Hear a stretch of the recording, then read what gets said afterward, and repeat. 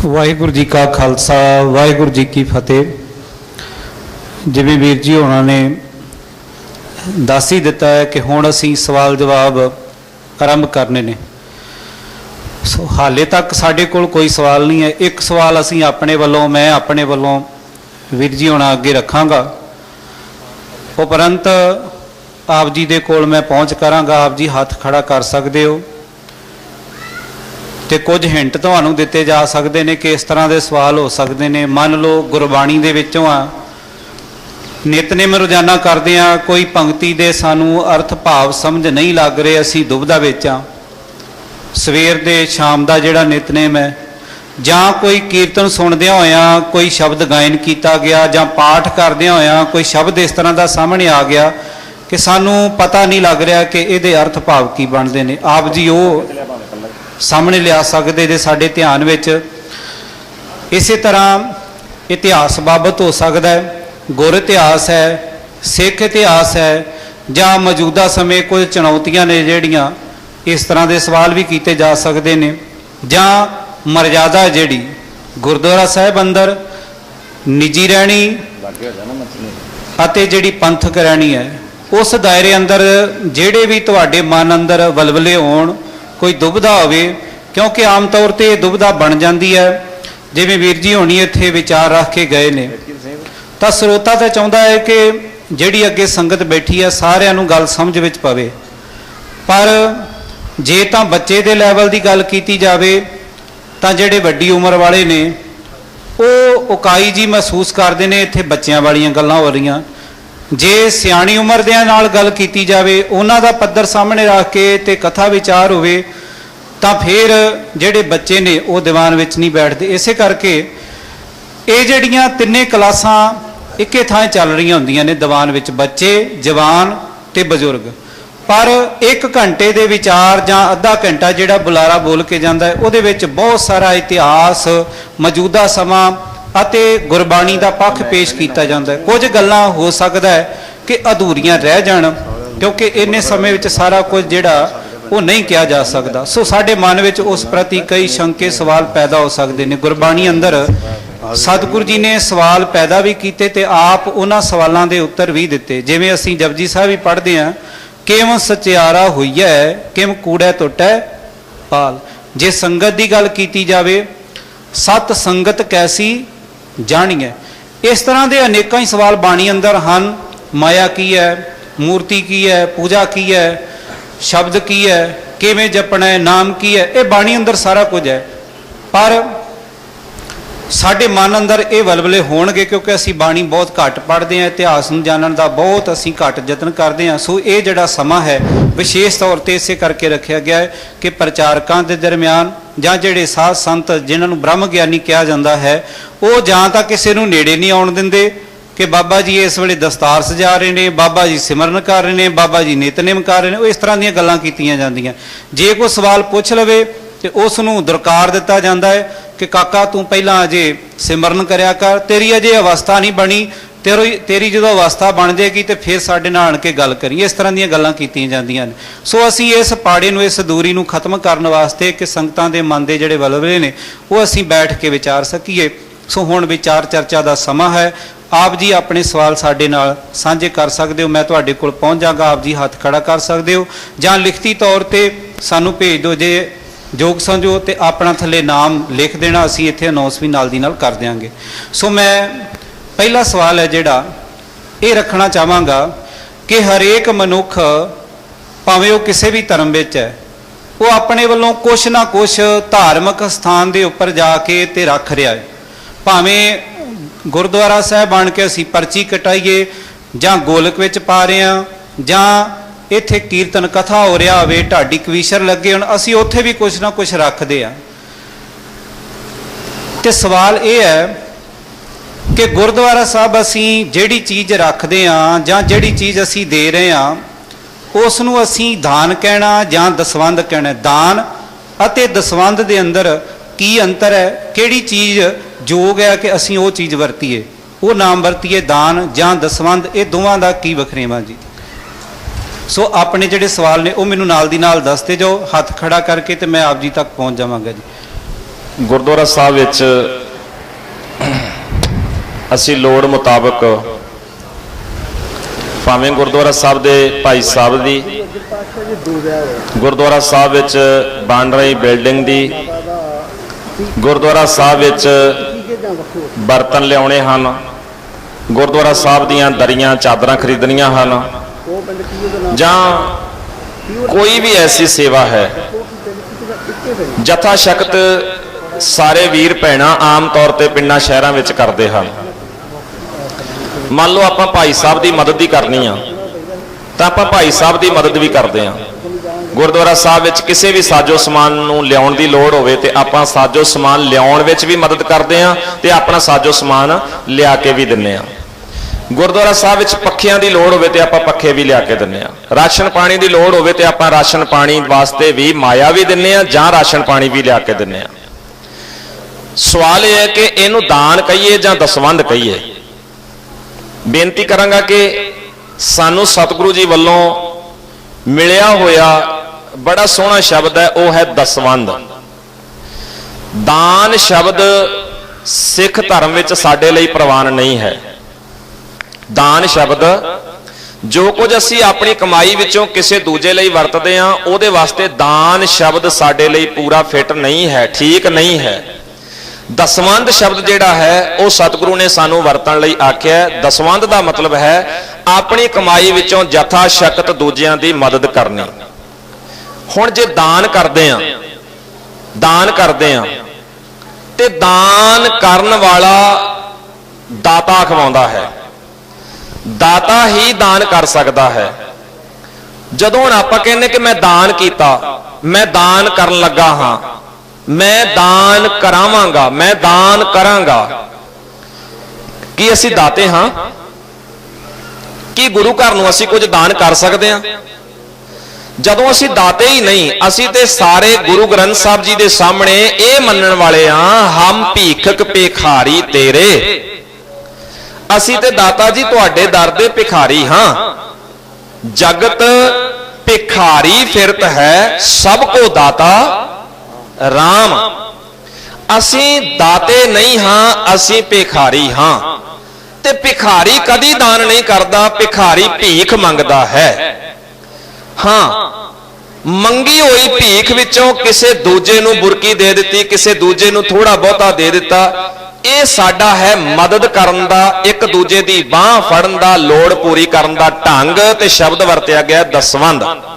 ਦਾਨ ਨਹੀਂ ਅਸੀਂ ਕਰ ਸਕਦੇ ਕਿਉਂਕਿ ਅਸੀਂ ਦਾਤੇ ਨਹੀਂ ਹਾਂ, ਅਸੀਂ ਗੁਰੂ ਦਰ ਦੇ ਮੰਗਤੇ ਹਾਂ। ਇੱਕ ਆਖਰੀ ਬਚਨ, ਅਸੀਂ ਦਾਤੇ ਕਿਉਂ ਨਹੀਂ ਬਣ ਸਕਦੇ? ਅਸੀਂ ਦਾਨੀ ਕਿਉਂ ਨਹੀਂ ਬਣ ਸਕਦੇ? ਗੁਰੂ ਅਰਜਨ ਸਾਹਿਬ ਜੀ ਦਾ ਫੈਸਲਾ ਹੈ, ਪੱਲੇ ਬੰਨ ਲਿਓ, ਤੁਹਾਡੀ ਮਰਜ਼ੀ। ਹੁਣ ਤੁਸੀਂ ਦਾਤੇ ਬਣਨਾ ਹੈ, ਦਾਨੀ ਬਣਨਾ ਹੈ ਕਿ ਅਸੀਂ ਸੇਵਾਦਾਰ ਬਣ ਕੇ ਰਹਿਣਾ ਹੈ। ਗੁਰੂ ਅਰਜਨ ਸਾਹਿਬ ਕਹਿੰਦੇ ਨੇ, ਜੇ ਕੋ ਹੋਏ ਬਾਹੈ ਦਾਤਾਰ ਤਿਸ ਦੇਨ ਹਾਰ ਜਾਣੈ ਗਾਵਾਰ। ਜਿਹੜਾ ਆਪਣੇ ਆਪ ਨੂੰ ਦਾਤਾ ਕਹਾਉਂਦਾ ਹੈ, ਜਿਹੜਾ ਕਹਿੰਦਾ ਮੈਂ ਦਾਤਾ ਹਾਂ, ਮੈਂ ਦਾਨ ਕੀਤਾ ਹੈ, ਸਤਿਗੁਰੂ ਕਹਿੰਦੇ ਉਹ ਅਕਾਲ ਪੁਰਖ ਦੀਆਂ ਨਜ਼ਰਾਂ ਵਿੱਚ ਵੱਡਾ ਮੂਰਖ ਹੈ। ਜੇ ਕੋ ਹੋਏ ਬਾਹੈ ਦਾਤਾਰ ਤਿਸ ਦੇਨ ਹਾਰ ਜਾਣੈ ਗਾਵਾਰ। ਗੁਰੂ ਸਾਹਿਬ ਜੀ ਦੇ ਇਸ ਫੈਸਲੇ ਦੇ ਸਾਹਮਣੇ ਸਾਨੂੰ ਇਹ ਮੰਨ ਲੈਣਾ ਚਾਹੀਦਾ ਹੈ, ਅਸੀਂ ਦਾਨੀ ਨਹੀਂ ਹਾਂ, ਅਸੀਂ ਦਾਤੇ ਨਹੀਂ ਹਾਂ, ਅਸੀਂ ਦਾਨ ਨਹੀਂ ਕਰ ਸਕਦੇ, ਅਸੀਂ ਭੀਖ ਮੰਗਣ ਵਾਲੇ ਭਿਖਾਰੀ ਹਾਂ, ਸੇਵਾਦਾਰ ਹਾਂ। ਅਸੀਂ ਦਸਵੰਧ ਕੱਢ ਸਕਦੇ ਹਾਂ, ਲੋੜ ਪੂਰੀ ਕਰ ਸਕਦੇ ਹਾਂ। ਤੇ ਕੋਸ਼ਿਸ਼ ਕਰਿਆ ਕਰੋ, ਜਿਹੜੇ ਸਮਾਜ ਵਿੱਚ ਲੋੜਵੰਦ ਨੇ, ਕਿਸੇ ਨੂੰ ਦਵਾਈ ਦੀ ਲੋੜ ਹੋਵੇ ਉਹਦੀ ਮਦਦ ਕਰਿਆ ਕਰੋ।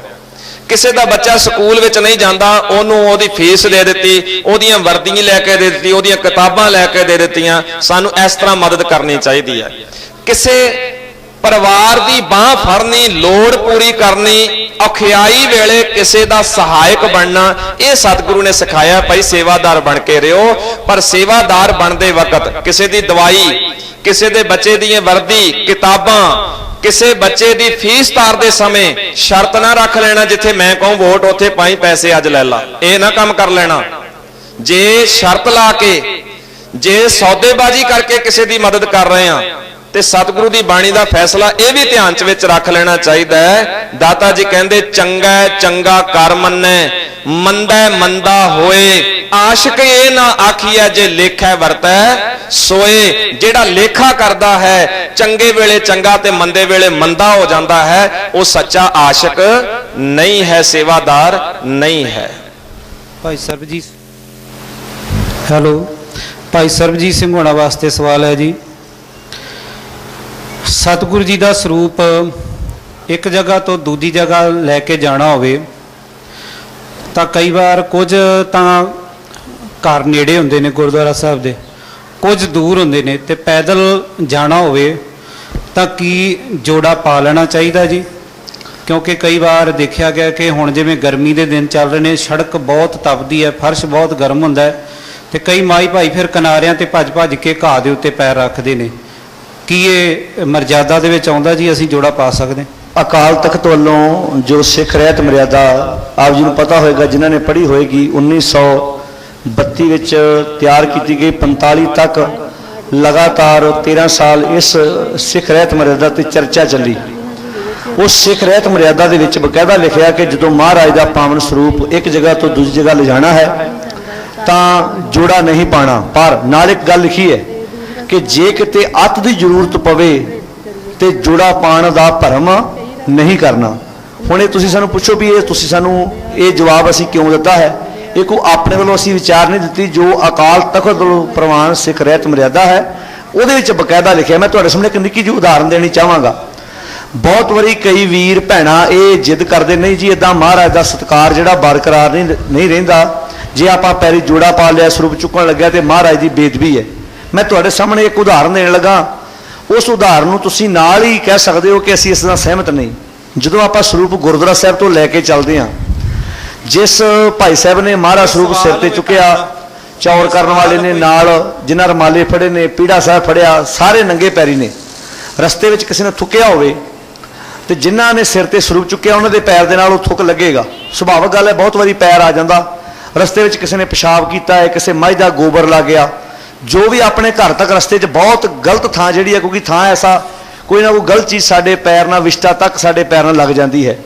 ਹੁਣ ਜਦੋਂ ਆਪਾਂ ਘਰ ਲੈ ਕੇ ਜਾਂਦੇ ਹਾਂ, ਅੱਜ ਤੱਕ ਕਿਸੇ ਨੇ, ਜਿਨ੍ਹਾਂ ਨੇ ਸਰੂਪ ਸਿਰ ਤੇ ਚੁੱਕਿਆ, ਘਰ ਲਿਜਾਣ ਵਕਤ ਜਦੋਂ ਸਿਰ ਤੇ ਸਰੂਪ ਹੁੰਦਾ, ਜਿਸ ਭਾਈ ਸਾਹਿਬ ਨੇ ਸਿਰ ਤੇ ਸਰੂਪ ਚੁੱਕਿਆ ਉਹਨਾਂ ਦੇ ਪੈਰ ਅੱਜ ਤੱਕ ਕਿਸੇ ਨੇ ਸਾਬਣ ਨਾਲ ਘਰ ਜਾ ਕੇ, ਸਰਫ ਨਾਲ, ਬਾਟੇ 'ਚ ਪਾਣੀ ਪਾ ਕੇ ਚੰਗੀ ਤਰ੍ਹਾਂ ਮਲ ਧੋਤੇ ਹੋਣਗੇ ਵੀ ਰਸਤੇ 'ਚ ਕਿਤੇ ਗੰਦੇ ਨਾ ਹੋ ਗਏ ਹੋਣ। ਕੋਈ ਇਦਾਂ ਦਾ ਕੰਮ ਕੀਤਾ ਅੱਜ ਤੱਕ ਆਪਾਂ? ਨਹੀਂ ਕੀਤਾ।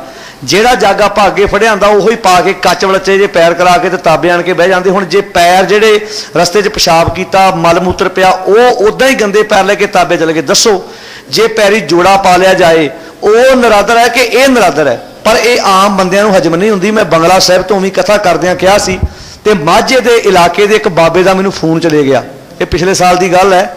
ਮਾਝੇ ਦੇ ਇੱਕ ਇਲਾਕੇ ਦੇ ਬਾਬੇ ਦਾ ਮੈਨੂੰ ਫੋਨ ਗਿਆ। ਮੈਨੂੰ ਕਹਿੰਦੇ, ਗਿਆਨੀ ਜੀ ਤੁਸੀਂ ਅੱਜ ਆਪਣੀ ਕਥਾ 'ਚ ਕਿਹਾ ਕਿ ਜੇ ਲੋੜ ਪੈ ਜਾਏ, ਜ਼ਰੂਰਤ ਪੈ ਜਾਏ ਤੇ ਸਾਨੂੰ ਪੈਰੀ ਜੋੜਾ ਪਾਉਣ ਦਾ ਭਰਮ ਨਹੀਂ ਕਰਨਾ ਚਾਹੀਦਾ। ਮੈਂ ਕਿਹਾ ਜੀ ਮੈਂ ਬਿਲਕੁਲ ਕਿਹਾ, ਮੈਂ ਕੋਲੋਂ ਨਹੀਂ ਕਿਹਾ। ਭਾਈ ਕਾਹਨ ਸਿੰਘ ਨਾਭਾ ਜੀ ਨੇ ਵਿਦਿਆ ਮਾਰਤੰਡ ਵਿੱਚ ਵੀ ਇਹ ਗੱਲ ਲਿਖੀ ਹੈ ਤੇ ਬਕਾਇਦਾ ਸਿੱਖ ਰਹਿਤ ਮਰਿਆਦਾ ਵਿੱਚ ਵੀ ਇਹ ਜ਼ਿਕਰ ਇਸ ਗੱਲ ਦਾ। ਮੈਨੂੰ ਅੱਗਿਓਂ ਉਹ ਕਹਿੰਦੇ ਨੇ ਵੀ ਨਹੀਂ ਭਾਈ ਇਹ ਗੱਲ ਹੈ, ਇਹ ਅੱਗੇ ਤੇ ਲੋਕ ਜੋੜਾ ਨਹੀਂ ਪਾਉਂਦੇ, ਤੇ ਜੇ ਤੁਸੀਂ ਇਦਾਂ ਦਾ ਮਤਲਬ ਜ਼ਿਕਰ ਕਰ ਦਿੱਤਾ ਤੇ ਫਿਰ ਜਿਹੜੀ ਹੈ ਇਹ ਲੋਕ ਤੇ ਨਿਰਾਦਰ ਕਰ ਲੱਗ ਪੈਣਗੇ, ਲੋਕ ਅਪਮਾਨ ਕਰਨਗੇ ਮਹਾਰਾਜ ਦਾ। ਮੈਂ ਕਿਹਾ ਜੀ ਮੈਂ ਕੋਲੋਂ ਨਹੀਂ ਕਿਹਾ, ਇਹ ਜੋ ਲਿਖਤੀ ਪ੍ਰੂਫ ਹੈ ਮੈਨੂੰ ਨਹੀਂ ਪਤਾ ਕਿ ਤੁਸੀਂ ਹੋ ਸਕਦਾ ਉਹਨਾਂ ਨਾਲੋਂ ਵੱਡੇ ਹੋ, ਪਰ ਮੈਂ ਤੇ ਮਹਿਸੂਸ ਕਰਦਾ ਕਿ ਜਿਨ੍ਹਾਂ ਸਿੱਖ ਰਹਿਤ ਮਰਿਆਦਾ ਤਿਆਰ ਕੀਤੀ ਹੈ ਸਾਡੇ ਨਾਲੋਂ ਬੜੀ ਉੱਚੀ ਸੋਚ ਦੇ ਮਾਲਕ ਹੋਣਗੇ, ਬੜੇ ਦੂਰ ਅੰਦੇਸ਼ੀ ਹੋਣਗੇ। ਉਹਨਾਂ ਨੇ ਕੁਝ ਸੋਚ ਪਰਖ ਕੇ ਗੱਲ ਕੀਤੀ ਹੋਏਗੀ। ਨਾਲੇ ਬਹੁਤ ਐਸੇ ਇਲਾਕੇ ਨੇ ਜਿੱਥੇ 50 ਤੱਕ ਟੈਂਪਰੇਚਰ ਚੱਲ ਜਾਂਦਾ ਤੇ ਗੱਡੀਆਂ ਦੇ ਸਾਧਨ ਵੀ ਨਹੀਂ ਹੁੰਦੇ ਇੱਕ ਜਗ੍ਹਾ ਤੋਂ ਦੂਜੀ ਜਗ੍ਹਾ ਸਰੂਪ ਲਿਜਾਣ ਵਾਸਤੇ। ਇਹ ਉਹਨਾਂ ਦੱਸਿਆ ਕਿ ਜੇ ਪੈਰੀ ਜੋੜਾ ਨਾ ਪਾਵੇ ਤੇ ਵਾਕਿਆ ਪੈਰ ਸੜਦੇ ਹੋਣ। ਬਹੁਤ ਥਾਵਾਂ ਤੇ ਸਰੂਪ ਦੀ ਬੇਦਬੀ ਵੀ ਹੋਈ ਹੈ। ਤੇ ਜੇ ਇਦਾਂ ਦੀ ਘਟਨਾ ਨਾਲੋਂ ਜੇ ਕੋਈ ਭਰਮ ਨਾ ਕਰਨ ਦੀ ਬਜਾਏ ਜੋੜਾ ਪਾ ਲਿਆ ਜਾਏ ਤੇ ਮੈਂ ਸਮਝਾਂ ਕੋਈ ਜ਼ਿਆਦਾ ਵੱਡੀ ਗੱਲ ਨਹੀਂ। ਮੈਨੂੰ ਅਜੇ ਤੱਕ ਯਾਦ ਹੈ, ਅਸੀਂ ਸਰਸੇ ਕਥਾ ਕਰਨ ਵਾਸਤੇ ਗਏ ਤੇ ਉੱਥੋਂ ਸਰੂਪ ਲੈ ਕੇ ਇੱਕ ਜਗ੍ਹਾ ਤੋਂ ਦੂਜੀ ਜਗ੍ਹਾ ਜਾਣਾ ਸੀ। ਤੇ ਆਮ ਕਰਕੇ ਆਪਾਂ ਕਹਿੰਦੇ ਵੀ ਜੇ ਦੂਰ ਸਰੂਪ ਲੈ ਕੇ ਜਾਣਾ ਤੇ ਜੋੜੇ ਉਹਨਾਂ ਨੇ ਗੱਡੀ ਦੀ ਡਿੱਗੀ 'ਚ ਪਿੱਛੇ ਲਾ ਕੇ ਰੱਖ ਲੈ। ਤੇ ਉਹ ਗੱਡੀ ਵਾਲੇ ਜਿੱਦ ਪਏ, ਮੈਨੂੰ ਪੱਕੀ ਗੱਲ ਸੀ ਉਹ ਕਿਸੇ ਡੇਰੇ ਤੋਂ ਪੜ੍ਹੇ ਹੋਣੇ ਆ। ਉਹ ਕਹਿੰਦੇ ਜੀ ਆਪਾਂ ਗੱਡੀ ਦੇ ਵਿੱਚ ਜੋੜੇ ਨਹੀਂ ਰੱਖ ਸਕਦੇ ਕਿਉਂਕਿ ਇਹ 'ਚ ਮਹਾਰਾਜ ਦਾ ਸਰੂਪ ਲੈ ਕੇ ਜਾਣਾ। ਪੈਰੀ ਨਹੀਂ ਪਾਏ ਪਰ ਗੱਡੀ ਦੀ ਡਿੱਗੀ 'ਚ ਰੱਖਣੇ ਸੀ। ਕਹਿੰਦੇ ਮੈਂ ਡਿੱਗੀ 'ਚ ਨਹੀਂ ਰੱਖਣ ਦੇਣੇ। ਉਹਦੇ ਵਿੱਚੋਂ 3 ਤੇ ਚੱਪਲਾਂ ਸਨ ਰਬੜ ਦੀਆਂ, 2 ਆਮ ਜੁੱਤੀਆਂ ਸਨ। ਉਹ ਸਾਡੇ ਚੋਂ ਜਦੋਂ ਵੀਰ ਉਹਨੂੰ ਚਰਚਾ ਕਰਨ ਲੱਗ ਪਏ, ਕਹਿੰਦੇ ਜੀ ਕਮਾਲ ਦੀ ਗੱਲ ਹੈ, ਫਿਰ ਕਿਹੜੀ ਗੱਲ ਚੱਪਲਾਂ ਡਿੱਗੀ 'ਚ ਰੱਖਣੀਆਂ? ਕਹਿੰਦੇ ਨਹੀਂ ਨਹੀਂ, ਚੱਪਲਾਂ ਰਬੜ ਦੀਆਂ ਨੇ, ਇਹ ਚਮੜੇ ਦੀਆਂ ਨੇ, ਆਪਾਂ ਪਾ ਕੇ ਨਹੀਂ ਖੜ ਸਕਦੇ। ਤੇ ਫਿਰ ਅਸੀਂ ਉਹਨੂੰ ਇੱਕ ਵਿਚਾਰ ਦਿੱਤੀ, ਅਸੀਂ ਕਿਹਾ ਵੀ ਆਹ ਜਿਹੜੀ ਗੱਡੀ ਹੈ ਨਾ, ਅਸੀਂ ਸਰੂਪ ਬਾਅਦ 'ਚ ਖੜਦੇ ਹਾਂ, ਪਹਿਲਾਂ ਤੁਸੀਂ ਗੱਡੀ ਲੈ ਜਾਓ ਦੁਕਾਨ ਤੇ, ਇਹਦੇ ਟਾਇਰ ਵੀ ਰਬੜ ਦੇ, ਪਹਿਲਾਂ ਟਾਇਰ ਲਵਾ ਕੇ ਆਓ ਗੱਡੀ ਦੇ, ਫਿਰ ਆਪਾਂ ਰਿਮਾਂ ਤੇ ਗੱਡੀ ਲੈ ਕੇ ਚੱਲਦੇ। ਜੇ ਸਤਿਕਾਰ ਹੀ ਕਾਇਮ ਕਰਨਾ ਵੀ ਜੇ ਗੱਡੀ ਦੇ ਟਾਇਰ ਰਬੜ ਦੇ ਨੇ ਤੇ ਵਿੱਚ ਰਬੜ ਦੀਆਂ ਚੱਪਲਾਂ ਕਿਉਂ ਨਹੀਂ ਰੱਖੀਆਂ ਜਾ ਸਕਦੀਆਂ? ਮਤਲਬ ਅਸੀਂ ਇਸੇ ਚੀਜ਼ ਨੂੰ ਸਿੱਖੀ ਸਮਝ ਲਿਆ ਵਾ। ਜਿਹੜੀ ਅਸਲੀ ਵਿਚਾਰਧਾਰਾ ਸੀ ਸਾਡੇ ਪਰਿਵਾਰਾਂ ਵਿੱਚੋਂ ਅਲੋਪ ਹੋ ਗਈ। ਫਿਰ ਦੱਸ ਦਈਏ, ਇਹ ਕੋਈ ਮਿਸ਼ਨਰੀਆਂ ਦੀ ਆਪਣੀ ਮਰਿਆਦਾ ਨਹੀਂ ਜਿਹੜੀ ਅਸੀਂ ਦੱਸ ਦਿੰਦੇ ਹਾਂ। ਹੋ ਸਕਦਾ ਬਾਅਦ ਵਿੱਚ ਇਸ ਇਲਾਕੇ 'ਚ ਸਾਡੇ ਬਾਰੇ ਪ੍ਰਚਾਰ ਕੀਤਾ ਜਾਏ ਵੀ ਮਿਸ਼ਨਰੀ ਆਪਣੀ ਮਰਿਆਦਾ ਦੱਸ ਗਏ ਆ। ਇਹ ਜਿਹੜੇ ਅਕਾਲ ਤਖਤ ਤੋਂ ਪ੍ਰਵਾਨਿਤ ਨੇ, ਸਿੱਖ ਰਹਿਤ ਮਰਿਆਦਾ ਉਹਦੇ ਵਿੱਚ ਲਿਖਿਆ, ਤੇ ਤੁਸੀਂ ਬਕਾਇਦਾ ਜਿਹੜੇ ਤੁਹਾਡੇ ਇਲਾਕੇ ਦੇ SGPC ਮੈਂਬਰ ਹੋਣ ਉਹਨਾਂ ਨੂੰ ਪੁੱਛ ਸਕਦੇ ਹੋ, ਜਾਂ ਤੁਹਾਡੇ ਕੋਲ ਅਕਾਲ ਤਖਤ ਦਾ ਕੋਈ ਜਹੇਦਾਰ ਆਏ ਉਹਨੂੰ ਪੁੱਛ ਸਕਦੇ ਹੋ। ਅਸੀਂ ਸਿਰਫ ਕੇਵਲ ਮਰਿਆਦਾ ਬਾਰੇ ਦੱਸ ਰਹੇ ਹਾਂ ਤੁਹਾਨੂੰ, ਤੇ ਮਰਿਆਦਾ ਉਹ ਬਾਹਰ ਸਟਾਲ ਤੇ ਪਈ ਆ। ਉੱਪਰ ਸ਼੍ਰੋਮਣੀ ਗੁਰਦੁਆਰਾ ਪ੍ਰਬੰਧਕ ਕਮੇਟੀ ਸਿੱਖ ਰਹਿਤ ਮਰਿਆਦਾ ਉੱਪਰ ਲਿਖਿਆ, ਦਿੱਲੀ ਸਿੱਖ ਗੁਰਦੁਆਰਾ ਪ੍ਰਬੰਧਕ ਕਮੇਟੀ। ਇਹ ਦੋਵੇਂ ਪ੍ਰਬੰਧਕ ਕਮੇਟੀਆਂ ਇੱਕੋ ਹੀ ਮਰਿਆਦਾ ਨੂੰ ਛਾਪ ਕੇ ਵੰਡਦੀਆਂ ਜਿਹੜੀਆਂ 45 ਵਿੱਚ ਲਾਗੂ ਕੀਤੀ ਗਈ ਸੀ। ਤੁਸੀਂ ਬਕਾਇਦਾ ਜਾਣ ਲੱਗਿਆ ਇੱਕ ਇੱਕ ਮਰਿਆਦਾ ਦੀ ਕਾਪੀ ਨਾਲ ਲੈ ਜਿਓ, ਤੇ ਜੇ ਉਹਦੇ ਬਾਰੇ ਤੁਹਾਨੂੰ ਕੋਈ ਸ਼ੰਕਾ ਹੋਵੇ ਤਾਂ ਤੁਸੀਂ ਅਕਾਲ ਤਖਤ ਦੇ ਜਹੇਦਾਰ ਨੂੰ ਪੁੱਛ ਸਕਦੇ ਹੋ। ਹਾਂਜੀ, ਅਗਲਾ ਸਵਾਲ ਭਾਈ ਜਗਜੀਤ ਸਿੰਘ ਹੋਣਾ ਵਾਸਤੇ ਹੈ ਜੀ ਕਿ ਗੁਰੂ ਗ੍ਰੰਥ ਸਾਹਿਬ ਜੀ ਦੇ ਜਿਹੜੇ ਅਰਥ ਨੇ ਉਹ ਕਿਹੜੇ ਵਿਦਵਾਨ ਨੇ ਵਧੀਆ ਕੀਤੇ ਨੇ? ਕਿਉਂਕਿ ਬਾਜ਼ਾਰ ਵਿੱਚ ਕਈ ਤਰ੍ਹਾਂ ਦੇ ਜਿਹੜੇ ਸਟੀਕ ਨੇ ਉਹ ਮਿਲ ਰਹੇ ਨੇ ਟੀਕੇ ਕੀਤੇ ਹੋਏ, ਤੇ ਕਿਹੜਾ ਵਧੀਆ ਉਹਨਾਂ ਵਿੱਚੋਂ ਟੀਕਾ ਹੈ ਪੜ੍ਹਿਆ ਜਾਵੇ ਤੇ ਵੱਧ ਤੋਂ ਵੱਧ ਲਾਭ ਪ੍ਰਾਪਤ ਕੀਤਾ ਜਾ ਸਕੇ? ਗੁਰੂ ਪਿਆਰੇ ਖਾਲਸਾ ਜੀ, ਆਮ ਤੌਰ ਤੇ ਅਸੀਂ ਬਹੁਤ ਸਾਰੇ ਟੀਕਿਆਂ ਦਾ ਜ਼ਿਕਰ ਆਉਂਦਾ ਹੈ, ਜਿਵੇਂ ਸੰਪਰਦਾਇ ਟੀਕਾ,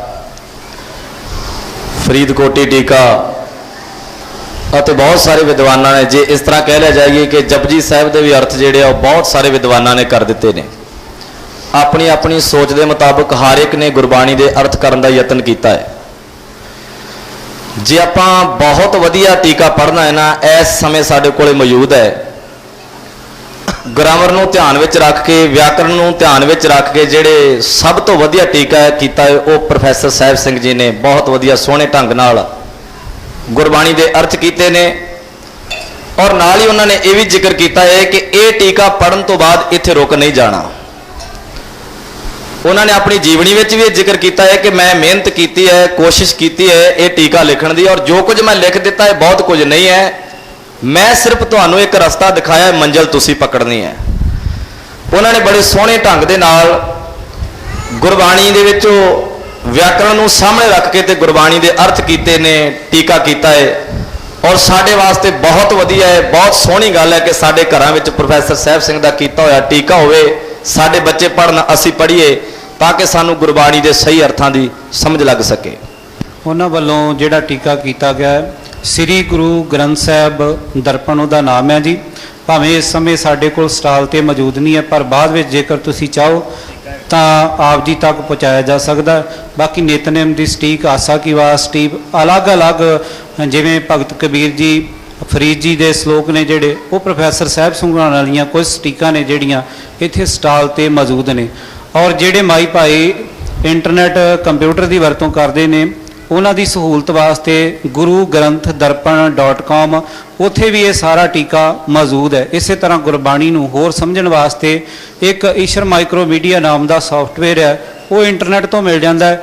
ਉਹਦੇ ਵਿੱਚ ਵੀ ਸਾਰੇ ਅਰਥ ਦਿੱਤੇ ਹੋਏ ਨੇ, ਤੁਸੀਂ ਮੋਬਾਈਲ ਵਿੱਚ ਵੀ ਪਾ ਸਕਦੇ ਹੋ, ਉੱਥੋਂ ਵੀ ਪੜ੍ਹ ਸਕਦੇ ਹੋ। ਸਾਰੀਆਂ ਪੋਥੀਆਂ ਚੁੱਕਣ ਨਾਲੋਂ ਇਹ ਵੀ ਅੱਜ ਕੱਲ੍ਹ ਦੇ ਆਧੁਨਿਕ ਜ਼ਮਾਨੇ ਦੇ ਵਿੱਚ ਉਹਦਾ ਫਾਇਦਾ ਉਠਾਇਆ ਜਾ ਸਕਦਾ ਜੀ।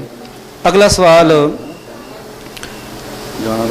ਭਾਈ ਸੁਖਵਿੰਦਰ ਸਿੰਘ ਹੋਣਾ ਵਾਸਤੇ ਹੈ ਕਿ ਗੁਰਬਾਣੀ ਦੇ ਅੰਦਰ ਗੁਰ ਅਤੇ ਗੁਰੂ ਇਹ ਦੋ ਸ਼ਬਦ ਬਹੁਤ ਵਰਤੇ ਗਏ ਨੇ, ਇਹ ਦੋਵਾਂ ਦੇ ਅੰਦਰ ਕੋਈ ਅੰਤਰ ਹੈ ਜੀ? ਇਹਨਾਂ ਦੇ ਕੋਈ ਅੰਤਰ ਨਹੀਂ ਜੀ। ਗੁਰ ਤੇ ਗੁਰੂ, ਸਤਿਗੁਰ, ਸਤਿਗੁਰੂ ਇਤਿਆਦਿਕ ਸ਼ਬਦ ਵਰਤੇ ਗਏ ਆ, ਕੋਈ ਅੰਤਰ ਨਹੀਂ।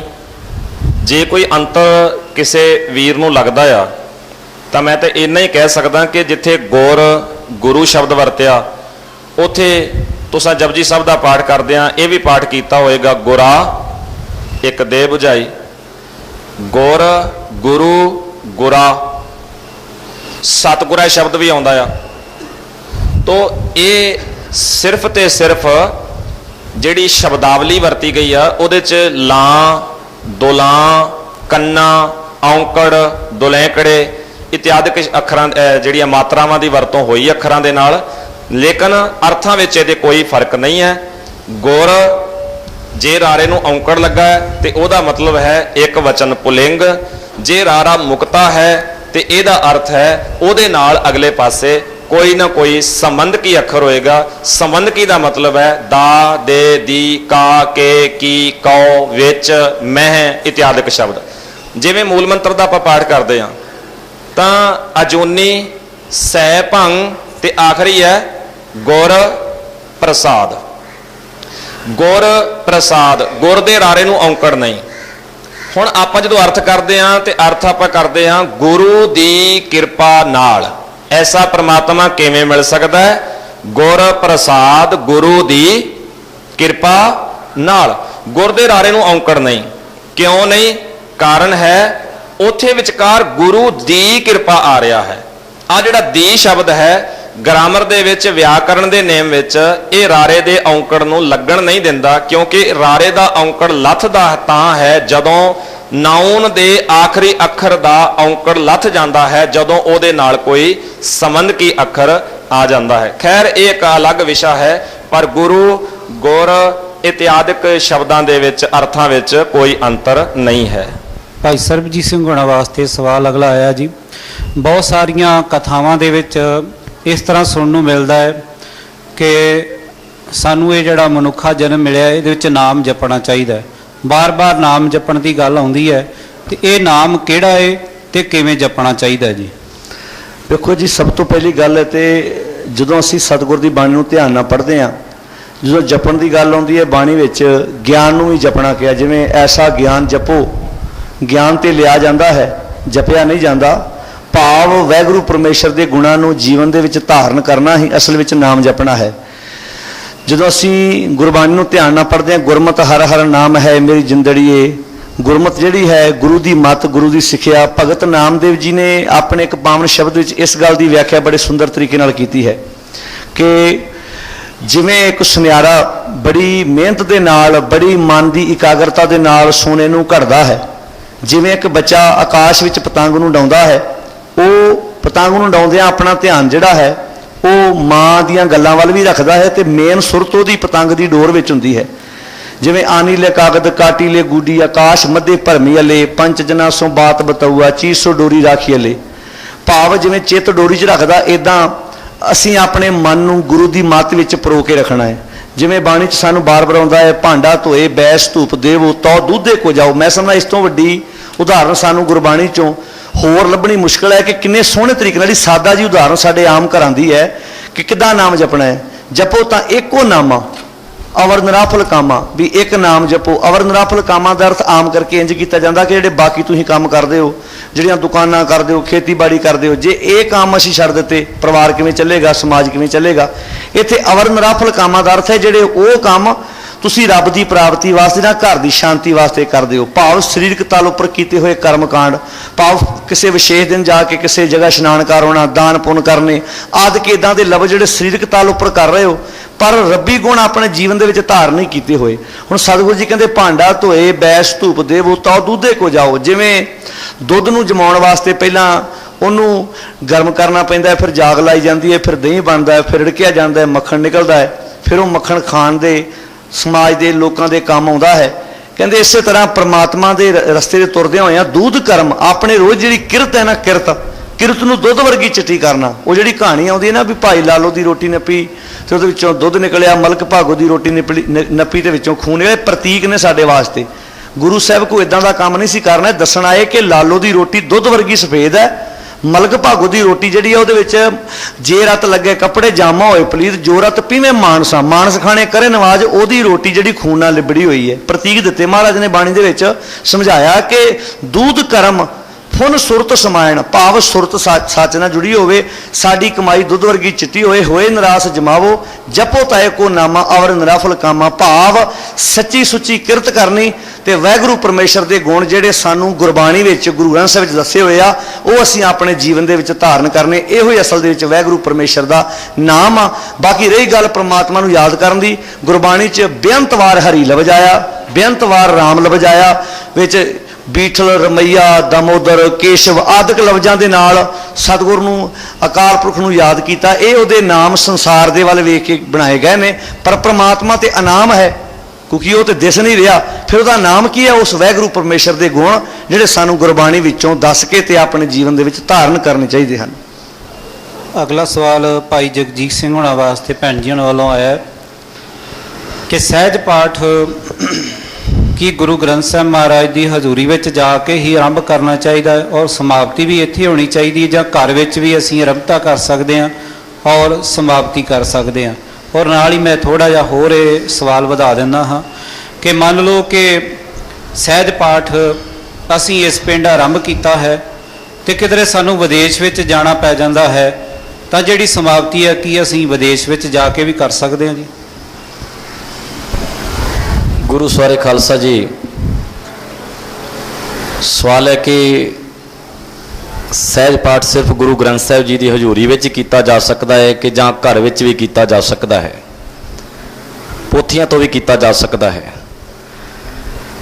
ਆਮ ਤੌਰ ਤੇ ਐਸਾ ਹੁੰਦਾ ਹੈ ਕਿ ਬਹੁਤੀ ਵਾਰੀ ਜੋ ਗੁਰਬਾਣੀ ਦਾ ਫਲਸਫਾ ਹੈ, ਜੋ ਗੁਰਬਾਣੀ ਦੀ ਵਿਚਾਰਧਾਰਾ ਹੈ, ਅਸੀਂ ਉਹਨੂੰ ਦੁਨੀਆ ਦੇ ਕੋਨੇ-ਕੋਨੇ ਵਿੱਚ ਨਹੀਂ ਪਹੁੰਚਾ ਸਕੇ। ਉਹਦਾ ਕਾਰਨ ਹੀ ਇੱਕ ਹੈ ਕਿ ਸਾਡੇ ਸਮਾਜ ਵਿੱਚ ਇੱਕ ਗੱਲ ਫੈਲੀ ਹੋਈ ਹੈ, ਉਹਨਾਂ ਵਿਅਕਤੀਆਂ ਨੇ ਫੈਲਾ ਦਿੱਤੀ ਹੈ ਜਿਨ੍ਹਾਂ ਨੇ ਭਾਈ ਮਨੀ ਸਿੰਘ ਨਾਲ ਇੱਕ ਗੱਲ ਜੋੜੀ ਹੈ। ਕਹਿੰਦੇ ਭਾਈ ਮਨੀ ਸਿੰਘ ਨੇ ਗੁਰਬਾਣੀ ਦੇ ਗੁਟਕੇ ਤਿਆਰ ਕੀਤੇ ਤੇ ਉਹਨਾਂ ਦਾ ਬੰਦ ਕੱਟਿਆ ਗਿਆ। ਬਹੁਤੇ ਲੋਕਾਂ ਨੇ ਇਸ ਗੱਲ ਦਾ ਰੌਲਾ ਪਾ ਕੇ ਗੁਰਬਾਣੀ ਦੀਆਂ ਪੋਥੀਆਂ ਘਰਾਂ ਤੱਕ ਨਾ ਪਹੁੰਚ ਜਾਣ, ਗੁਰਬਾਣੀ ਦੀ ਵਿਚਾਰਧਾਰਾ ਘਰਾਂ ਤੱਕ ਨਾ ਪਹੁੰਚ ਜਾਵੇ। ਜੇ ਗੁਰਬਾਣੀ ਦੀ ਵਿਚਾਰਧਾਰਾ ਘਰਾਂ ਤੱਕ ਪਹੁੰਚ ਗਈ ਤੇ ਆਹ ਚਾਰ ਚਫੇਰੇ ਜਿਹੜਾ ਕਰਮਕਾਂਡ ਹੈ, ਪਖੰਡ ਹੈ, ਖਤਮ ਹੋ ਜਾਵੇਗਾ। ਬਹੁਤਿਆਂ ਨੇ ਕਿਹਾ ਕਿ ਗੁਰਬਾਣੀ ਦਾ ਸਹਿਜ ਪਾਠ ਜਿਹੜਾ ਗੁਰੂ ਸਾਹਿਬ ਦੀ ਹਜ਼ੂਰੀ ਵਿੱਚ ਹੀ ਹੋ ਸਕਦਾ ਹੈ। ਨਹੀਂ ਗੁਰੂ ਪਿਆਰ ਵਾਲਿਓ, ਗੁਰਬਾਣੀ ਦਾ ਸਹਿਜ ਪਾਠ ਅਸੀਂ ਘਰ ਵਿੱਚ ਪੋਥੀਆਂ ਰੱਖ ਕੇ ਵੀ ਕਰ ਸਕਦੇ ਹਾਂ। ਗੁਰਬਾਣੀ ਦੇ ਸਹਿਜ ਪਾਠ ਦੀ ਸਮਾਪਤੀ ਅਸੀਂ ਘਰ ਵਿੱਚ ਵੀ ਕਰ ਸਕਦੇ ਹਾਂ। ਹਾਂ, ਜੇ ਅਸੀਂ ਗੁਰਬਾਣੀ ਦਾ ਸਹਿਜ ਪਾਠ ਘਰੇ ਆਰੰਭ ਕੀਤਾ ਹੈ ਤੇ ਕੋਈ ਮੌਕਾ ਇਸ ਤਰ੍ਹਾਂ ਦਾ ਬਣ ਰਿਹਾ ਹੈ, ਅਸੀਂ ਵਿਦੇਸ਼ ਜਾ ਰਹੇ ਹਾਂ, ਤਾਂ ਉੱਥੇ ਵੀ ਪੋਥੀਆਂ ਤੋਂ ਪੜ੍ਹ ਕੇ ਅਸੀਂ ਉੱਥੇ ਵੀ ਸਮਾਪਤੀ ਕਰ ਸਕਦੇ ਹਾਂ। ਇਹ ਭੁਲੇਖਾ ਨਹੀਂ ਇਸ ਗੱਲ ਦਾ ਖਾਣਾ, ਕਿਉਂਕਿ ਗੁਰਬਾਣੀ ਇੱਕ ਹੈ।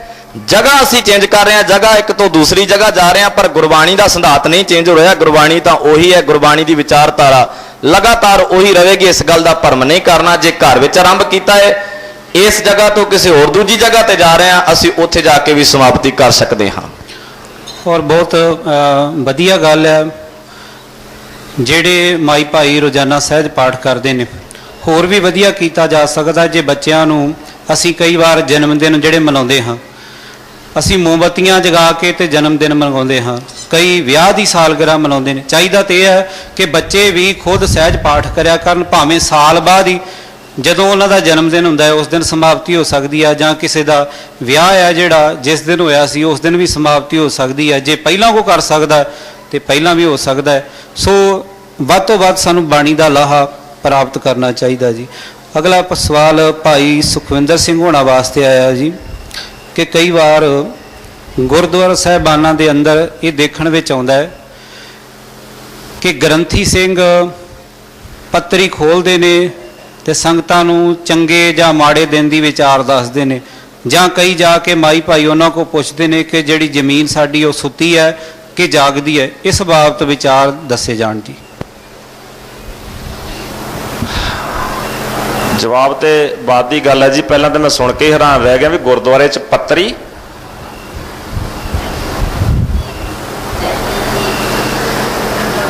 ਵਾਹਿਗੁਰੂ, ਗੁਰਦੁਆਰੇ 'ਚ ਪੱਤਰੀ ਖੋਲਣੀ, ਪਹਿਲਾਂ ਤਾਂ ਮੈਂ ਸਿੱਧੇ ਸ਼ਬਦਾਂ 'ਚ ਕਹਿਣਾ ਜੀ ਬਹੁਤ ਮਾੜੀ ਗੱਲ ਹੈ, ਗਲਤ ਗੱਲ ਹੈ। ਦੂਜੀ ਬੇਨਤੀ ਇਹ ਕਰਦਾ ਹਾਂ ਕਿ ਜੇ ਕੋਈ ਭਾਈ, ਜੇ ਕੋਈ ਮੇਰੇ ਵਰਗਾ ਭਾਈ ਗੁਰਦੁਆਰੇ ਵਿੱਚ ਪੱਤਰੀ ਖੋਲ੍ਹਦਾ ਆ ਤੇ ਸਾਨੂੰ ਸਿੱਧੇ ਸ਼ਬਦਾਂ 'ਚ ਇਹ ਮੰਨ ਲੈਣਾ ਚਾਹੀਦਾ ਕਿ ਉਹ ਭਾਈ ਨਹੀਂ ਆ, ਉਹ ਪੰਡਤ ਆ। ਤੀਜੀ ਬੇਨਤੀ ਇਹ ਵੀ ਨਾਲ ਮੰਨ ਲੈਣਾ ਚਾਹੀਦਾ ਕਿ ਇਸ ਭਾਈ ਨੂੰ ਬਾਣੀ ਦਾ ਕੱਖ ਵੀ ਨਹੀਂ ਪਤਾ। ਕਿਉਂ? ਜੇ ਭਾਈ ਨੇ ਗੁਰੂ ਗ੍ਰੰਥ ਸਾਹਿਬ ਦੀ ਬਾਣੀ ਪੜ੍ਹੀ ਹੋਵੇ ਤੇ ਭਲਾ ਪੱਤਰੀਆਂ ਖੋਲੇ। ਲਓ ਮੈਂ ਫੈਸਲਾ ਗੁਰੂ ਗ੍ਰੰਥ ਸਾਹਿਬ ਦੀ ਬਾਣੀ ਚੋਂ ਦਿਨਾ, ਉਦੋਂ ਬਾਅਦ ਤੁਸੀਂ ਆਪੇ ਫੈਸਲਾ ਕਰ ਲਿਓ ਵੀ ਗੁਰਦੁਆਰੇ 'ਚ ਪੱਤਰੀ ਖੋਲਣੀ ਚਾਹੀਦੀ ਹੈ ਕਿ ਨਹੀਂ ਖੋਲਣੀ ਚਾਹੀਦੀ। ਸਤਿਗੁਰੂ ਗੁਰੂ ਨਾਨਕ ਸਾਹਿਬ ਸੱਚੇ ਪਾਤਸ਼ਾਹ ਜੀ ਦਾ ਇੱਕ ਸ਼ਬਦ ਆ, ਆਪ ਜੀ ਨੇ ਪਾਠ ਕਰਕੇ ਵੇਖ ਲੈਣਾ। ਸਤਿਗੁਰੂ ਕਹਿੰਦੇ ਐ, ਸਾਹਾ ਗਣੇ ਨ ਕਰੇ ਵਿਚਾਰ, ਸਾਹੇ ਉੱਪਰ ਏਕ ਓੰਕਾਰ। ਕਹਿੰਦੇ ਨਾ ਮੈਂ ਸਾਹਾ ਗਿਣਦਾ ਆ, ਨਾ ਮੈਂ ਕੋਈ ਇਹਦੀ ਵਿਚਾਰ ਕਰਦਾ ਆ, ਮੈਂ ਤੇ ਸਾਹੇ ਤੋਂ ਉੱਤੇ ਇੱਕ ਓੰਕਾਰ ਅਕਾਲ ਪੁਰਖ ਆ, ਮੈਂ ਤੇ ਉਹਦੀ ਗੱਲ ਕਰਦਾ ਤੇ ਉਹਦੇ ਤੇ ਭਰੋਸਾ ਰੱਖਦਾ। ਸਾਹਾ ਗਣੇ ਨਾ ਕਰੇ ਵਿਚਾਰ, ਸਾਹੇ ਉੱਪਰ ਏਕ ਓੰਕਾਰ। ਇਸੇ ਸ਼ਬਦ ਵਿੱਚ ਉਸ ਪੰਡਤ ਦੀ ਗਣ ਗਣ ਜੋਤਕ ਪਾਂਡੀ, ਗਣ ਗਣ ਜੋਤਕ ਕਾਂਡੀ ਕੀਨੀ, ਪੜ੍ਹੈ ਸੁਣਾਵੇ ਤਤ ਨ ਚੀਨੀ। ਗਣ ਗਣ ਗਿਣਤੀਆਂ ਮਿਣਤੀਆਂ ਕਰਕੇ ਤਾਰਿਆਂ ਦੀਆਂ, ਤੇ ਤੂੰ ਜੋਤਕ ਕਾਂਡੀ ਭਾਵ ਜੋਤਸ਼ੀ, ਜੋਤਿਸ਼ ਵਾਲੀ ਪੱਤਰੀ ਤਿਆਰ ਕਰ ਲਈ। ਪੜ੍ਹੈ ਸੁਣਾਵੇ, ਤੂੰ ਪੜ੍ਹਦਾ ਆ, ਸੁਣਾਉਣਾ ਆ ਲੋਕਾਂ ਨੂੰ, ਤਤ ਨਾ ਚੀਨੀ, ਤੈਨੂੰ ਤਤ ਦਾ ਪਤਾ ਹੀ ਨਹੀਂ, ਤੈਨੂੰ ਅਸਲੀਅਤ ਦਾ ਪਤਾ ਹੀ ਕੱਖ ਨਹੀਂ। ਪੜ੍ਹੈ ਸੁਣਾਵੇ ਤਤ ਨਾ ਚੀਨੀ। ਇਹ ਸਾਰੇ ਸਵਾਲ ਕਰਕੇ ਤੇ ਸਤਿਗੁਰੂ ਗੁਰੂ ਨਾਨਕ ਸਾਹਿਬ ਨੇ ਪਤਾ ਕੀ ਆਖਿਆ, ਝੂਠ ਨਾ ਬੋਲ ਪਾਂਡੇ ਸੱਚ ਕਹੀਐ। ਪਾਂਡਿਆ ਤੂੰ ਝੂਠ ਬੋਲਦਾ, ਝੂਠ ਆ ਜਿਹੜੀਆਂ ਪੱਤਰੀਆਂ ਖੋਲਦਾ, ਜਿਹੜੇ ਲੋਕਾਂ ਨੂੰ ਸਾਹੇ ਦੱਸਦਾ, ਚੰਗੇ ਮਾੜੇ ਸਮੇਂ ਦੀਆਂ ਵਿਚਾਰਾਂ ਦੱਸਦਾ, ਸਾਰੇ ਝੂਠ ਬੋਲਦਾ, ਝੂਠ ਹੈ, ਇਹਦੇ 'ਚ ਸੱਚਾਈ ਕੋਈ ਨਹੀਂ ਹੈਗੀ। ਇਹ ਫੈਸਲਾ ਮੇਰਾ ਨਹੀਂ। ਬਾਅਦ 'ਚ ਤੁਸੀਂ ਕਹੋਗੇ ਮਿਸ਼ਨਰੀ ਐਵੇਂ ਕਹਿੰਦੇ ਆ, ਮਿਸ਼ਨਰੀ ਨਹੀਂ ਆਪਣੇ ਵੱਲੋਂ ਕੁਝ ਵੀ ਕਹਿੰਦੇ, ਫੈਸਲਾ ਗੁਰੂ ਨਾਨਕ ਸਾਹਿਬ ਜੀ ਦੀ ਬਾਣੀ ਦਾ, ਗੁਰੂ ਗ੍ਰੰਥ ਸਾਹਿਬ ਜੀ ਦੀ ਬਾਣੀ ਦਾ ਹੈ। ਤੁਸੀਂ ਆਪ ਪੜ੍ਹ ਕੇ ਵੇਖ ਲਿਓ। ਪੱਤਰੀ ਖੋਲਣੀ ਬਹੁਤ ਮਾੜੀ ਗੱਲ ਹੈ, ਪੱਤਰੀ ਖੋਲਣੀ ਬਿਲਕੁਲ ਘਟੀਆ ਗੱਲ ਹੈ। ਜੇ ਕੋਈ ਭਾਈ ਇਸ ਤਰ੍ਹਾਂ ਦਾ ਕਰਦਾ ਹੈ, ਲੜੋ ਨਾ, ਉਹਨੂੰ ਪਿਆਰ ਨਾਲ ਸਮਝਾਓ ਵੀ ਬਾਣੀ ਆ ਕਹਿੰਦੀ ਆ, ਤੇਰਾ ਕੰਮ ਬਾਣੀ ਦਾ ਪ੍ਰਚਾਰ ਕਰਨਾ ਹੈ, ਨਾ ਕਿ ਬਾਣੀ ਤੋਂ ਉਲਟ ਪੱਤਰੀਆਂ ਖੋਲਣਾ। ਲਓ ਜੀ, ਪੱਤਰੀ ਖੋਲਣੀ ਚਾਹੀਦੀ ਆ, ਪੱਤਰੀ ਨਹੀਂ ਖੋਲਣੀ ਚਾਹੀਦੀ ਹੈ, ਮੈਂ ਦੱਸ ਦਿੱਤਾ ਹੈ। ਪੱਤਰੀ ਖੋਲਣੀ ਚਾਹੀਦੀ ਆ। ਫੈਸਲਾ ਗੁਰੂ ਨਾਨਕ ਸਾਹਿਬ ਜੀ ਦੀ ਬਾਣੀ ਦਾ ਤੁਹਾਡੇ ਸਾਹਮਣੇ ਰੱਖਣ ਲੱਗਾ। ਸਤਿਗੁਰੂ ਕਹਿੰਦੇ, ਭਲਿਓ ਐਵੇਂ ਪੰਡਤਾਂ ਅੱਗੇ ਹੱਥ ਨਾ ਅੱਡਿਆ ਕਰੋ, ਐਵੇਂ ਕਾਗਜ਼ਾਂ ਦੀਆਂ ਇਹਨਾਂ ਗੱਲਾਂ ਦੇ ਉੱਤੇ ਭਰੋਸਾ ਨਾ ਕਰਿਆ ਕਰੋ। ਜੇ ਭਰੋਸਾ ਕਰਨਾ ਹੈ ਨਾ ਤੇ ਗੁਰੂ ਦੇ ਉਪਦੇਸ਼ ਤੇ ਭਰੋਸਾ ਕਰ ਲਓ। ਸਤਿਗੁਰੂ ਕਹਿੰਦੇ, ਮਨ ਕੀ ਪੱਤਰੀ ਵਾਚਣੀ, ਸੁਖੀ ਹੂੰ ਸੁਖ ਸਾਰ। ਜੇ ਪੱਤਰੀ ਵਾਚਣੀ, ਭਲਿਓ ਮਨ ਦੀ ਵਾਚਿਆ ਕਰੋ। ਜੋ ਕੁਝ ਮਨ ਦੇ ਵਿੱਚ ਲਿਖਿਆ ਹੋਇਆ ਆ, ਜੋ ਮਨ ਸੋਚ ਰਿਹਾ ਆ, ਜੋ ਮਨ ਸਾਨੂੰ ਕਰਨ ਲਈ ਪ੍ਰੇਰ ਰਿਹਾ ਆ, ਇਹਦੇ ਵੱਲ ਜ਼ਰੂਰ ਧਿਆਨ ਦਿਆ ਕਰੋ, ਤਾਂ ਕਿ ਕਿਸੇ ਦਾ ਬੁਰਾ ਨਾ ਹੋਵੇ, ਤਾਂ ਕਿ ਕਿਸੇ ਬਾਰੇ ਬੁਰਾ ਸੋਚਿਆ ਨਾ ਜਾਵੇ, ਤਾਂ ਕਿ ਕਿਸੇ ਵੱਲ ਬੁਰਾ ਵੇਖਿਆ ਨਾ ਜਾਵੇ, ਤਾਂ ਕਿ ਕਿਸੇ ਬਾਰੇ ਬੁਰਾ ਕੁਝ ਕਿਹਾ ਨਾ ਜਾ ਸਕੇ। ਇਸ ਕਰਕੇ ਪੱਤਰੀ ਮਨ ਦੀ ਜ਼ਰੂਰ ਵਾਚਿਆ ਕਰੋ। ਪਰ ਪੰਡਤਾਂ ਪਾਂਧਿਆਂ ਕੋਲ ਜਾਂ ਜਿਵੇਂ ਸਵਾਲ ਆ ਗਿਆ ਭਾਈ ਕੋਲ ਜਾ ਕੇ ਪੱਤਰੀ ਵਾਚਣੀ ਬਹੁਤ ਮਾੜੀ ਬਾਤ ਹੈ। ਕਬੀਰ ਸਾਹਿਬ ਜੀ ਦਾ ਇੱਕ ਸ਼ਲੋਕ ਵੀ ਹੈ, ਕਬੀਰ ਕਾਗਦ ਕੀ ਓਬਰੀ, ਮਸ ਕੇ ਕਰਮ ਕਪਾਟ। ਕਾਗਜ਼ ਦੀ ਕਹਿੰਦੇ ਇੱਕ ਜੇਲ੍ਹ ਆ ਤੇ ਸਿਆਹੀ ਦੇ ਉਹਦੇ ਦਰਵਾਜ਼ੇ ਆ। ਜਿਹੜਾ ਜਿਹੜਾ ਇਸ ਕੈਦ ਵਿੱਚ ਪੈਂਦਾ ਆ, ਕਹਿੰਦੇ ਉਹ ਤਬਾਹ ਹੋ ਜਾਂਦਾ ਹੈ, ਉਹ ਸੜ ਜਾਂਦਾ ਆ, ਉਹ ਭਰਮਾਂ ਭੁਲੇਖਿਆਂ 'ਚ ਲੁੱਟਿਆ ਜਾਂਦਾ ਆ। ਇਸ ਕਰਕੇ ਇਹੋ ਜਿਹੀਆਂ ਕਰਮਕਾਂਡੀ ਗੱਲਾਂ ਵਿੱਚੋਂ ਸਾਨੂੰ ਬਾਹਰ ਨਿਕਲਣਾ ਚਾਹੀਦਾ, ਛੱਡ ਦੇਣੀਆਂ ਚਾਹੀਦੀਆਂ ਨੇ। ਅਗਲਾ ਸਵਾਲ ਭਾਈ ਸਰਬਜੀਤ ਸਿੰਘ ਹੋਣਾ ਵਾਸਤੇ ਹੈ ਕਿ ਜੋਤ ਬਹੁਤ ਸਾਰੇ ਇਤਿਹਾਸਕ ਜਿਹੜੇ ਸਿੱਖੀ ਨਾਲ ਸੰਬੰਧਿਤ ਗੁਰਦੁਆਰਾ ਸਾਹਿਬਾਨ ਹਨ, ਉੱਥੇ ਜੋਤ ਜਗਾਈ ਜਾਂਦੀ ਹੈ। ਕੀ ਇਹ ਗੁਰਮਤਿ ਅਨੁਸਾਰੀ ਹੈ ਜੀ, ਜਾਂ ਇਹ ਵੀ ਕਿਹਾ ਜਾਂਦਾ ਹੈ ਕਿ ਫਲਾਣੇ ਵਿੱਚ ਫਲਾਣੇ ਦੀ ਜੋਤ ਆ ਗਈ? ਸੋ ਵੀਰ ਜੀ ਉਹਨਾਂ ਨੂੰ ਬੇਨਤੀ ਹੈ ਕਿ ਕਿਸੇ ਵਿੱਚ ਜੋਤ ਆ ਸਕਦੀ ਹੈ, ਔਰ ਜਿਹੜੀ ਜੋਤ ਹੈ ਉਹ ਜਗਾਉਣੀ ਚਾਹੀਦੀ ਹੈ ਜਾਂ ਨਹੀਂ। ਜੇ ਕਿਸੇ ਦੇ ਘਰ ਜਗਦੀ ਹੈ ਤੇ ਜੇ ਉਸ ਨੂੰ ਚੁੱਕਣਾ ਹੋਵੇ ਤਾਂ ਉਹ ਕਿਵੇਂ ਖਤਮ ਕੀਤਾ ਜਾ ਸਕਦਾ ਜੀ? ਵੇਖੋ ਜੀ, ਜਿਹੜੀ ਜੋਤ ਤਾਂ ਗੁਰੂ ਗ੍ਰੰਥ ਸਾਹਿਬ ਦੀ ਬਾਣੀ ਕਹਿੰਦੀ ਉਹ ਤਾਂ ਜਗਾਉਣੀ ਚਾਹੀਦੀ ਆ। ਉਹ ਜੋਤ ਕਿਹੜੀ ਹੈ ਜੀ ਭਲਾ? ਸਭ ਮੈਂ ਜੋਤ, ਜੋਤ ਹੈ ਸੋਏ ਤਿਸ ਦੇ ਚਾਨਣ, ਸਭ ਮੈਂ ਚਾਨਣ, ਗੁਰ ਸਾਖੀ ਜੋਤ ਪ੍ਰਗਟ ਹੋਏ। ਆਹ ਜੋਤ ਜਗਾਉਣੀ ਚਾਹੀਦੀ ਹੈ। ਗੁਰੂ ਦੀ ਸਿੱਖਿਆ ਲੈ ਕੇ ਸਾਨੂੰ ਆਪਣੇ ਭਰਾ 'ਚ, ਆਪਣੇ ਪੁੱਤਰਾਂ ਧੀਆਂ 'ਚ, ਸਮਾਜ ਵਿੱਚ ਉਹ ਜੋਤ ਰੱਬ ਦੀ ਦਿਸ ਪਵੇ। ਰਹੀ ਗੱਲ ਘਿਓ ਦੀ ਜੋਤ ਵਾਲੀ ਦੀ, ਉਹ ਜੋਤਾਂ ਪੁਰਾਣੇ ਸਮੇਂ ਜਦੋਂ ਮੰਦਿਰਾਂ ਵਿੱਚ ਜਗਦੀਆਂ ਸਨ ਤੇ ਗੁਰਦੁਆਰਿਆਂ ਵਿੱਚ ਵੀ ਜੋਤਾਂ ਤੇ ਮੂਰਤੀਆਂ ਜਿਹੜੀਆਂ ਸਥਾਪਿਤ ਕਰ ਦਿੱਤੀਆਂ ਗਈਆਂ।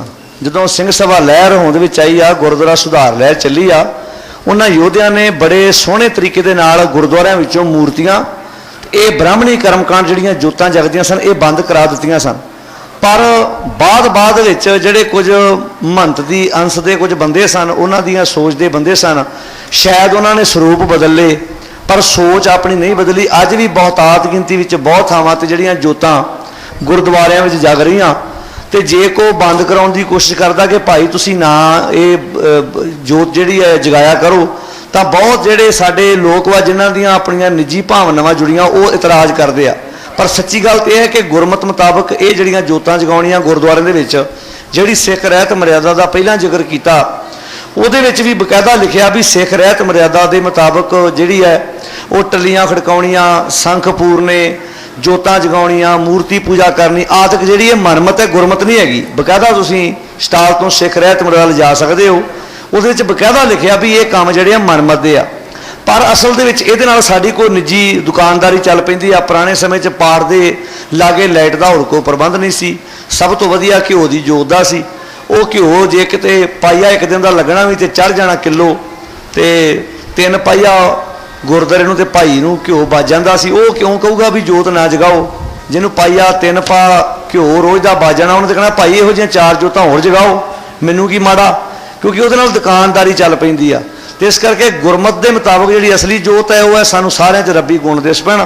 ਬਾਕੀ ਗੁਰਦੁਆਰਿਆਂ ਵਿੱਚ ਜੋਤਾਂ ਜਗਾਉਣੀਆਂ ਇੱਕ ਬ੍ਰਾਹਮਣੀ ਕਰਮਕਾਂਡ ਆ, ਸਿੱਖ ਰਹਿਤ ਮਰਿਆਦਾ ਤੇ ਗੁਰੂ ਦੀ ਬਾਣੀ ਮੁਤਾਬਕ।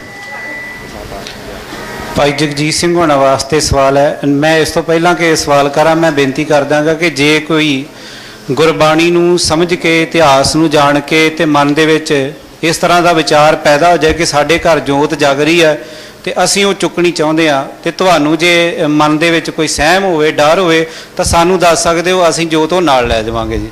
ਸੋ ਅਗਲਾ ਸਵਾਲ ਭਾਈ ਜਗਜੀਤ ਸਿੰਘ ਹੋਣਾ ਵਾਸਤੇ, ਇਹ ਥੋੜਾ ਕਲੀਅਰ ਨਹੀਂ ਸੀ ਹੋਇਆ, ਮੈਂ ਦੁਬਾਰਾ ਫਿਰ ਬੇਨਤੀ ਕਰਾਂਗਾ ਵੀਰ ਜੀ ਹੋਣਾ ਨੂੰ ਕਿ ਥੋੜਾ ਹੋਰ ਸਪਸ਼ਟ ਕਰ ਦੇਣ। ਭੈਣ ਜੀ ਹੋਣਾ ਨੇ ਕਿ ਪੁੱਛਿਆ ਸੀਗਾ ਕਿ ਸਹਿਜ ਪਾਠ ਦੀ ਆਰੰਭਤਾ ਅਤੇ ਸਮਾਪਤੀ, ਔਰ ਕਈ ਮਾਈ ਭਾਈ ਕਹਿੰਦੇ ਨੇ ਕਿ ਜੇ ਅਸੀਂ ਸੈਂਚੀਆਂ ਤੋਂ ਆਰੰਭ ਕੀਤਾ ਹੈ ਤਾਂ ਕੀ ਅਸੀਂ ਸੈਂਚੀਆਂ ਤੋਂ ਹੀ ਸਮਾਪਤੀ ਕਰਨੀ ਹੈ, ਜਾਂ ਗੁਰੂ ਗ੍ਰੰਥ ਸਾਹਿਬ ਜੀ ਤੋਂ ਆਰੰਭ ਕੀਤਾ ਹੈ ਤੇ ਕੀ ਅਸੀਂ ਸੈਂਚੀਆਂ ਤੇ ਸਮਾਪਤੀ ਕਰ ਸਕਦੇ ਹਾਂ? ਇਹ ਜਿਹੜਾ ਸਵਾਲ ਹੈ ਇਹ ਥੋੜਾ ਕਲੀਅਰ ਕਰ ਦਿੱਤਾ ਜਾਵੇ ਜੀ। ਮੈਂ ਬੇਨਤੀ ਕਰਾਂਗਾ ਜੀ, ਸੈਂਚੀਆਂ ਤੋਂ ਵੀ ਆਰੰਭਤਾ ਕੀਤੀ ਜਾ ਸਕਦੀ ਹੈ, ਸਮਾਪਤੀ ਘਰ ਕਰਨੀ ਚਾਹੀਏ ਤੇ ਘਰੇ ਵੀ ਕੀਤੀ ਜਾ ਸਕਦੀ ਹੈ, ਸਮਾਪਤੀ ਗੁਰਦੁਆਰਾ ਸਾਹਿਬ ਕਰਨੀ ਚਾਹੀਏ ਤੇ ਗੁਰਦੁਆਰਾ ਸਾਹਿਬ ਵੀ ਕੀਤੀ ਜਾ ਸਕਦੀ। ਆਰੰਭਤਾ ਗੁਰਦੁਆਰੇ ਗੁਰੂ ਗ੍ਰੰਥ ਸਾਹਿਬ ਦੀ ਹਜ਼ੂਰੀ ਵਿੱਚ ਆ ਕੇ ਕਰਨੀ ਹੈ ਤੇ ਅਸੀਂ ਉੱਥੇ ਵੀ ਕਰ ਸਕਦੇ ਹਾਂ। ਗੁਰੂ ਗ੍ਰੰਥ ਸਾਹਿਬ ਦੀ ਹਜ਼ੂਰੀ ਵਿੱਚ ਹੀ ਸਮਾਪਤੀ ਕਰਨੀ ਹੋਵੇ ਤੇ ਉੱਥੇ ਵੀ ਕੀਤੀ ਜਾ ਸਕਦੀ ਹੈ। ਔਰ ਇਸ ਗੱਲ ਦਾ ਕੋਈ ਭਰਮ ਨਹੀਂ ਹੈ ਕਿ ਅਸੀਂ ਪੋਥੀਆਂ ਤੋਂ ਸਮਾਪਤੀ ਕਰ ਰਹੇ ਹਾਂ। ਮੇਰੇ ਕਹਿਣ ਤੋਂ ਭਾਵ ਬਾਣੀ ਅਸੀਂ ਇਸ ਕਰਕੇ ਪੜ੍ਹ ਰਹੇ ਹਾਂ, ਬਾਣੀ ਪੜ੍ਹਨ ਤੋਂ ਬਾਅਦ ਵੀ ਜੇ ਭਰਮ ਪੈਦਾ ਹੋਵੇ ਤੇ ਬਹੁਤਾ ਲਾਭ ਨਹੀਂ ਹੈ ਪੜ੍ਹਨ ਦਾ। ਬਾਣੀ ਤਾਂ ਇਸੇ ਕਰਕੇ ਪੜ੍ਹੀ ਜਾ ਰਹੀ ਹੈ ਕਿ ਭਰਮ ਖਤਮ ਹੋਵੇ। ਪੋਥੀਆਂ ਤੋਂ ਪੜ੍ਹਨ ਦਾ ਹੀ ਮਤਲਬ ਇਹ ਹੈ ਕਿ ਸਾਡੇ ਅੰਦਰੋਂ ਜਿਹੜੇ ਭਰਮ ਨੇ, ਕਰਮਕਾਂਡ ਨੇ ਜਾਂ ਵਹਿਮ ਬਣੇ ਹੋਏ ਨੇ ਉਹ ਦੂਰ ਹੋ ਜਾਣ। ਪੋਥੀ ਤੋਂ ਵੀ ਪੜ੍ਹ ਲਈਏ, ਸਮਾਪਤੀ ਕਰ ਲਈਏ ਤੇ ਕੋਈ ਉਸ ਗੱਲ ਦਾ ਭਰਮ ਨਹੀਂ ਹੈ। ਬਾਣੀ ਤੇ ਜੀਵਨ ਜਾਂਚ ਦਾ ਵਿਸ਼ਾ ਹੈ, ਭਾਵੇਂ ਉਹ ਗੁਰਦੁਆਰੇ ਪੜ੍ਹੀ ਜਾਓ ਚਾਹੇ ਘਰੇ ਪੜ੍ਹੀ ਜਾਓ। ਮੈਂ ਥੋੜਾ ਜਿਹਾ ਇਹਦੇ 'ਚ ਹੋਰ ਵਿਸਥਾਰ ਦੇ ਦਿੰਦਾ ਜੀ। ਨਿੱਜੀ ਤੌਰ ਤੇ ਕਿਸੇ ਵੀਰ ਨੇ, ਭੈਣ ਨੇ ਪਾਠ ਕਰਨਾ ਜਦੋਂ ਮਰਜ਼ੀ ਕਰੋ, ਘਰ ਬੈਠ ਕੇ ਕਰੋ, ਗੁਰਦੁਆਰਾ ਸਾਹਿਬ ਕਰੋ, ਕੋਈ ਦਿੱਕਤ ਨਹੀਂ। ਪਰ ਜਦੋਂ ਸੰਗਤੀ ਰੂਪ ਵਿੱਚ ਸਹਿਜ ਪਾਠ ਦੀ ਆਰੰਭਤਾ ਹੋਣੀ, ਸੰਗਤੀ ਰੂਪ 'ਚ ਸਾਂਝੇ, ਮੰਨ ਲਓ ਆਪਾਂ ਕਿਸੇ ਗੁਰਪੁਰਬ ਨੂੰ ਮਨਾਉਣਾ ਵਾ, ਉਦੋਂ ਅਸੀਂ ਗੁਰੂ ਗ੍ਰੰਥ ਸਾਹਿਬ ਦੇ ਸਰੂਪ ਤੋਂ ਹੀ ਕਰਨਾ। ਹਾਂਜੀ, ਇੱਥੇ ਹੀ ਪਾਠ ਕਰੋ, ਵਾਰੀ-ਵਾਰੀ ਕਰੋ। ਸਮਾਪਤੀ ਕਰਨੀ ਆ ਉਹ ਸਤਿਗੁਰੂ ਜੀ ਦੇ ਪਾਵਨ ਸਰੂਪ ਤੋਂ ਹੀ ਹੋਏਗੀ, ਕਿਉਂਕਿ ਸੰਗਤੀ ਪ੍ਰੋਗਰਾਮ ਹੈ। ਮੇਰਾ ਨਿੱਜੀ ਪ੍ਰੋਗਰਾਮ ਹੈ, ਮੈਂ ਘਰ ਬੈਠ ਕੇ ਰੋਜ਼ ਪਾਠ ਕਰਦਾ, ਰੋਜ਼ ਸਮਾਪਤੀ ਕਰਾਂ, ਜਦੋਂ ਮਰਜ਼ੀ ਕਰਾਂ। ਉਹ ਜਦੋਂ ਵੀ ਤੁਸੀਂ ਪਾਠ ਸ਼ੁਰੂ ਕਰਨਾ, ਜਦੋਂ ਵੀ ਸਮਾਪਤ ਕਰਨਾ ਵਾ, ਭਾਵੇਂ ਪੂਰੇ ਗੁਰੂ ਗ੍ਰੰਥ ਸਾਹਿਬ ਜੀ ਦਾ ਪਾਠ ਸਮਾਪਤੀ ਹੋ ਰਹੀ ਆ, ਭਾਵੇਂ ਮੈਂ ਅੱਜ ਪਾਠ ਸ਼ੁਰੂ ਕਰਕੇ ਤੇ ਥੋੜੇ ਸ਼ਬਦ ਪੜ੍ਹ ਕੇ ਸਮਾਪਤੀ ਕਰ ਰਿਹਾ, ਜਦੋਂ ਵੀ ਸਮਾਪਤੀ ਕਰਨੀ ਉਹ ਜਿੱਥੋਂ ਮੈਂ ਪੜ੍ਹ ਰਿਹਾ ਵਾਂ ਉੱਥੇ ਵੀ ਕਰ ਸਕਦਾ, ਉਹਦਾ ਕੋਈ ਭਰਮ ਨਹੀਂ। ਨਿੱਜੀ ਤੌਰ ਤੇ ਮੇਰਾ ਪਾਠ ਰੋਜ਼ ਚਾਹੀਦਾ, ਰੋਜ਼ ਕਰਾਂ। ਪਰ ਜਦੋਂ ਸੰਗਤੀ ਰੂਪ ਵਿੱਚ ਹੈ ਉਦੋਂ ਸਾਨੂੰ ਗੁਰੂ ਗ੍ਰੰਥ ਸਾਹਿਬ ਜੀ ਦੇ ਪਾਵਨ ਸਰੂਪ ਤੋਂ ਇਸੇ ਤਰ੍ਹਾਂ ਮਰਿਆਦਾ ਸਹਿਤ ਹੀ ਆਰੰਭਤਾ ਤੇ ਸਮਾਪਤੀ ਕਰਨੀ ਚਾਹੀਦੀ ਹੈ। ਉਦੋਂ ਸਾਨੂੰ ਕੋਈ ਛੋਟ ਨਹੀਂ ਹੈ। ਗੁਰੂ ਗ੍ਰੰਥ ਸਾਹਿਬ ਜੀ ਦਾ ਪਾਵਨ ਸਰੂਪ ਇਹਦੇ ਇਸੇ ਤਰ੍ਹਾਂ ਜਿਵੇਂ ਚੰਦੋਆ ਲੱਗਾ, ਸਤਿਗੁਰੂ ਜੀ ਦੇ ਚੌਰ ਹੋ ਰਿਹਾ, ਇਹ ਸੇਵਾ ਸੰਭਾਲ ਦਾ ਜਿਹੜਾ ਤਰੀਕਾ ਹੈ ਸਾਡਾ ਸੋਹਣਾ ਹੈ, ਪੰਥਕ ਹੈ। ਪੋਥੀਆਂ ਰੱਖ ਕੇ ਪਾਠ ਅਸੀਂ ਕਰ ਸਕਦੇ ਹਾਂ, ਪਰ ਪੋਥੀਆਂ ਦੇ ਅੱਗੇ ਜਿਵੇਂ ਅਰਦਾਸ ਕਰ ਲਈਏ ਜਾਂ ਉੱਤੇ ਕੋਈ ਚੰਦਵਾ ਲਾ ਲੇ ਜਾਂ ਚੌਰ ਕਰਨ ਲੱਗ ਜਾਏ, ਇਹ ਅੱਧਾ ਕੰਮ ਨਹੀਂ ਅਸੀਂ ਕਰਨਾ। ਇਸ ਤਰ੍ਹਾਂ ਬਹੁਤ ਸਾਰੀਆਂ ਅੱਗੇ ਹੋਰ ਮੁਸ਼ਕਲਾਂ ਪੈਦਾ ਹੋਣ ਦੇ ਕਈ ਖਤਰੇ ਨੇ। ਇਸ ਕਰਕੇ ਗੁਰੂ ਗ੍ਰੰਥ ਸਾਹਿਬ ਜੀ ਦਾ ਪਾਵਨ ਸਰੂਪ ਜਿਹੜਾ ਹੈ ਅਸੀਂ ਸੰਗਤੀ ਰੂਪ ਵਿੱਚ ਆਰੰਭਤਾ ਵੀ ਇੱਥੋਂ ਕਰਨੀ ਹੈ ਤੇ ਸਮਾਪਤੀ ਵੀ ਐਵੇਂ ਹੀ ਕਰਨੀ ਹੈ। ਨਿੱਜੀ ਤੌਰ ਤੇ ਜਿਹੜੇ ਵੀਰ ਭੈਣ ਨੇ ਕਿਸੇ ਨੇ ਪਾਠ ਕਰਨਾ ਆ, ਉਹ ਆਪਣਾ ਭਾਵੇਂ ਗੁਰੂ ਗ੍ਰੰਥ ਸਾਹਿਬ ਜੀ ਦੇ ਸਰੂਪ ਤੋਂ ਪਾਠ ਆਰੰਭ ਕਰ ਲਵੇ ਤੇ ਪੋਥੀਆਂ ਤੇ ਜਾ ਕੇ ਕਰ ਲਵੇ, ਭਾਵੇਂ ਉਹ ਪੋਥੀਆਂ ਤੋਂ ਕਰਨ ਤੋਂ ਬਾਅਦ ਮਹਾਰਾਜ ਦੇ ਸਰੂਪ ਤੇ ਆਣ ਕੇ ਗੁਰਦੁਆਰਾ ਸਾਹਿਬ ਸਮਾਪਤੀ ਕਰ ਲਵੇ।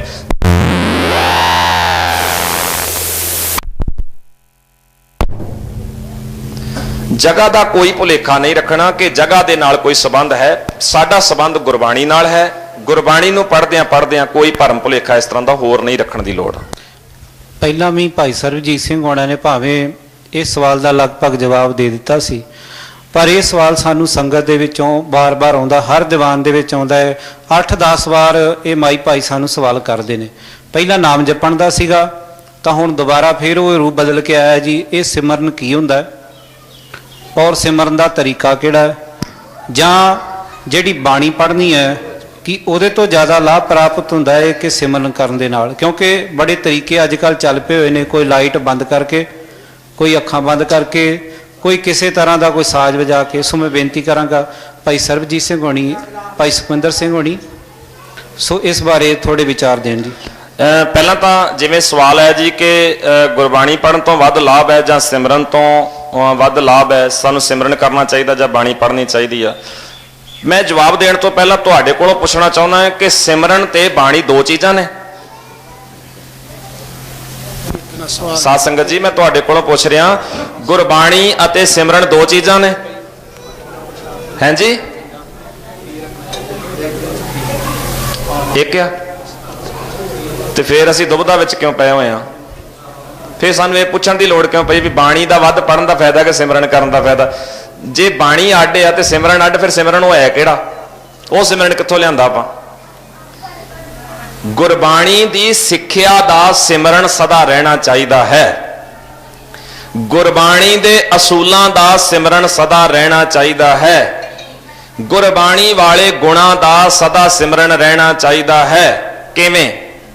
ਅਸੀਂ ਪੜ੍ਹਿਆ ਇੱਕ ਓੰਕਾਰ, ਰੱਬ ਇੱਕ ਹੈ। ਗੁਰਦੁਆਰੇ ਆ ਕੇ ਆਪਾਂ ਸਿੱਖਿਆ ਲੈ ਲਈ।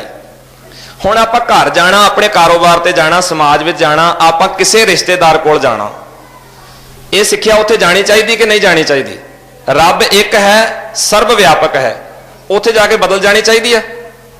ਮੰਨ ਲਓ ਆਪਾਂ ਰਿਸ਼ਤੇਦਾਰ ਜੀ ਕਿਤੇ ਵਿਆਹ ਤੇ ਗਏ ਆ, ਉਹ ਕਹਿੰਦੇ ਵੀ ਅਸੀਂ ਤੇ ਰੋਡੇ ਦੇ ਮੱਥਾ ਟੇਕਣ ਜਾਣਾ, ਚਲੇ ਜਾਓ। ਹੁਣ ਉੱਥੇ ਜਾ ਕੇ ਰੱਬ ਬਦਲ ਜਾਏਗਾ? ਜਦੋਂ ਆਪਾਂ ਗੁਰਬਾਣੀ ਦੇ ਇਹਨਾਂ ਅਸੂਲਾਂ ਦੀ ਪਾਲਣਾ ਕਰਾਂਗੇ ਤੇ ਪਿਆਰਿਓ, ਸਤਿਗੁਰੂ ਨੇ ਇਹਨਾਂ ਅਸੂਲਾਂ ਦੀ ਪਾਲਣਾ ਕਰਨ ਵਾਸਤੇ ਹਦਾਇਤ ਦਿੱਤੀ ਹੈ। ਦਾਤਾ ਜੀ ਕਹਿੰਦੇ ਆ, ਹਾਥ ਪਾਉ ਕਰ ਕਾਮ ਸਭ ਚੀਤ ਨਿਰੰਜਨ ਨਾਲ, ਚਿੱਤ ਨਿਰੰਜਨ ਨਾਲ ਜੁੜਿਆ ਰਵੇ। ਚਿੱਤ ਨਿਰੰਜਨ ਨਾਲ ਜੁੜਿਆ ਰਵੇ ਦਾ ਮਤਲਬ ਕੀ ਹੈ?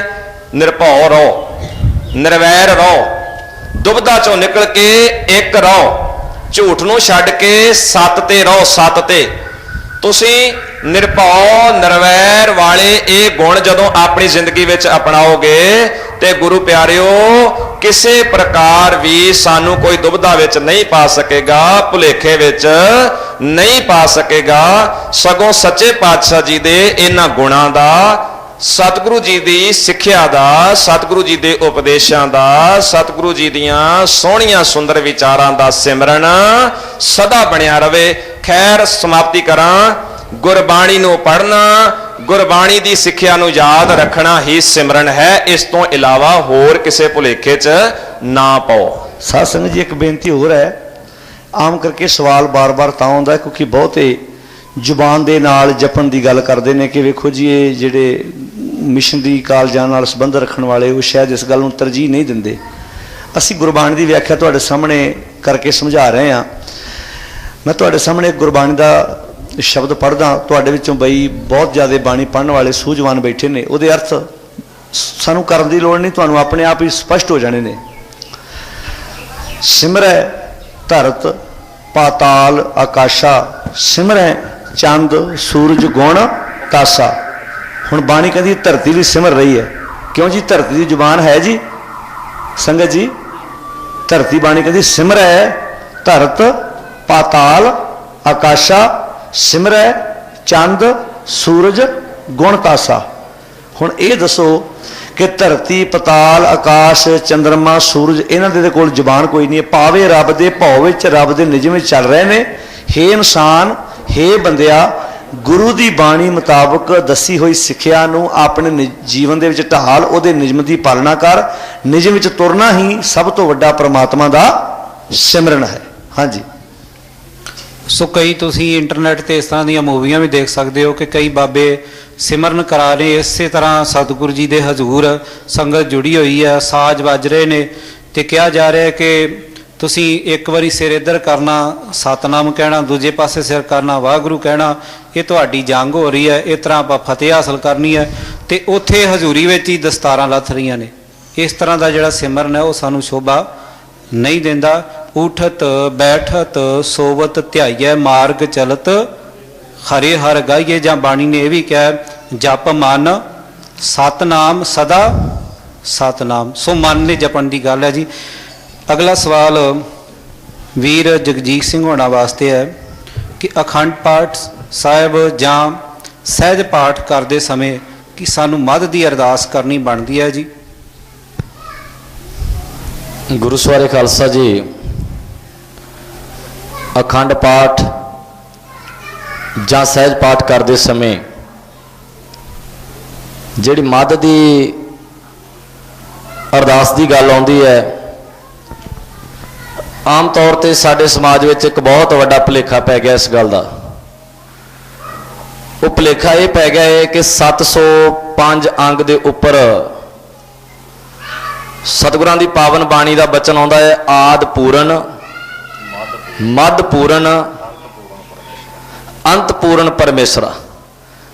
ਜਦੋਂ ਇਹ ਬਚਨ ਆਉਂਦੇ ਨੇ ਤੇ ਆਮ ਤੌਰ ਤੇ ਇਹ ਕਿਹਾ ਜਾਂਦਾ ਹੈ, ਔਰ ਮੱਧ ਵੀ ਇੱਥੇ ਜਾ ਕੇ ਲਾਇਆ ਜਾਂਦਾ ਹੈ ਕਿ 705 ਅੰਕ ਤੇ ਜਾ ਕੇ ਮੱਧ ਲੱਗਣਾ ਹੈ।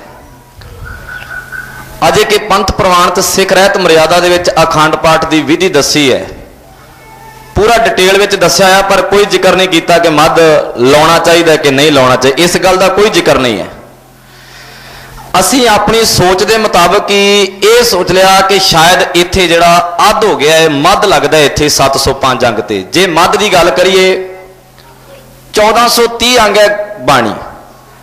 ਜੇ ਮੱਧ ਦੀ ਗੱਲ ਕਰੀਏ ਕਿ ਮੱਧ ਲੱਗਣਾ ਹੈ, ਫਿਰ 715 ਅੰਕ ਦੇ ਉੱਪਰ ਜਾ ਕੇ ਮੱਧ ਲੱਗਣਾ ਚਾਹੀਦਾ ਹੈ। ਔਰ ਉਸ ਬਚਨ ਦੀ ਸਾਨੂੰ ਸਮਝ ਨਾ ਪੈਣ ਕਰਕੇ ਮੱਧ ਲਫ਼ਜ਼ ਆ ਗਿਆ ਤੇ ਅਸੀਂ ਮੱਧ ਨੂੰ ਥੋੜਾ ਜਿਹਾ ਅੱਗੇ ਖੋਲ ਲਿਆ ਕਿ ਚਲੋ ਜੀ ਇਹ ਸਤਿਗੁਰੂ ਦੀ ਬਾਣੀ 'ਚ ਮੱਧ ਆਇਆ ਤੇ ਮੱਧ ਇੱਥੇ ਹੀ ਲਾ ਦਿਓ।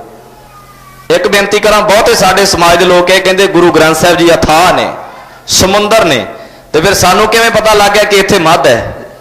ਹੁਣ ਸਮੁੰਦਰ ਦਾ ਮੱਧ ਮਾਪਣਾ ਹੋਵੇ, ਸਮੁੰਦਰ ਦਾ ਅੱਧ ਮਾਪਣਾ ਹੋਵੇ ਤੇ ਅਸੀਂ ਭਾਵੇਂ ਵੱਡੇ ਵੱਡੇ ਫੀਤੇ ਲੈ ਕੇ ਤੁਰੇ ਫਿਰੀਏ, ਸਾਡੇ ਕੋਲੋਂ ਮੱਧ ਨਹੀਂ ਮਾਪਿਆ ਜਾਵੇਗਾ। ਪਰ ਇੱਕ ਪਾਸੇ ਅਸੀਂ ਗੁਰੂ ਗ੍ਰੰਥ ਸਾਹਿਬ ਜੀ ਨੂੰ ਕਹਿੰਦੇ ਆ ਕਿ ਗੁਰੂ ਗ੍ਰੰਥ ਸਾਹਿਬ ਜੀ ਦੀ ਬਾਣੀ ਅਥਾਹ ਹੈ, ਸਮੁੰਦਰ ਹੈ। ਦੂਜੇ ਪਾਸੇ ਅਸੀਂ ਕਹਿ ਰਹੇ ਹਾਂ 705 ਤੇ ਮੱਧ ਹੈ, ਇੱਥੇ ਅੱਧ ਆਉਂਦਾ, ਅੱਧ ਇੱਧਰ ਹੈ ਤੇ ਅੱਧ ਇੱਧਰ ਹੈ। ਨਹੀਂ, ਉਸ ਬਚਨ ਦੇ ਵਿੱਚ ਜੋ ਅਕਾਲ ਪੁਰਖ ਵਾਹਿਗੁਰੂ ਬਾਰੇ ਜ਼ਿਕਰ ਕੀਤਾ ਹੈ, ਆਦ ਸੱਚ ਜੁਗਾਦ ਸੱਚ ਹੈ ਪੀ ਸੱਚ ਦਾ ਜਿੱਥੇ ਜ਼ਿਕਰ ਕੀਤਾ ਹੈ, ਉਹੀ ਵਿਚਾਰਧਾਰਾ ਠੀਕ ਉਸੇ ਤਰ੍ਹਾਂ ਹੀ ਹੈ। ਆਦ ਪੂਰਨ ਮੱਧ ਪੂਰਨ ਅੰਤ ਪੂਰਨ ਪਰਮੇਸ਼ਰਾ। ਪਰਮੇਸ਼ਰ ਵਾਸਤੇ ਅਕਾਲ ਪੁਰਖ ਵਾਹਿਗੁਰੂ ਵਾਸਤੇ ਹੈ ਕਿ ਉਹ ਪਹਿਲਾਂ ਵੀ ਸੀ, ਅੱਜ ਵੀ ਹੈ ਤੇ ਆਉਣ ਵਾਲੇ ਸਮੇਂ ਵਿੱਚ ਵੀ ਉਹ ਸੱਚ ਹੀ ਰਹੇਗਾ। ਆਮ ਤੌਰ ਤੇ ਜਦੋਂ ਅਖੰਡ ਪਾਠ ਸਾਹਿਬ ਹੁੰਦਾ ਹੈ ਤਾਂ ਸੰਗਤ ਦੀ ਆਵਾਜਾਈ ਦੇ ਕਾਰਨ ਜਿਹੜੀ ਦੇਗ ਹੈ ਜਾਂ ਅਗਲਾ ਦਿਨ ਗਰਮੀ ਸਰਦੀ ਦੇ ਮੌਸਮ ਦੇ ਲਿਹਾਜ਼ ਦੇ ਨਾਲ ਨਵੀਂ ਬਣਾਉਣੀ ਪੈਂਦੀ ਹੈ, ਤਾਂ ਉਸ ਸਮੇਂ ਅਰਦਾਸ ਕੀਤੀ ਜਾਂਦੀ ਹੈ, ਨਾ ਕਿ ਉਹ ਮੱਧ ਦੀ ਅਰਦਾਸ ਹੁੰਦੀ ਹੈ। ਸੋ ਅਗਲਾ ਸਵਾਲ ਭੈਣਾਂ ਵੱਲੋਂ ਆਇਆ ਵੀਰ ਸਰਬਜੀਤ ਸਿੰਘ ਹੋਣਾ ਵਾਸਤੇ ਕਿ ਬੱਚਿਆਂ ਨੂੰ ਗੁਰਬਾਣੀ ਇਤਿਹਾਸ ਜਾਂ ਗੁਰੂ ਘਰ ਨਾਲ ਜੋੜਨ ਵਾਸਤੇ, ਉਹਨਾਂ ਨੂੰ ਇਸ ਪਾਸੇ ਪ੍ਰੇਰਿਤ ਕਰਨ ਵਾਸਤੇ ਸਾਨੂੰ ਕਿਹੜੇ ਯਤਨ ਕਰਨੇ ਚਾਹੀਦੇ ਨੇ ਜੀ? ਸਭ ਤੋਂ ਪਹਿਲਾਂ ਯਤਨ ਇਹ ਕਰਨੇ ਚਾਹੀਦੇ ਹੈ ਕਿ ਸਾਨੂੰ ਜਿਹੜੇ ਘਰ ਵਿੱਚ ਮਾਂ-ਬਾਪ ਨੇ ਆਪ ਸਿੱਖਿਆ ਲੈਣੀ ਚਾਹੀਦੀ ਹੈ। ਜੇ ਸਾਨੂੰ ਆਪ ਨੂੰ ਸਿੱਖਿਆ ਹੋਏਗੀ, ਸਭ ਤੋਂ ਪਹਿਲਾ ਯਤਨ ਤੇ ਇਹ ਹੈ। ਇਸ ਤੋਂ ਅਗਲੇ ਫਿਰ ਜਾਂ ਇਹ ਯਤਨਾਂ ਦੀ ਵਿਆਖਿਆ ਕਰ ਸਕਦੇ ਹਾਂ ਆਪਾਂ। ਪਹਿਲਾ ਯਤਨ ਹੈ ਕਿ ਮਾਂ ਨੂੰ ਪਤਾ ਹੋਵੇ, ਜਿਵੇਂ ਕਿਉਂਕਿ ਮਾਂ-ਬਾਪ ਵੱਲ ਵੇਖ ਕੇ ਬੱਚੇ ਬਹੁਤ ਸ਼ਰਾਬ ਪੀਣੀ ਸਿੱਖ ਜਾਂਦੇ ਆ, ਟੀਵੀ ਵੇਖਣਾ ਸਿੱਖ ਜਾਂਦੇ ਆ, ਫੈਸ਼ਨ, ਘਰ ਵਿੱਚ ਬਹੁਤ ਗੱਲਾਂ ਮਾਂ-ਬਾਪ ਦੇ ਕੋਲੋਂ ਸਿੱਖਦੇ ਆ। ਬਹੁਤ ਜ਼ਿੰਦਗੀ 'ਚ ਗੱਲਾਂ ਜਿਹੜੀਆਂ ਉਹ ਮਾਂ-ਬਾਪ ਸਿਖਾਉਂਦੇ ਨੇ, ਤੇ ਪਹਿਲਾ ਸਕੂਲ ਬੱਚੇ ਦਾ ਮਾਂ-ਬਾਪ ਹੈ। ਮੈਂ ਇਕੱਲਾ ਮਾਂ ਨਹੀਂ ਕਹਿ ਰਿਹਾ, ਬਾਪ ਲਫ਼ਜ਼ ਤਾਂ ਵਰਤ ਰਿਹਾ। ਬਹੁਤ ਵਾਰੀ ਬਾਪ ਜਿਹੜੇ ਨੇ ਉਹ ਕਹਿੰਦੇ ਵੇਖਿਆ ਗੁਰਦੁਆਰੇ ਭਾਈ ਨੇ ਤੈਨੂੰ ਕਿਹਾ ਮੈਂ ਭਾਵੇਂ ਬੋਤਲ ਰੱਖ ਕੇ ਪੀਆ ਕਰਾਂ, ਇਹ ਤੂੰ ਇਹਨੂੰ ਜਪਜੀ ਸਾਹਿਬ ਪੜਾਇਆ ਕਰ ਪੁੱਤ ਨੂੰ। ਤੇ ਮੈਂ ਬਾਪ ਲਫ਼ਜ਼ ਤਾਂ ਵਰਤ ਰਿਹਾ ਕਿਉਂਕਿ ਸਾਨੂੰ ਤੁਹਾਂ ਹੀ ਸਿਖਾਤਾ। ਕਿਉਂਕਿ ਅਸੀਂ ਆਮ ਬੋਲਦੇ ਹਾਂ, ਪਹਿਲਾਂ ਮਾਵਾਂ ਵਿਚਾਰੀਆਂ ਨੂੰ ਜ਼ਿਆਦਾ ਕਹੀਆਂ ਨੇ ਵੀ ਭੈਣੋ ਤੁਸੀਂ ਸਿੱਖਿਆ ਦਿਆ ਕਰੋ, ਤੁਸੀਂ ਸਿੱਖਿਆ ਦਿਆ ਕਰੋ।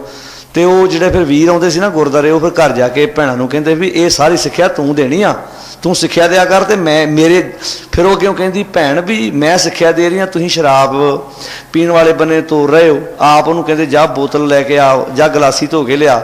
ਤੇ ਫਿਰ ਅੱਗਿਓਂ ਵੀਰ ਪਤਾ ਕੀ ਸਵਾਲ ਕਰਦਾ ਭੈਣ ਨੂੰ ਵੀ ਉਹ ਕਹਿੰਦੇ ਗੁਰਬਾਣੀ 'ਚ ਬੜੀ ਤਾਕਤ ਆ, ਫਿਰ ਸ਼ਰਾਬ ਦੀ ਬੋਤਲ ਜ਼ਿਆਦਾ ਤਾਕਤ ਨਾ ਹੋਈ ਵੀ ਜੇ ਮੈਂ ਖਿੱਚ ਕੇ ਇੱਧਰ ਲੈ ਜਾਣਾ ਤੇ ਤੂੰ ਆਪਣੀ ਸਿੱਖਿਆ ਦੇਈ ਜਾ, ਮੈਂ ਆਪਣੀ ਦੇਈ ਜਾਣਾ। ਤੇ ਇਹਦੇ ਵਿੱਚ ਮੰਨ ਕੇ ਚੱਲਣਾ ਵੀ ਮਨ ਸਾਡਾ ਇੰਨਾ ਬੇਈਮਾਨ ਹੈ, ਗਲਤ ਚੀਜ਼ ਨੂੰ ਛੇਤੀ ਜਿਹੜਾ ਵਾ ਉਹ ਗ੍ਰਹਿਣ ਕਰਦਾ। ਜਿੱਥੇ ਭੈਣਾਂ ਜ਼ਿੰਮੇਵਾਰੀਆਂ ਨਿਭਾਉਣ ਉੱਥੇ ਵੀਰਾਂ ਦਾ ਫਰਜ਼ ਵੀ ਬਣਦਾ। ਘਰ ਵਿੱਚ ਸਾਨੂੰ ਆਪ ਥੋੜ੍ਹਾ ਬਹੁਤਾ ਸਾਹਿਤ ਪੜ੍ਹਨਾ ਚਾਹੀਦਾ। ਬਾਹਰ ਸਟਾਲ ਲੱਗਾ, ਇਹ ਅਸੀਂ ਪ੍ਰਬੰਧ ਨਾਲ ਇਸ ਕਰਕੇ ਕੀਤਾ ਕਿ ਬਹੁਤ ਗੱਲਾਂ ਜਦੋਂ ਅਸੀਂ ਸਟੇਜ 'ਤੇ ਬੋਲਦੇ ਹਾਂ ਇਹ ਗੱਲਾਂ ਇੱਥੇ ਰਹਿ ਜਾਣੀਆਂ।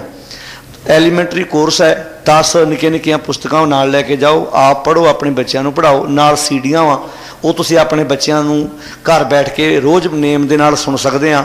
ਨਿੱਕੀਆਂ ਨਿੱਕੀਆਂ ਪੁਸਤਕਾਂ ਨੇ, ਉਹ ਅਸੀਂ ਆਪਣੇ ਬੱਚਿਆਂ ਦੇ ਵਿੱਚ ਬੈਠ ਕੇ ਪੜ੍ਹ ਸਕਦੇ। ਇੱਕ ਕਹਾਣੀ ਆਉਂਦੀ ਨਾ ਵੀ ਪਤੀ ਪਤਨੀ ਕਿਸੇ ਵਿਅਕਤੀ ਕੋਲ ਗਏ, ਉਹਨੂੰ ਕਹਿੰਦੇ ਜੀ ਬੱਚੇ ਨੂੰ ਚੰਗੇ ਇਨਸਾਨ ਬਣਨ ਵਾਸਤੇ ਨੈਤਿਕ ਕਦਰਾਂ ਕੀਮਤਾਂ ਦੀ ਸਿੱਖਿਆ ਦੇਣੀ ਹੋਵੇ ਤੇ ਕਦੋਂ ਦੇਣੀ ਚਾਹੀਦੀ ਹੈ। ਤੇ ਉਹ ਸਿਆਣੇ ਇਨਸਾਨ ਨੇ ਬੜੀ ਸੋਹਣੀ ਤਰੀਕੇ ਨਾਲ ਜਵਾਬ ਦਿੱਤਾ। ਉਹਨੇ ਆਖਿਆ ਵੀ ਬੱਚੇ ਦੇ ਜਨਮ ਤੋਂ ਸਾਲ 1.5 ਸਾਲ ਪਹਿਲਾਂ ਸਿੱਖਿਆ ਆਰੰਭ ਕਰ ਦੇਣੀ ਚਾਹੀਦੀ ਹੈ। ਉਹ ਕਹਿੰਦੇ ਬੱਚੇ ਦਾ ਤੇ ਜਨਮ ਨਹੀਂ ਹੋਇਆ, ਸਿੱਖਿਆ ਕਿਹਨੂੰ ਦਈਏ? ਉਹ ਕਹਿੰਦੇ ਪਹਿਲਾਂ ਸਿੱਖਿਆ ਮਾਂ-ਬਾਪ ਲਵੇ। ਜੇ ਮਾਂ-ਬਾਪ ਨੂੰ ਸਿੱਖਿਆ ਆਉਂਦੀ ਹੋਏਗੀ ਤੇ ਉਹ ਤਾਂ ਹੀ ਬੱਚਿਆਂ ਨੂੰ ਚੰਗੀ ਸਿੱਖਿਆ ਜਿਹੜੀ ਉਹ ਦੇ ਸਕਦੇ ਆ। ਇਸ ਕਰਕੇ ਭੈਣੋ ਤੁਸੀਂ ਇਹ ਨਾ ਸੋਚਿਓ ਵੀ ਕੋਈ ਗੈਬੀ ਸ਼ਕਤੀ ਆਉਣੀ ਉੱਤੋਂ ਸਾਨੂੰ ਆਣ ਕੇ ਸਿਖਾ ਜਾਣਾ, ਇਹ ਤੁਹਾਨੂੰ ਸਿਖਾਉਣਾ ਪੈਣਾ। ਜੇ ਬੱਚਿਆਂ ਨੂੰ ਮਾਂ-ਬਾਪ ਗਲਤ ਚੀਜ਼ਾਂ ਸਿਖਾ ਸਕਦੇ ਆ ਤੇ ਚੰਗੀਆਂ ਵੀ ਸਿਖਾ ਸਕਦੇ ਆ। ਸਾਨੂੰ ਘਰ ਤੋਂ ਆਰੰਭ ਕਰਨਾ ਚਾਹੀਦਾ। ਥੋੜਾ ਬਹੁਤਾ ਬੱਚਿਆਂ, ਜ਼ਿਆਦਾ ਔਖਾ ਕੰਮ ਨਹੀਂ। ਸ਼ਾਮਾਂ ਨੂੰ ਇੰਨਾ ਵੀ ਮਾਂ ਕਰੇ ਨਾ ਵੀ ਪੁੱਤ ਬਹੁ ਇੱਥੇ ਤੁਸੀਂ ਮੈਨੂੰ ਸੋਦਰ ਦਾ ਪਾਠ ਮੇਰੇ ਵਿੱਚ ਇੱਥੇ ਲਾਗੇ ਕੋਲ ਬੈਠ ਕੇ ਕਰੋ, ਰਲ ਕੇ ਪਰਿਵਾਰ, ਪਿਤਾ ਆਪਣੇ ਕੰਮ ਤੋਂ ਆਵੇ, ਚਾਹੇ ਖੇਤੀਬਾੜੀ ਕਰਦਾ ਹੋਵੇ, ਕੋਈ ਨੌਕਰੀ ਕਰਦਾ ਹੋਵੇ, ਸ਼ਾਮਾਂ ਨੂੰ ਇੰਨੀ ਕੁ ਜ਼ਿੰਮੇਵਾਰੀ ਨਿਭਾ ਲੇ। ਬਾਪ ਕਵੇ ਆਓ ਬੱਚਿਓ ਆਪਾਂ ਰਲ ਕੇ ਪਾਠ ਕਰੀਏ। ਤੇ ਜੇ ਰੋਜ਼ ਥੋੜਾ ਬਹੁਤਾ ਬੱਚੇ ਪਾਠ ਕਰਨ, ਲੈ ਬੇਟਾ ਅੱਜ ਤੂੰ ਅਰਦਾਸ ਕਰ। ਇਸ ਟ੍ਰੇਨਿੰਗ ਹੈ ਅਸਲ ਦੇ ਵਿੱਚ। ਆ ਜਿਹੜੇ ਕੈਂਪ ਲੱਗਦੇ ਸੀ, ਅਸੀਂ ਕੈਂਪਾਂ 'ਚ ਸਾਡੇ ਵੀਰ ਜ਼ੋਰ ਲਾਈ ਜਾਂਦੇ ਸੀ, ਸਾਡੀਆਂ ਭੈਣਾਂ ਇਸ ਵਾਲੇ ਬੰਨੇ ਧਿਆਨ ਨਹੀਂ ਸੀ ਦਿੰਦੀਆਂ। ਜ਼ਿੰਮੇਵਾਰੀ ਸਮਝੋ ਇਹ ਸਾਨੂੰ, ਕਿਉਂਕਿ ਜੇ ਅਸੀਂ ਚਾਹੁੰਦੇ ਹਾਂ, ਮੈਂ ਸਵੇਰੇ ਵੀ ਇੱਕ ਬੇਨਤੀ ਕਰ ਰਿਹਾ ਸੀ ਕਿ ਸਾਰੇ ਚਾਹੁੰਦੇ ਆ ਕਿ ਸਾਡੇ ਘਰ ਪੁੱਤਰ ਹੋਣ, ਤੇ ਪੁੱਤਰਾਂ ਨੂੰ ਸਾਂਭੂ ਕੌਣ? ਔਲਾਦ ਸਾਰੇ ਚਾਹੁੰਦੇ ਆ ਨਾ। ਜਿਸ ਘਰ 'ਚ ਔਲਾਦ ਨਾ ਹੋਵੇ ਤੇ ਕਿੱਦਾਂ ਤਰਲੇ ਲੈਂਦੇ ਆ ਵੀ ਸਾਡੇ ਘਰ ਔਲਾਦ ਹੋਵੇ। ਜੇ ਔਲਾਦ ਹੋ ਜਾਏ ਤਾਂ ਸਾਂਭਣ ਨੂੰ ਕੋਈ ਤਿਆਰ ਨਹੀਂ। ਔਲਾਦ ਹੋਣੀ ਵੱਡੀ ਗੱਲ ਨਹੀਂ ਆ, ਔਲਾਦ ਨੂੰ ਸਾਂਭਣੀ ਜ਼ਿੰਮੇਵਾਰੀ ਤੇ ਬਹੁਤ ਵੱਡੀ ਆ। ਇਹਨੂੰ ਸਾਂਭਣਾ ਕੇਵਲ ਚੰਗੇ ਕੱਪੜੇ ਲੈ ਦੇਣੇ, ਚੰਗੇ ਸਕੂਲ 'ਚ ਪੜ੍ਹਾ ਦੇਣਾ, ਇਹੋ ਹੀ ਸਾਂਭਣਾ ਨਹੀਂ ਆ। ਚੰਗਾ ਇਨਸਾਨ ਬਣਾਉਣਾ, ਚੰਗੀ ਸੋਚ, ਚੰਗੀ ਵਿਚਾਰ ਦੇਣੀ ਜਿਹੜੀ ਆ, ਇਹ ਬੇਅੰਤ ਜਿਹੜੀ ਆ ਉਹ ਜ਼ਰੂਰੀ ਆ। ਬਹੁਤ ਵਾਰੀ ਨਾ ਬੱਚੇ ਵੀ ਬਾਪ ਨੂੰ ਸਮਝਾ ਜਾਂਦੇ। ਕਹਾਣੀ ਆਉਂਦੀ ਨਾ ਵੀ ਇੱਕ ਬਾਪ ਚੋਰ ਸੀ ਤੇ ਆਪਣੇ ਪੁੱਤ ਦੇ ਨਾਲ ਚੋਰੀ ਕਰਨ ਜਾ ਰਿਹਾ, ਤੇ ਬੱਚੇ ਨੇ ਬਾਪ ਨੂੰ ਚੋਰੀ ਕਰਨ ਤੋਂ ਢਾਤਾ। ਇੱਕ ਨਿੱਕੀ ਜੀ ਗੱਲ ਕਹਿ ਕੇ ਬਾਪ ਆਪਣੇ ਬੱਚੇ ਨਾਲ ਚੋਰੀ ਕਰਨ ਜਾ ਰਿਹਾ, ਤੇ ਬਾਪ ਆਪਣੇ ਬੱਚੇ ਨੂੰ ਕਹਿੰਦਾ ਪੁੱਤ ਆਓ ਜਿਹੜਾ ਘਰ ਜਿੰਨਾ ਘਰ ਦੀਵਾ ਜਗਦਾ ਨਾ, ਇਸ ਘਰ 'ਚ ਮੈਂ 13 ਵਾਰ ਚੋਰੀ ਕਰ ਚੁੱਕਾ, ਇਸ ਘਰ 'ਚ ਮੈਂ 13 ਵਾਰ ਚੋਰੀ ਕਰ ਚੁੱਕਾ। ਉਹ ਬੱਚੇ ਨੂੰ ਦੱਸ ਰਿਹਾ ਵੀ ਇਹ ਘਰ ਇੰਨਾ ਮੋਟਾ ਵਾ ਕਿ 13 ਵਾਰ ਚੋਰੀ ਕਰ ਚੁੱਕਾ ਇਸ ਘਰ ਦੇ ਵਿੱਚੋਂ। ਤੇ ਬੱਚਾ ਬਾਪ ਨੂੰ ਪਤਾ ਕੀ ਕਹਿੰਦਾ? ਕਹਿੰਦਾ ਬਾਪ ਵੇਖ ਲਾ, ਜਿਸ ਘਰ 'ਚ ਤੂੰ 13 ਵਾਰ ਚੋਰੀ ਕੀਤੀ ਉਹਨਾਂ ਦਾ ਦੀਵਾ ਫੇਰ ਵੀ ਜਗਦਾ ਤੇ ਆਪਣੇ ਘਰ ਫੇਰ ਵੀ ਨਹੀਂ ਜਗਦਾ। ਆਪਾਂ ਫੇਰ ਵੀ ਤੇਲ ਚੋਰੀ ਕਰਨ ਤੁਰ ਪਏ ਆ, ਆਪਾਂ ਫੇਰ ਵੀ ਚੀਜ਼ਾਂ ਚੋਰੀ ਕਰਨ ਰੋਜ਼ ਜਾਂਦੇ ਆ। ਮਤਲਬ ਸਿੱਖਿਆ ਦੇਤੀ ਬੱਚੇ ਨੇ ਕਿ ਚੋਰੀ ਕਰਨੀ ਜਿਹੜੀ ਆ ਇਹ ਗਲਤ ਚੀਜ਼ ਹੁੰਦੀ ਹੈ। ਜਿਨ੍ਹਾਂ ਘਰ ਚੋਰੀ ਕੀਤੀ ਉਹਦੇ ਘਰ ਫੇਰ ਵੀ ਦੀਵਾ ਜਗਦਾ। ਬਹੁਤ ਘਰਾਂ 'ਚੋਂ ਬੱਚੇ ਵੀ ਮਾਂ-ਬਾਪ ਨੂੰ ਸਹੀ ਸਿੱਖਿਆ ਦੇ ਸਕਦੇ ਨੇ। ਥੋੜਾ ਜਿਹਾ ਵਿਸਥਾਰ ਇਹਦੇ 'ਚ ਦੇਣਾ ਚਾਹਾਂਗਾ ਜੀ। ਜਿਵੇਂ ਵੀਰ ਜੀ ਨੇ ਕਿਹਾ ਕਿ ਸਾਨੂੰ ਘਰਾਂ ਤੋਂ ਮਾਂ-ਬਾਪ ਨੂੰ ਆਪ ਸਿੱਖਿਆ ਦੇਣ ਦਾ ਯਤਨ ਕਰਨਾ ਚਾਹੀਦਾ, ਪਰ ਮੈਂ ਇੱਥੇ ਦੇਖਿਆ ਕਿ ਸਿੱਖਿਆ ਦਿੰਦੇ ਵਕਤ ਬਹੁਤੇ ਮਾਂ-ਬਾਪ ਅੱਖੜ ਸੁਭਾਅ ਵਰਤਦੇ ਆ, ਜ਼ਬਰਦਸਤੀ ਕਰਦੇ ਆ, ਧੌਣੋਂ ਫੜ ਕੇ, ਡਰਾ ਕੇ, ਕੁੱਟ ਕੇ ਬਿਠਾਉਣਾ ਚਾਹੁੰਦੇ ਆ। ਇਹ ਸਿਸਟਮ ਇਸ ਵੇਲੇ ਸਮਾਜ ਵਿੱਚ ਪੂਰੀ ਤਰ੍ਹਾਂ ਫੇਲ ਹੈ। ਇੱਕੋ ਸਿਸਟਮ ਇਸ ਵੇਲੇ ਕਾਮਯਾਬ ਹੈ ਜਿਹੜਾ ਨਜ਼ਰ ਆ ਰਿਹਾ, ਉਹ ਹੈ ਤੁਸੀਂ ਸਮਾਜ ਵਿੱਚ ਜਦੋਂ ਵੀ ਦੇਖੋਗੇ ਬੱਚਿਆਂ ਵੱਲ, ਬੱਚੀਆਂ ਵੱਲ, ਤਾਂ ਉਹ ਹੈ ਦੋਸਤਾਂ ਵਾਲਾ। ਜਦੋਂ ਕੋਈ ਨੌਜਵਾਨ ਆਪਣੇ ਦੋਸਤ ਨਾਲ ਬਹਿੰਦਾ, ਉਹ ਦੋਸਤਾਂ ਦੇ ਨਾਤੇ ਜੋ ਕਰਮ ਮਰਜ਼ੀ ਕਰਾ ਲੈਂਦਾ। ਜਦੋਂ ਇੱਕ ਭੈਣ ਦੂਜੀ ਭੈਣ ਨਾਲ ਬੈਠਦੀ ਆ ਤਾਂ ਉਹ ਉਹਦੇ ਕੋਲੋਂ ਜਿਹੜਾ ਕੰਮ ਮਰਜ਼ੀ ਕਰਵਾ ਲੈਂਦੀ ਆ, ਉਹਨੂੰ ਗੱਲ ਮਨਵਾ ਲੈਂਦੀ ਆ, ਉਹਦੇ ਕੋਲੋਂ ਜੋ ਮਰਜ਼ੀ ਉਹ ਪੁੱਛ ਲੈਂਦੀ ਆ। ਤੋ ਸਾਨੂੰ ਮਾਂ-ਬਾਪ ਨੂੰ ਵਧੇਰੇ ਕਰਕੇ ਦੋਸਤੀ ਵਾਲਾ ਸੁਭਾਅ ਜਿਹੜਾ ਹੈ ਨਾ ਉਹ ਬੱਚਿਆਂ ਨਾਲ ਪਾਲਣਾ ਚਾਹੀਦਾ ਹੈ। ਔਰ ਬੱਚਿਆਂ ਦੀਆਂ ਕਈ ਐਸੀਆਂ ਗੱਲਾਂ, ਕਮਜ਼ੋਰੀਆਂ ਜਾਂ ਕਮੀਆਂ ਜਿਹੜੀਆਂ ਬੱਚੇ ਕਈ ਵਾਰ ਡਰਦੇ ਆਪਣੇ ਮਾਂ-ਬਾਪ ਨੂੰ ਦੱਸਦੇ ਹੀ ਨਹੀਂ ਜਾਂ ਮਾਂ-ਬਾਪ ਆਪਣਿਆਂ ਬੱਚਿਆਂ ਨੂੰ ਪੁੱਛਦੇ ਹੀ ਨਹੀਂ, ਸਗੋਂ ਦੋਸਤੀ ਦੇ ਨਾਤੇ ਸਾਨੂੰ ਬੱਚਿਆਂ ਦੀਆਂ ਕਮਜ਼ੋਰੀਆਂ ਵੀ ਪਤਾ ਹੋਣੀਆਂ ਚਾਹੀਦੀਆਂ ਤਾਂ ਕਿ ਬੱਚੇ ਸਾਡੇ ਕੋਲ ਆਣ ਕੇ ਸਾਂਝੀਆਂ ਕਰਨ। ਸਕੂਲਾਂ ਦੇ ਵਿੱਚ ਬੜੀਆਂ ਮੁਸ਼ਕਲਾਂ ਇਸ ਤਰ੍ਹਾਂ ਦੀਆਂ ਆਉਂਦੀਆਂ ਬੱਚਿਆਂ ਵਾਸਤੇ, ਉਹ ਆਣ ਕੇ ਸਾਂਝੀਆਂ ਹੀ ਨਹੀਂ ਕਰਦੇ, ਡਰਦੇ ਨੇ ਕਿ ਮਾਂ-ਬਾਪ ਸਾਡੇ ਵਾਸਤੇ ਕੀ ਸੋਚਣਗੇ, ਸਾਡਾ ਵੱਡਾ ਭਾਈ ਕੀ ਸੋਚੇਗਾ। ਪਰ ਜੇ ਦੋਸਤੀ ਵਾਲਾ ਸੁਭਾਅ ਰੱਖਾਂਗੇ, ਬੱਚੇ ਸਾਨੂੰ ਆਣ ਕੇ ਮੁਸ਼ਕਲਾਂ ਦੱਸਦੇ ਵੀ ਹੈ ਔਰ ਉਹਨਾਂ ਮੁਸ਼ਕਲਾਂ ਦਾ ਅਸੀਂ ਦੋਸਤੀ ਦੇ ਨਾਤੇ ਹੱਲ ਵੀ ਉਸੇ ਤਰੀਕੇ ਨਾਲ ਪਿਆਰ ਨਾਲ ਕੱਢ ਸਕਦੇ ਹਾਂ। ਪਰ ਲੋੜ ਹੈ ਜਿੱਥੇ ਅਸੀਂ ਮਾਂ-ਬਾਪ ਵਾਲੇ ਫਰਜ਼ ਨਿਭਾਉਂਦੇ ਹਾਂ, ਉੱਥੇ ਇੱਕ ਚੰਗੇ ਦੋਸਤ ਮਿੱਤਰਾਂ ਵਾਲੇ ਸੰਬੰਧ ਵੀ ਜਿਹੜੇ ਆ ਉਹ ਸਾਡੇ ਬੱਚਿਆਂ ਨਾਲ ਹੋਣੇ ਚਾਹੀਦੇ ਆ ਤਾਂ ਕਿ ਪਿਆਰ ਨਾਲ ਗੱਲ ਸੁਣ ਕੇ ਪਿਆਰ ਨਾਲ ਸਮਝਾਈ ਵੀ ਜਾ ਸਕੇ। ਸੋ ਇਹ ਜਿਹੜਾ ਸਮਾਂ ਹੈ ਕਿ ਬੱਚਿਆਂ ਨੂੰ ਸੰਭਾਲਣ ਦਾ ਵਕਤ ਹੈ, ਪਰ ਜਦੋਂ ਬੱਚਿਆਂ ਦੇ ਸੁਭਾਅ ਪੱਕ ਜਾਂਦੇ ਨੇ, ਆਦਤਾਂ ਪੱਕ ਜਾਂਦੀਆਂ ਨੇ, ਵਿਗੜ ਜਾਂਦੀਆਂ ਨੇ, ਫਿਰ ਅਸੀਂ ਉਸ ਸਮੇਂ ਕਹਿੰਦੇ ਆ ਕਿ ਹੁਣ ਬੱਚੇ ਇਸ ਪਾਸੇ ਪਰਤ ਆਉਣ। ਬੱਚੇ ਤਾਂ ਇੱਕ ਉਸ ਘੁਮਿਆਰ ਦੇ ਕੱਚੀ ਮਿੱਟੀ ਦੀ ਤਰ੍ਹਾਂ ਹੈ, ਉਸ ਮਿੱਟੀ ਦੇ ਵਿੱਚੋਂ ਦੀਵੇ, ਸਰਾਈਆਂ ਤੇ ਘੜੇ ਤਿਆਰ ਕਰ ਦਿੰਦਾ, ਪਰ ਪੱਕ ਜਾਣ ਤਾਂ ਉਹ ਘੜਾ ਟੁੱਟ ਜਾਂਦਾ, ਦੁਬਾਰਾ ਉਹਦੇ ਅੰਦਰ ਕੋਈ ਤਬਦੀਲੀ ਨਹੀਂ ਆਉਂਦੀ। ਬੱਚੇ ਵੇਲ ਦੀ ਤਰ੍ਹਾਂ ਨੇ, ਜਿਸ ਪਾਸੇ ਸਿਰਾ ਰੱਖ ਦਿਓਗੇ ਉਸ ਪਾਸੇ ਨੂੰ ਚੜ ਜਾਣਗੇ। ਸੋ ਅਗਲਾ ਸਵਾਲ ਭਾਈ ਸੁਖਵਿੰਦਰ ਸਿੰਘ ਹੋਣਾ ਵਾਸਤੇ ਹੈ। ਭਾਵੇਂ ਕਿ ਸਾਡੇ ਕੋਲ ਸਵਾਲ ਬਹੁਤ ਜ਼ਿਆਦਾ ਨੇ, ਪਰ ਮੈਂ ਬੇਨਤੀ ਕਰਾਂਗਾ ਥੋੜਾ ਜਿਹਾ ਸੰਖੇਪ ਰੱਖ ਕੇ ਅਸੀਂ ਵੱਧ ਤੋਂ ਵੱਧ ਸਵਾਲ ਨੇ ਜਿਹੜੇ ਉਹ ਵਿਚਾਰ ਸਕੀਏ। ਭਾਈ ਸੁਖਵਿੰਦਰ ਸਿੰਘ ਹੋਣਾ ਵਾਸਤੇ ਅਗਲਾ ਸਵਾਲ ਹੈ ਕਿ ਸੰਥਿਆ ਕਰਨ ਤੋਂ ਬਿਨਾਂ ਕੀ ਅਸੀਂ ਗੁਰੂ ਗ੍ਰੰਥ ਸਾਹਿਬ ਜੀ ਤਾਬਿਆ ਬੈਠ ਕੇ ਪਾਠ ਕਰ ਸਕਦੇ ਹਾਂ? ਕੀ ਇਹਦੇ ਨਾਲ ਥੋੜਾ ਜਿਹਾ ਐਡੀਸ਼ਨ ਹੋਰ ਕੀਤਾ ਹੈ ਕਿ ਜੇ ਪਾਠ ਗਲਤ ਹੋ ਜਾਵੇ ਤਾਂ ਕੀ ਇਹਦੇ ਨਾਲ ਕੋਈ ਪਾਪ ਲੱਗੇਗਾ ਜੀ? ਮੈਂ ਪਹਿਲਾਂ ਵੀ ਬੇਨਤੀ ਕੀਤੀ ਸੀ ਜੀ, ਨਿੱਜੀ ਤੌਰ ਤੇ ਮੰਨ ਲਓ ਮੈਂ ਪਾਠ ਕਰਨਾ ਹੈ, ਮੈਂ ਸੰਥਿਆ ਨਹੀਂ ਲਈ ਹੋਈ, ਪਰ ਮੇਰਾ ਪਾਠ ਕਰਨ ਨੂੰ ਜੀ ਕਰਦਾ, ਮੈਂ ਪਾਠ ਕਰਨਾ ਚਾਹੁੰਦਾ ਹਾਂ, ਸੰਥਿਆ ਦਾ ਕੋਈ ਪ੍ਰਬੰਧ ਨਹੀਂ, ਸੰਥਿਆ ਕੋਈ ਦੇਣ ਨੂੰ ਤਿਆਰ ਨਹੀਂ, ਪਰ ਮੈਂ ਪਾਠ ਕਰਨਾ ਚਾਹੁੰਦਾ, ਹੁਣ ਕੀ ਕਰਾਂ? ਮੈਂ ਸੰਥਿਆ ਵਾਲੇ ਨੂੰ ਉਡੀਕਾਂ ਕਿ ਪਾਠ ਕਰਨਾ ਸ਼ੁਰੂ ਕਰਾਂ? ਕੀ ਕਰਨਾ ਚਾਹੀਦਾ ਜੀ?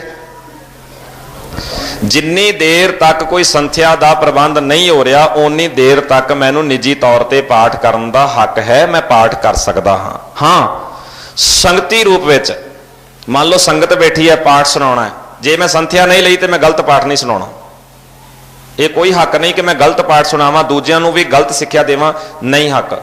ਪਰ ਨਿੱਜੀ ਤੌਰ ਤੇ ਜਦੋਂ ਅਸੀਂ ਘਰ ਵਿੱਚ ਬੈਠੇ ਹਾਂ ਜਾਂ ਗੁਰਦੁਆਰਾ ਸਾਹਿਬ ਵਿੱਚ, ਮੈਂ ਆਪਣਾ ਇਕੱਲੇ ਨੇ ਪਾਠ ਕਰਨਾ ਆ ਤੇ ਤੁਸੀਂ ਪਾਠ ਕਰ ਸਕਦੇ ਹੋ। ਪਰ ਇਹਦੇ ਨਾਲ ਇਹ ਜ਼ਰੂਰ ਹੈ, ਜਦੋਂ ਮੌਕਾ ਲੱਗਦਾ ਹੈ, ਜਦੋਂ ਟਾਈਮ ਲੱਗਦਾ ਹੈ, ਜਦੋਂ ਵੀ ਤੁਹਾਨੂੰ ਕੋਈ ਵਿਅਕਤੀ ਇਸ ਤਰ੍ਹਾਂ ਮਿਲਦਾ ਹੈ ਤਾਂ ਬੈਠ ਕੇ ਸੰਥਿਆ ਦਾ ਜ਼ਰੂਰ ਪ੍ਰਬੰਧ ਕਰ ਲੈਣਾ ਚਾਹੀਦਾ ਹੈ, ਸਿੱਖ ਜ਼ਰੂਰ ਲੈਣਾ ਚਾਹੀਦਾ ਹੈ। ਦੂਜਾ ਸਵਾਲ ਹੈ, ਪਾਠ ਕਰਦੇ ਵਕਤ ਜੇ ਗਲਤੀ ਹੋ ਜਾਏ ਤੇ ਕੀ ਪਾਪ ਲੱਗਦਾ ਹੈ? ਬੇਨਤੀ ਕਰਾਂਗਾ, ਜੇ ਅਸੀਂ ਜਾਣ ਬੁੱਝ ਕੇ ਗਲਤੀ ਕਰ ਰਹੇ ਹਾਂ, ਜਾਣ ਬੁੱਝ ਕੇ ਗਲਤੀ ਕਰ ਰਹੇ ਹਾਂ, ਜੇ ਕਿਸੇ ਨੇ ਸਮਝਾਇਆ ਭਾਈ ਆ ਪਾਠ ਐਵੇਂ ਨਹੀਂ ਕਰਨਾ, ਇਹ ਪਾਠ ਦੇ ਅਰਥ ਆ ਨਹੀਂ ਬਣਦੇ, ਤੇ ਅਸੀਂ ਫਿਰ ਵੀ ਜਿੱਦ ਕਰ ਰਹੇ ਹਾਂ, ਅਸੀਂ ਫਿਰ ਵੀ ਅੜੀ ਕਰ ਰਹੇ ਹਾਂ, ਜ਼ਰੂਰ ਪਾਪ ਹੈ। ਜਾਣ ਕੇ ਗਲਤੀ ਕਰ ਰਹੇ ਹਾਂ, ਕਿਸੇ ਦੇ ਦੱਸਣ ਤੋਂ ਬਾਅਦ ਵੀ ਗਲਤੀ ਕਰ ਰਹੇ ਹਾਂ, ਇਹ ਜ਼ਰੂਰ ਪਾਪ ਹੈ।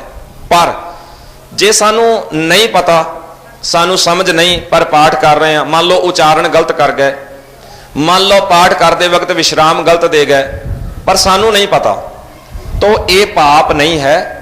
ਪਰ ਇਹ ਧਿਆਨ ਜ਼ਰੂਰ ਰੱਖਣਾ ਚਾਹੀਦਾ ਹੈ ਕਿ ਜਦੋਂ ਆਪਾਂ ਪਾਠ ਕਰਦੇ ਹਾਂ, ਆਪਾਂ ਗਲਤ ਹਾਂ ਕਿ ਠੀਕ ਹਾਂ, ਕਿਸੇ ਵਿਦਵਾਨ ਸੱਜਣ ਨਾਲ ਬਹਿ ਕੇ ਜ਼ਰੂਰ ਚਰਚਾ ਕਰਦੇ ਰਹਿਣਾ ਚਾਹੀਦਾ ਹੈ। ਭਾਈ ਜੀ ਆਹ ਪਾਠ ਮੈਂ ਕੀਤਾ, ਕੀ ਆਹ ਵਿਸ਼ਰਾਮ ਲਾਏ ਠੀਕ ਨੇ?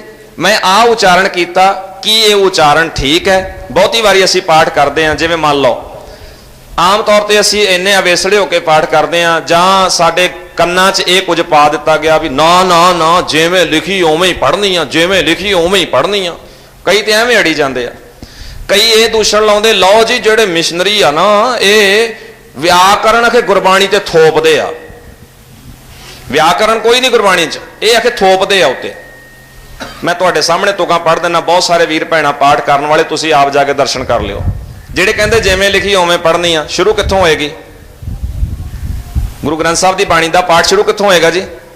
ਇੱਕ ਓੰਕਾਰ, ਉੱਥੇ ਕਿੱਥੇ ਲਿਖਿਆ ਓੰਕਾਰ? ਹੁਣ ਇੱਕ ਓ ਲਿਖਿਆ ਹੋਇਆ, ਊੜਾ ਹੀ ਕੱਲਾ ਲਿਖਿਆ, ਅੱਗੇ ਅੱਗੇ ਪੜ੍ਹੋ, ਹੁਣ ਕਿਵੇਂ ਸ਼ੁਰੂ ਕਰੋਗੇ? ਫਿਰ ਕਈ ਜਾਂਦੇ ਆ, ਹੁਕਮੀ ਹੁਕਮ ਚਲਾਏ ਰਾਹੋ, ਨਾਨਕ ਵਿਗਸੈ ਵੇ ਪ੍ਰਵਾਹੋ। ਭਾਈ ਜੀ ਇਹ ਰਾਹੋ ਵੇ ਪ੍ਰਵਾਹੋ ਨਹੀਂ ਪਾਠ ਕਰਨਾ, ਇਹਦਾ ਪਾਠ ਹੈ ਹੁਕਮੀ ਹੁਕਮ ਚਲਾਏ ਰਾਹ, ਨਾਨਕ ਵਿਗਸੈ ਵੇ ਪ੍ਰਵਾਹ। ਲੈ ਵੱਡੇ ਮਹਾਂਪੁਰਖ ਪੜ੍ਹਦੇ ਹੁੰਦੇ ਸੀ, ਤੁਸੀਂ ਨਵੇਂ ਆ ਗਏ ਹੋ, ਵੀ ਵੱਡਾ ਮਹਾਂਪੁਰਖ ਹੋ ਸਕਦਾ ਆਪ ਗਲਤ ਹੋਵੇ? ਨਹੀਂ ਨਹੀਂ, ਔਂਕੜ ਲੱਗਾ ਬੋਲਣਾ, ਆ ਲੱਗਾ ਔਂਕੜ ਵੇਖੋ, ਇਹ ਐਵੇਂ ਆਂਦੇ ਛੱਡ ਦੇਣਾ। ਹਾਂ ਹਾਂ ਸੱਚੀ ਗੱਲ ਹੈ, ਰਾਹ ਦੇ ਹਾਹੇ ਨੂੰ ਔਂਕੜ ਲੱਗਾ, ਵੇ ਪ੍ਰਵਾਹ ਦੇ ਹਾਹੇ ਨੂੰ ਔਂਕੜ ਲੱਗਾ। ਪਰ ਮੈਂ ਇਹਨਾਂ ਲੋਕਾਂ ਨੂੰ ਪੁੱਛਣਾ ਚਾਹੁੰਦਾ, ਤੁਸੀਂ ਵੀ ਪੁੱਛ ਲਿਓ, ਹੁਕਮੀ ਹੁਕਮ ਦੇ ਮੰਮੇ ਨੂੰ ਔਂਕੜਿਆ, ਉਹ ਕਿਉਂ ਛੱਡਿਆ? ਰਾਹ ਦੇ ਹਾਹੇ ਨੂੰ ਔਂਕੜਿਆ ਤੇ ਰਾਹੋ ਬੋਲਿਆ, ਹੁਕਮ ਦੇ ਮੰਮੇ ਨੂੰ ਔਂਕੜਾ, ਹੁਕਮੋਂ ਕਿਉਂ ਨਹੀਂ ਬੋਲਿਆ? ਉਹ ਕਿਉਂ ਛੱਡਿਆ? ਕਿਹੜੇ ਰੂਲ 'ਚ ਛੱਡਿਆ? ਇੱਕ ਓੰਕਾਰ ਸਤ ਨਾਮ, ਨਾਮ ਦੇ ਮੰਮੇ ਨੂੰ ਔਂਕੜਾ ਕਿਉਂ ਛੱਡਿਆ? ਕਿਉਂ ਨਹੀਂ ਪੜਿਆ? ਕਰਤਾ ਪੁਰਖ, ਪੁਰਖ ਦੇ ਖੱਖੇ ਨੂੰ ਔਂਕੜਾ ਕਿਉਂ ਨਹੀਂ ਬੋਲਿਆ? ਮਤਲਬ ਆਪਦੇ ਘਰ ਦਾ ਹੀ ਰੂਲ ਤੈਅ ਕੀਤਾ ਹੋਇਆ, ਜਿੱਥੇ ਜੀ ਕੀਤਾ ਬੋਲਤਾ, ਜਿੱਥੇ ਜੀ ਕੀਤਾ ਛੱਡ ਦਿੱਤਾ। ਗੁਰਬਾਣੀ ਇੱਕ ਨੇਮ ਵਿੱਚ ਲਿਖੀ ਗਈ ਹੈ, ਗੁਰਬਾਣੀ ਨੂੰ ਉਸੇ ਨੇਮ ਨੂੰ ਧਿਆਨ 'ਚ ਰੱਖ ਕੇ ਪੜ੍ਹਨਾ ਚਾਹੀਦਾ। ਜੇ ਨੇਮ ਸਾਡੇ ਧਿਆਨ ਵਿੱਚ ਨਹੀਂ ਨਾ, ਤੇ ਫੇਰ ਸਾਨੂੰ ਪਤਾ ਕੀ ਭੁਲੇਖਾ ਪਾਉਂਦੇ, ਹਾਂ ਵੇਖਿਆ ਸੰਤ ਕਾ ਨਿੰਦਕ ਮਹਾ ਅਤਤਾਈ, ਸੰਤ ਕਾ ਨਿੰਦਕ ਖਿਨ ਟਿਕਣ ਨਾ ਪਾਈ। ਹੁਣ ਜਦੋਂ ਆਪਾਂ ਨੇਮ ਨਾ ਪੜਾਂਗੇ, ਪਤਾ ਵੀ ਸੰਤ ਦੇ ਤੱਤੇ ਨੂੰ ਔਂਕੜ ਲੱਗਾ ਹੋਵੇ ਤੇ ਇੱਕ ਵਚਨ ਪੁਲਿੰਗ ਹੈ, ਇਹਦਾ ਅਰਥ ਹੈ ਅਕਾਲ ਪੁਰਖ ਬੰਦੇ ਨਹੀਂ ਆ। ਸੰਤ ਦੇ ਤੱਤੇ ਨੂੰ ਔਂਕੜ ਨਹੀਂ ਲੱਗਾ ਤੇ ਇਹਦਾ ਮਤਲਬ ਹੈ ਅਗਲੇ ਪਾਸੇ ਸੰਬੰਧ ਕੀ ਅੱਖਰ ਹੈ, ਜਿਵੇਂ ਮੈਂ ਪਹਿਲਾਂ ਗੁਰਪ੍ਰਸਾਦ ਦਾ ਦੱਸਿਆ ਸੀ। ਇਹਦਾ ਮਤਲਬ ਹੈ ਸੰਤ ਕੀ ਸ਼ਬਦ ਆ ਗਿਆ। ਦੇਖੋ, ਸੰਤ ਸ਼ਰਨ ਜੋ ਜਨ ਪਰੈ ਸੋ ਜਨ ਉਧਰਨ ਹਾਰ, ਸੰਤ ਕੀ ਨਿੰਦਾ। ਸੰਤ ਦੇ ਤੱਤੇ ਨੂੰ ਔਂਕੜ ਨਹੀਂ ਆ। ਸੰਤ ਸ਼ਰਨ, ਸੰਤ ਦੀ ਸ਼ਰਨ ਵਿੱਚ, ਸੰਤ ਦੀ ਸ਼ਰਨ ਹੋ ਗਿਆ, ਇਸ ਕਰਕੇ ਤੱਤੇ ਨੂੰ ਔਂਕੜ ਨਹੀਂ ਆ। ਲੇਕਿਨ ਉਹ ਵੀ ਹੈ ਇੱਕ ਵਚਨ ਪੁਲਿੰਗ ਹੈ, ਬੰਦਿਆਂ ਵਾਸਤੇ ਨਹੀਂ ਆ। ਪਰ ਅਸੀਂ ਧੱਕਾ ਸਟਾਰਟ ਰੱਖਿਆ ਕੰਮ, ਅਸੀਂ ਆਖਿਆ ਵੀ ਜਿੱਥੇ ਜੋ ਹੈਗਾ ਪੜ੍ਹ ਦਿਓ। ਅਸੀਂ ਜਦੋਂ ਇਸ ਤਰ੍ਹਾਂ ਦੀ ਗੱਲ ਕਰਦੇ ਹਾਂ ਤਾਂ ਗੁਰੂ ਪਿਆਰਿਓ, ਉਦੋਂ ਜ਼ਰੂਰ ਸਾਨੂੰ ਸੋਚਣਾ ਚਾਹੀਦਾ ਹੈ ਕਿ ਬਾਣੀ ਇੱਕ ਨੇਮ 'ਚ ਲਿਖੀ। ਇੱਕ ਤੁਕ ਮੈਂ ਪੜ੍ਹ ਕੇ ਸਮਾਪਤੀ ਕਰ ਦਿੰਦਾ। ਜਪਜੀ ਸਾਹਿਬ ਦੀ 5ਵੀਂ ਪੌੜੀ ਪੜ੍ਹਦੇ ਹਾਂ ਤੇ ਜਿਹੜੇ ਕਹਿੰਦੇ ਵਿਆਕਰਨ ਗੁਰਬਾਣੀ 'ਚ ਨਹੀਂ ਆ, ਕੋਈ ਨੇਮ ਨਹੀਂ ਆ ਗੁਰਬਾਣੀ 'ਚ, ਗ੍ਰਾਮਰ ਨਹੀਂ ਹੈਗੀ, ਜਿਹੜੇ ਕਹਿੰਦੇ ਆ ਉਹਨਾਂ ਨੂੰ ਤੁਸੀਂ ਪੁੱਛ ਲਿਓ, ਮੈਂ ਤੇ ਕਈ ਵਾਰੀ ਪੁੱਛਿਆ। ਗੁਰਾ ਇੱਕ ਦੇ 부ਝਾਈ, 5ਵੀਂ ਪੌੜੀ ਜਪਜੀ ਸਾਹਿਬ ਦੀ, ਗੁਰਾ ਇੱਕ ਦੇ 부ਝਾਈ। ਇੱਥੇ ਜਾ ਕੇ ਤੁਸੀਂ ਆਪਣੇ ਪਾਠ ਦਰਸ਼ਨ ਕਰ ਲਿਓ, ਆਪ ਜਰੂਰ ਦਰਸ਼ਨ ਕਰਿਓ। ਇੱਕ ਦੇ ਕੱਕੇ ਨੂੰ ਔਂਕੜ ਨਹੀਂ ਹੈ। ਗੁਰਾ ਇੱਕ ਦੇ 부ਝਾਈ, ਸਭਨਾ ਜੀਆਂ ਕਾ ਇੱਕ ਦਾਤਾ। ਇੱਥੇ ਇੱਕ ਦੇ ਕੱਕੇ ਨੂੰ ਔਂਕੜ ਲੱਗਾ। ਦੋਵੇਂ ਤੁਕਾਂ ਇੱਕੇ ਥਾਂ ਤੇ ਆ, ਇੱਕ ਕੱਕੇ ਨੂੰ ਔਂਕੜ ਨਹੀਂ ਆ, ਇੱਕ ਕੱਕੇ ਨੂੰ ਔਂਕੜ ਲੱਗਾ ਹੋਇਆ। ਕਿਉਂ ਲੱਗਾ ਬਈ? ਇਹ ਭਾਈ ਗੁਰਦਾਸ ਜੀ ਕਦੀ ਲਾ ਗਏ ਕਦੀ ਛੱਡ ਗਏ, ਇਹ ਐਵੇਂ ਕੀਤਾ ਹੋਇਆ। ਪਹਿਲੇ ਇੱਕ ਦਾ ਮਤਲਬ ਹੈ ਇਸਤਰੀ ਲਿੰਗ, ਸਮਝ। ਹੇ ਗੁਰੂ ਜੀ ਮੈਨੂੰ ਇੱਕ ਸਮਝ ਦੇ ਦਿਓ, ਇਸਤਰੀ ਲਿੰਗ ਹੈ, ਕੱਕੇ ਨੂੰ ਔਂਕੜ ਨਹੀਂ ਆ, ਕਿਉਂਕਿ ਉਹ ਸਮਝ ਦਾ ਵਿਸ਼ੇਸ਼ਣ ਹੈ, ਇੱਕ ਸਮਝ ਦਿਓ। ਦੂਜਾ ਹੈ ਦਾਤਾ, ਦਾਤੇ ਦਾ ਉਹ ਨਾਲ ਵਿਸ਼ੇਸ਼ਣ ਹੈ, ਇੱਕ ਦਾਤਾ ਹੈ, ਉਹ ਇੱਕੋ ਹੀ ਹੈ। ਦਾਤਾ ਇਸਤਰੀ ਲਿੰਗ ਹੈ ਕਿ ਪੁਲਿੰਗ ਹੈ ਜੀ? ਪੁਲਿੰਗ। ਦਾਤਾ ਪੁਲਿੰਗ ਹੈ ਜਾਂ ਇਸਤਰੀ ਲਿੰਗ ਹੈ?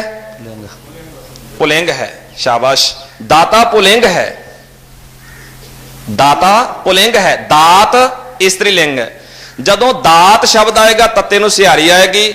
ਦਾਤਾ ਇੱਕ ਹੈ ਤੇ ਕੱਕੇ ਨੂੰ ਔਂਕੜ ਲਾ ਕੇ ਦੱਸਿਆ ਦਾਤਾ ਇੱਕ ਹੀ ਹੈ, ਸਭਨਾ ਜੀਆਂ ਕਾ ਇੱਕ ਦਾਤਾ। ਦੱਦਾ ਦਾਤਾ ਏਕ ਹੈ, ਸਭ ਕੋ ਦੇਵਨਹਾਰ। ਤੋ ਇਹ ਗੁਰਬਾਣੀ ਇੱਕ ਨੇਮ 'ਚ ਲਿਖੀ ਹੈ, ਉਹ ਸਮਝਣ ਵਾਸਤੇ ਸਾਨੂੰ ਸੰਥਿਆ ਦਾ ਪ੍ਰਬੰਧ ਜ਼ਰੂਰ ਕਰਨਾ ਚਾਹੀਦਾ ਹੈ, ਸਿੱਖਣਾ ਜ਼ਰੂਰ ਚਾਹੀਦਾ ਹੈ। ਪਰ ਜਿੰਨਾ ਚਿਰ ਹੋ ਸਕੇ ਸਾਨੂੰ ਪਾਠ ਵੀ ਕਰਦੇ ਰਹਿਣਾ ਚਾਹੀਦਾ ਹੈ ਤੇ ਨਾਲ ਯਤਨ ਕਰਦੇ ਰਹਿਣਾ ਚਾਹੀਦਾ, ਕੁਝ ਨਾ ਕੁਝ ਆਪਾਂ ਸਿੱਖੀਏ ਜ਼ਰੂਰ। ਜਾਣ ਬੁੱਝ ਕੇ ਗਲਤੀਆਂ ਨਹੀਂ ਕਰਨੀਆਂ ਚਾਹੀਦੀਆਂ। ਸਮਝਣ ਤੋਂ ਬਾਅਦ ਵੀ ਜਿਹੜਾ ਗਲਤੀ ਕਰੇ ਜਾਂ ਸਮਝਣ ਨੂੰ ਤਿਆਰ ਨਾ ਹੋਵੇ, ਸਮਝ ਲਓ ਉਹ ਪਾਪ ਜ਼ਰੂਰ ਕਰ ਰਿਹਾ ਹੈ। ਪਰ ਜਿਹਨੂੰ ਸਮਝ ਨਹੀਂ ਹੈ ਉਹ ਗਲਤੀ ਨਹੀਂ ਕਰ ਰਿਹਾ, ਉਹ ਪਾਪ ਨਹੀਂ ਹੈ। ਅਣਜਾਣੇ ਵਿੱਚ ਹੋਈ ਭੁੱਲ ਕਦੀ ਪਾਪ ਨਹੀਂ ਹੁੰਦੀ। ਗੁਰਬਾਣੀ ਵਿੱਚ ਬਹੁਤ ਸਾਰੀਆਂ ਪੰਕਤੀਆਂ ਦੇਖੀਆਂ ਜਾ ਸਕਦੀਆਂ ਨੇ ਸਮਝਣ ਵਾਸਤੇ। ਇੱਕ ਫਰੀਦ ਸਾਹਿਬ ਜੀ ਦਾ ਸ਼ਲੋਕ ਹੈ, ਫਰੀਦਾ ਕੰਨ ਮੁਸਲਾ ਕਿ ਹੋਰ ਕੁਝ ਹੈ ਜੀ? ਮੁਸੱਲਾ ਅਸੀਂ ਕਿਵੇਂ ਪੜ੍ਹਦੇ ਜੀ? ਉੱਥੇ ਅਦਕ ਤਾਂ ਬਾਣੀ ਵਿੱਚ ਵਰਤੇ ਹੀ ਨਹੀਂ ਗਿਆ। ਫਿਰ ਕਈ ਵਾਰ ਸਤਿਗੁਰੂ ਜੀ ਨੇ ਸੰਖੇਪ ਵਿੱਚ ਰੱਖ ਕੇ ਲਿਖਿਆ ਹੈ ਮੰਮਾ, ਅੱਗੇ 2 ਬਿੰਦੀਆਂ, 1 2 ਜਾਂ 3 ਇਸ ਤਰ੍ਹਾਂ ਕਰਕੇ ਪਾਇਆ ਹੋਇਆ। ਅਸੀਂ ਉੱਥੇ ਮਹੱਲਾ ਕਿਵੇਂ ਪੜ੍ਹ ਜਾਂਦੇ? ਜੇ ਜਿਵੇਂ ਬਾਣੀ ਲਿਖੀ ਉਵੇਂ ਪੜ੍ਹਨੀ ਆ ਤਾਂ ਉੱਥੇ ਤਾਂ ਫਿਰ ਪੜ੍ਹਨਾ ਪਏਗਾ ਮੰਮਾ 2 ਬਿੰਦੀਆਂ ਤੇ 3, ਫਿਰ ਇੱਕ ਓੰਕਾਰ ਕਿਹਾ। ਇੱਥੇ ਤਾਂ ਅਸੀਂ ਜਿਹੜਾ ਹਿੰਦਸਾ ਆ ਉਸ ਨੂੰ ਇੱਕ ਕਿਹਾ। ਪਰ ਜਦੋਂ ਅਸੀਂ ਮੰਨ ਲਓ ਕਿ ਹੁਕਮਨਾਮਾ ਲੈਂਦੇ ਹਾਂ, ਉੱਥੇ ਅਸੀਂ ਪੜ੍ਹਦੇ ਹਾਂ ਸੋਠ ਮਹੱਲਾ ਪਹਿਲਾ ਪੰਜਵਾਂ, ਚੌਥਾ। ਅਸੀਂ ਉੱਥੇ ਚੌਥਾ ਕਹਿੰਦੇ, ਉੱਥੇ ਇੱਕ ਕਿਉਂ ਕਹਿੰਦੇ? ਅਸੀਂ ਇੱਥੇ ਤੀਜਾ, ਚੌਥਾ, 3, 4 ਜਾਂ 5 ਕਿਉਂ ਨਹੀਂ ਕਹਿੰਦੇ? ਇਸ ਚੀਜ਼ ਨੂੰ ਸਮਝਣ ਵਾਸਤੇ ਸਟਾਲ ਤੇ ਗੁਰਬਾਣੀ ਵਿਆਕਰਨ ਹੈ ਜਿਹੜੀ, ਉਹ ਪੁਸਤਕ ਪ੍ਰੋਫੈਸਰ ਸਾਹਿਬ ਸਿੰਘ ਹਾਣਾ ਵੱਲੋਂ ਲਿਖੀ ਹੋਈ ਉੱਥੇ ਉਪਲਬਧ ਹੈ। ਇੱਕ CD ਵੀ ਖਾਸ ਤੌਰ ਤੇ ਗੁਰਬਾਣੀ ਅਭਿਆਸ ਤੇ ਗੁਰਬਾਣੀ ਜਿਹੜੀ ਸੇਧ ਹੈ ਉੱਥੋਂ ਤੁਸੀਂ ਪ੍ਰਾਪਤ ਕਰ ਸਕਦੇ ਹੋ। ਅਗਲਾ ਸਵਾਲ ਭਾਈ ਸਰਬਜੀਤ ਸਿੰਘ ਹੋਣਾ ਵਾਸਤੇ ਆਇਆ।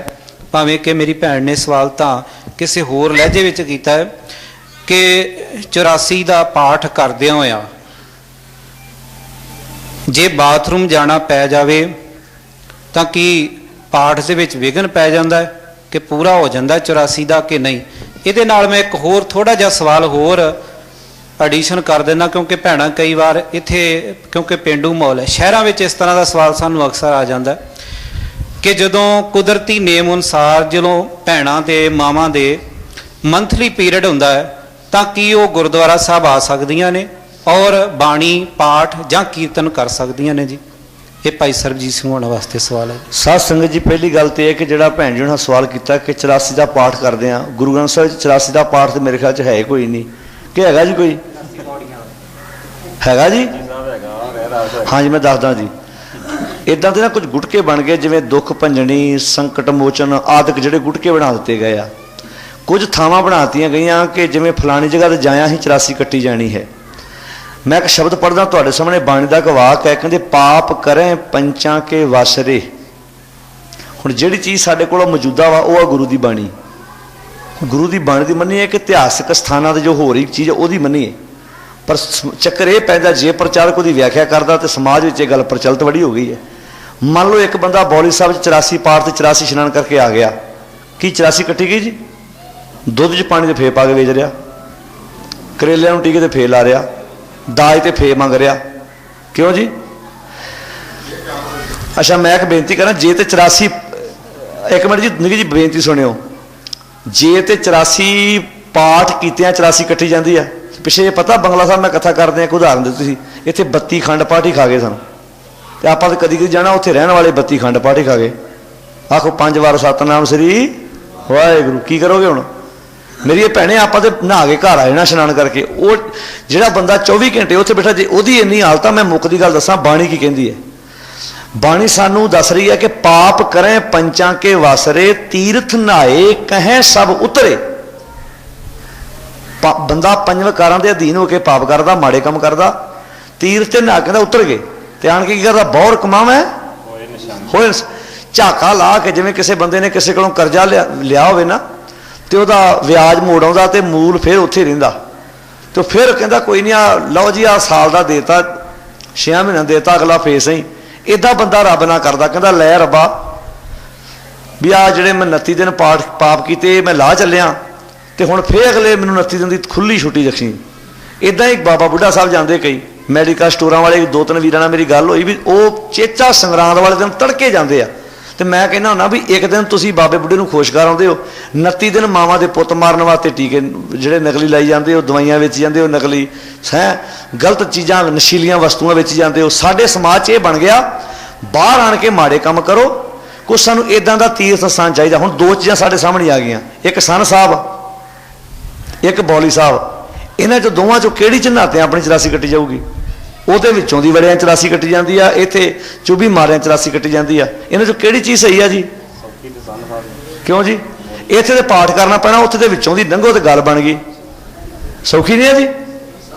ਤੇ ਮੈਂ ਕਹਿੰਦਾ ਜਿੰਨੇ ਆਪਣੇ ਆਗੂ ਸਾਰਿਆਂ ਨੂੰ ਵਿੱਚੋਂ ਦੀ ਨਿਗਾਹਨਾ ਦੀ ਕਰੀ, ਜਿੰਨੇ ਬਾਬੇ ਆ ਸਾਰਿਆਂ ਨੂੰ ਕਹੀਏ ਬਾਬਾ ਜੀ ਆ ਨੰਗੀ ਜਾਓ, ਲੈਣ ਬਣਾ ਤੁਰੇ ਜਾਓ, ਕਿਤੇ ਗੁਰੂ ਕਿਰਪਾ ਕਰੇ। ਕਿਤੇ ਭਾਗਾਂ ਵਾਲੇ ਥੋੜਾ ਜਿਹਾ ਸਮਝੋ ਧਿਆਨ ਨੂੰ, ਅਸੀਂ ਕੋਈ ਗੁਰੂ ਨਿੰਦਕ ਨਹੀਂ ਆ, ਨਾ ਤੁਹਾਨੂੰ ਗਲਤ ਰਸਤੇ ਪਾਉਣਾ ਹੈ। ਤੁਸੀਂ ਬਾਣੀ ਪੜੋ, ਬਾਣੀ ਕਹਿੰਦੀ ਆ ਨਹਾਵਣ ਚੱਲੇ ਤੀਰਥੀ, ਮਨ ਖੋਟੇ ਤਨ ਚੋਰ, ਇੱਕ ਭੌ ਲੱਥੀ ਨਾਤਿਆਂ, ਦੋਏ ਪਾ ਚੜੀਐਸ ਹੋਰ, ਬਾਹਰ ਧੋਤੀ ਤੂੰਬੜੀ, ਅੰਦਰ ਵੇਸਨ ਕੋਰ, ਸਾਧ ਭਲੇ ਅਨ ਨਾਤਿਆਂ, ਚੋਰ ਸੇ ਚੋਰਾ ਚੋਰ। ਅੱਛਾ, ਦੂਜਾ ਸਵਾਲ ਜਿਹੜਾ ਵੀਰ ਜੀ ਹੁਣਾਂ ਕੀਤਾ ਸੀ, ਇਹ ਆਮ ਆਉਂਦਾ ਵੀ ਜਦੋਂ ਭੈਣਾਂ ਤੇ ਮੰਥਲੀ ਪੀਰੀਅਡ ਆਉਂਦਾ ਤੇ ਉਹ ਕਹਿੰਦੇ ਜੀ ਅਪਵਿੱਤਰ ਹੋ ਗਏ। ਸਾਡੇ ਡੇਰਾਦਾਰ ਤੇ ਕਹਿੰਦੇ ਆ ਨਾ ਵੀ ਇਹ ਅਪਵਿੱਤਰ ਹੋ ਗਏ ਨੇ। ਪਰ ਇੱਕ ਬੇਨਤੀ ਹੈ, ਜੇ ਉਹ ਪੀਰੀਅਡ ਸਾਡੀ ਭੈਣ, ਸਾਡੀ ਬੱਚੀ, ਪਰਿਵਾਰ ਤੇ ਕਿਸੇ ਧੀ ਤੇ ਨਾ ਆਵੇ ਤੇ ਮਾਫ ਕਰਨਾ ਸਾਡਾ ਜਨਮ ਹੀ ਨਹੀਂ ਹੋ ਸਕਦਾ। ਉਹ ਕਿਰਿਆ ਇੱਕ ਐਸੀ ਜਿਹੜੀ ਕੁਦਰਤ ਵੱਲੋਂ ਦਾਤ ਆ, ਜੋ ਸਾਡੀ ਪਰਿਵਾਰ ਦੀ ਧੀ ਨੂੰ, ਸਮਾਜ ਦੀ ਔਰਤ ਨੂੰ ਬਖਸ਼ਿਸ਼ ਕੀਤੀ ਹੈ। ਉਹ ਇੱਕ ਕਿਰਿਆ ਹੈ ਜਿਹਦੇ ਰਾਹੀਂ ਸਾਡਾ ਸਮਾਜ ਦੀ ਉਤਪਤੀ ਹੁੰਦੀ ਹੈ। ਜੇ ਉਹ ਚੀਜ਼ ਅਪਵਿੱਤਰ ਹੈ ਤੇ ਫਿਰ ਤਾਂ ਸਮਝ ਲਓ ਆਪਾਂ ਸਾਰੇ ਅਪਵਿੱਤਰ ਹਾਂ, ਕਿਉਂਕਿ ਸਾਡਾ ਜਨਮ ਉਸ ਤੋਂ ਬਿਨਾਂ ਹੋ ਹੀ ਨਹੀਂ ਸਕਦਾ। ਪਰ ਸਾਡੇ ਸਮਾਜ 'ਚ ਕਿੱਦਾਂ ਦੀਆਂ ਕਹਾਣੀਆਂ ਬਣਾ ਕੇ ਸਾਨੂੰ ਪ੍ਰਚਲਿਤ ਕੀਤਾ ਗਿਆ ਗਲਤ ਤਰੀਕੇ ਦੇ ਨਾਲ, ਜਿਹੜਾ ਵਾ ਅਸਲ 'ਚ ਗੁਰੂ ਸਾਹਿਬ ਨੇ ਜਿਹੜੀ ਉਦਾਹਰਨਾਂ ਦੇ ਦੇ ਕੇ ਸਾਨੂੰ ਸਮਝਾਉਣ ਦਾ ਯਤਨ ਇਹ ਕੀਤਾ ਸੀ ਕਿ ਭਲਿਆ ਸੂਚੇ ਇਨ ਆਖੀਨ ਬਹਿਨ ਜੇ ਪਿੰਡਾ ਧੋਏ, ਸੂਚੇ ਸਹੀ ਨਾਨਕਾ ਜਿਨ ਮਨ ਵਸਿਆ ਸੋਏ। ਗੁਰਬਾਣੀ ਸਾਨੂੰ ਕਿੰਨੀਆਂ ਉਦਾਹਰਨਾਂ ਦੇ ਦੇ ਕੇ ਸਮਝਾਉਣ ਦਾ ਯਤਨ ਜਿਹੜਾ ਕੀਤਾ ਗਿਆ ਵਾ ਕਿ ਇਹ ਭਲਿਓ ਜਿਹੜੀ ਸੋਚ ਝੂਠ ਹੈ ਚੋਂ ਆਪਾਂ ਬਾਹਰ ਨਿਕਲਣਾ। ਆਹ ਸਾਡੀਆਂ ਗੱਲਾਂ ਤੋਂ ਇਹ ਨਾ ਅੰਦਾਜ਼ਾ ਲਗਾਇਓ ਕਿ ਅਸੀਂ ਤੁਹਾਨੂੰ ਫਲਾਣੇ ਥਾਂ ਤੀਰਥ ਸਥਾਨ ਤੋਂ ਜਾਣ ਤੋਂ ਰੋਕਦੇ ਹਾਂ, ਜ਼ਰੂਰ ਜਾਓ, ਪਰ ਇਸ ਤੀਰਥ ਸਥਾਨ ਤੇ ਨਹਾਉਣਾ ਨਾ ਭੁੱਲਿਓ। ਜਿਹੜਾ ਅਸਲੀ ਤੀਰਥ ਸਥਾਨ ਹੈ, ਤੀਰਥ ਨਹਾਵਣ ਜਾਓ, ਤੀਰਥ ਨਾਮ ਹੈ, ਤੀਰਥ ਸ਼ਬਦ ਵਿਚਾਰ ਅੰਤਰ ਗਿਆਨ ਹੈ। ਬਸ ਇਸ ਗੱਲ ਨੂੰ ਜ਼ਰੂਰ। ਤੇ ਇੱਕ ਬੇਨਤੀ ਮੈਂ ਇਹਦੇ ਨਾਲ ਕਰਾਂ, ਬੀਬੀ ਜਗੀਰ ਕੌਰ ਉਸ ਵਕਤ ਸ਼੍ਰੋਮਣੀ ਕਮੇਟੀ ਦੀ ਪ੍ਰਧਾਨ ਸੀ, ਤੇ ਗੋਇੰਦਵਾਲ ਸਾਹਿਬ ਜਿਹੜਾ ਬੋਰਡ ਲੱਗਾ ਸੀ ਨਾ ਵੀ ਇੱਥੇ 84 ਨਾਤਿਆਂ ਦੇ 84 ਕੱਟੀ ਜਾਂਦੀ ਆ, ਗੁਰਬਾਣੀ ਦੇ 50 ਪ੍ਰਮਾਣ, ਗੁਰੂ ਗ੍ਰੰਥ ਸਾਹਿਬ ਦੇ 50 ਪ੍ਰਮਾਣ ਲਿਖ ਕੇ ਬਕਾਇਦਾ ਬੀਬੀ ਜਗੀਰ ਕੌਰ ਨੂੰ ਚਿੱਠੀ ਪਾਈ ਗਈ ਸੀ ਕਿ ਕੀ ਗੁਰੂ ਗ੍ਰੰਥ ਸਾਹਿਬ ਦੀ ਬਾਣੀ ਮੁਤਾਬਕ ਜੋ ਲੱਗਾ ਹੋਇਆ ਬੋਰਡ ਇਹ ਸਹੀ ਹੈ। ਬੀਬੀ ਜਗੀਰ ਕੌਰ ਦਾ ਅਗਲਾ ਜਵਾਬ ਸੀ, ਗੁਰਬਾਣੀ ਮੁਤਾਬਕ ਕਿਸੇ ਤੀਰਥ ਤੇ ਨਾਤਿਆਂ ਮੁਕਤੀ ਨਹੀਂ ਮਿਲਦੀ। ਬਾਣੀ ਕਹਿੰਦੀ ਜਲ ਕੇ ਮੱਜਨ ਜੇਗਾ ਧੋਵੈ, ਨਿਤ ਨਿਤ ਮੇਂਢੁਕ ਨਹਾਵੈ, ਜੈਸੇ ਮੇਂਢੁਕ ਤੈਸੇ ਹੋਏ ਨਰ, ਫਿਰ ਜੂਨੀ ਆਵੈ। ਪਰ ਨਾਲ ਉਸ ਬੀਬੀ ਨੂੰ ਇਹ ਕਹਿਤਾ ਸੀ, ਮੈਂ ਇਹ ਬੋਰਡ ਨਹੀਂ ਲਵਾ ਸਕਦੀ ਕਿਉਂਕਿ ਲੋਕਾਂ ਦੀਆਂ ਭਾਵਨਾਵਾਂ ਜੁੜੀਆਂ ਹੋਈਆਂ, ਤੁਸੀਂ ਲਾ ਸਕਦੇ ਤਾਂ ਲਾ ਲਓ। ਮੈਂ ਕਿਹਾ ਬੀਬੀ ਅਸੀਂ ਬੋਰਡ ਕਿਉਂ ਲਾਈਏ, ਕਿਉਂਕਿ ਅਸੀਂ ਸਿਰਫ ਗਿਆਨ ਦੇ ਸਕਦੇ ਹਾਂ ਕਿ ਬਾਣੀ ਮੁਤਾਬਕ ਇਹ ਗੱਲ ਸਹੀ ਹੈ ਜਾਂ ਗਲਤ ਆ। ਜਵਾਬ ਤੁਸੀਂ ਦੇਣਾ, ਪਰ ਸਾਡੀ ਇਸ ਗੱਲ ਨੂੰ ਹਵਾ ਦੇ ਕੇ ਬਾਹਰ ਇਹ ਨਾ ਪ੍ਰਚਾਰਿਓ ਅਸੀਂ ਬੋਲ ਰਹੇ ਹਾਂ। ਬੀਬੀ ਜਗੀਰ ਕੌਰ ਨੂੰ ਪ੍ਰਮਾਣ ਦੇ ਕੇ ਚਿੱਠੀ ਪਾਈ ਸੀ, ਉਹਦਾ ਜਵਾਬ ਇਹ ਸੀ ਕਿ ਬਿਲਕੁਲ ਗੁਰਬਾਣੀ ਮੁਤਾਬਕ ਇਹ ਗੱਲ ਸਹੀ ਨਹੀਂ ਹੈਗੀ। ਗੁਰਬਾਣੀ ਮੁਤਾਬਕ ਅਸੀਂ ਗੁਰੂ ਗਿਆਨ ਤੀਰਥ ਦੇ ਉੱਪਰ ਇਸ਼ਨਾਨ ਕਰਕੇ ਆਪਣੇ ਮਨ ਦੀ ਮੈਲ ਜਿਹੜੀ ਆ ਉਹ ਲਾਉਣੀ ਹੈ। ਜੇ ਕੋ ਗੁਰ ਤੇ ਵੇਮੁਖ ਹੋਵੇ, ਇਹ ਕਿਹਨਾਂ ਦਾ ਮੁੱਖ ਵਾਕ ਹੈ ਜੀ? ਗੁਰੂ ਅਮਰਦਾਸ। ਗੁਰੂ ਅਮਰਦਾਸ, ਧੰਨ ਗੁਰੂ ਅਮਰਦਾਸ। ਜੇ ਕੋ ਗੁਰ ਤੇ ਵੇਮੁਖ ਹੋਵੇ, ਬਿਨ ਸਤਗੁਰ ਮੁਕਤ ਨਾ ਪਾਵੇ। ਸਤਿਗੁਰੂ ਕੌਣ ਆ ਜੀ ਹੁਣ? ਹਾਂਜੀ, ਹੱਦ ਹੋ ਗਈ, ਹੁਣ ਸੋਚਣਾ ਪਏਗਾ। ਭੈਣਾਂ ਵੱਲੋਂ ਕੋਈ ਜਵਾਬ ਨਹੀਂ ਆਇਆ। ਸਾਡਾ ਸਤਿਗੁਰੂ ਕੌਣ ਹੈ? ਗੁਰੂ ਕੌਣ ਹੈ ਜੀ? ਧੰਨ ਸ੍ਰੀ ਗੁਰੂ, ਉੱਚੀ ਬੋਲੋ, ਧੰਨ ਸ੍ਰੀ ਗੁਰੂ ਗ੍ਰੰਥ ਸਾਹਿਬ ਜੀ। ਕੌਣ ਹੈ ਜੀ ਗੁਰੂ ਸਾਡਾ? ਗੁਰੂ ਗ੍ਰੰਥ ਸਾਹਿਬ। ਜੇ ਕੋ ਗੁਰ ਤੇ ਵੇਮੁਖ ਹੋਵੇ, ਬਿਨ ਸਤਗੁਰ ਮੁਕਤ ਨਾ ਪਾਵੇ। ਸਤਿਗੁਰੂ ਤੋਂ ਬਿਨਾ ਮੁਕਤੀ ਨਹੀਂ। ਤੇ ਪਾਣੀ ਗੁਰੂ ਆ ਕਿ ਬਾਣੀ ਗੁਰੂ ਆ? ਹੁਣ ਸਾਡਾ ਬਾਣੀ ਗੁਰੂ ਹੈ ਬਾਣੀ। ਜੇ ਬਾਣੀ ਗੁਰੂ ਹੈ ਤੇ ਫਿਰ ਅਸੀਂ ਪਾਣੀ 'ਚ ਕੀ ਲੈਣ ਗਏ?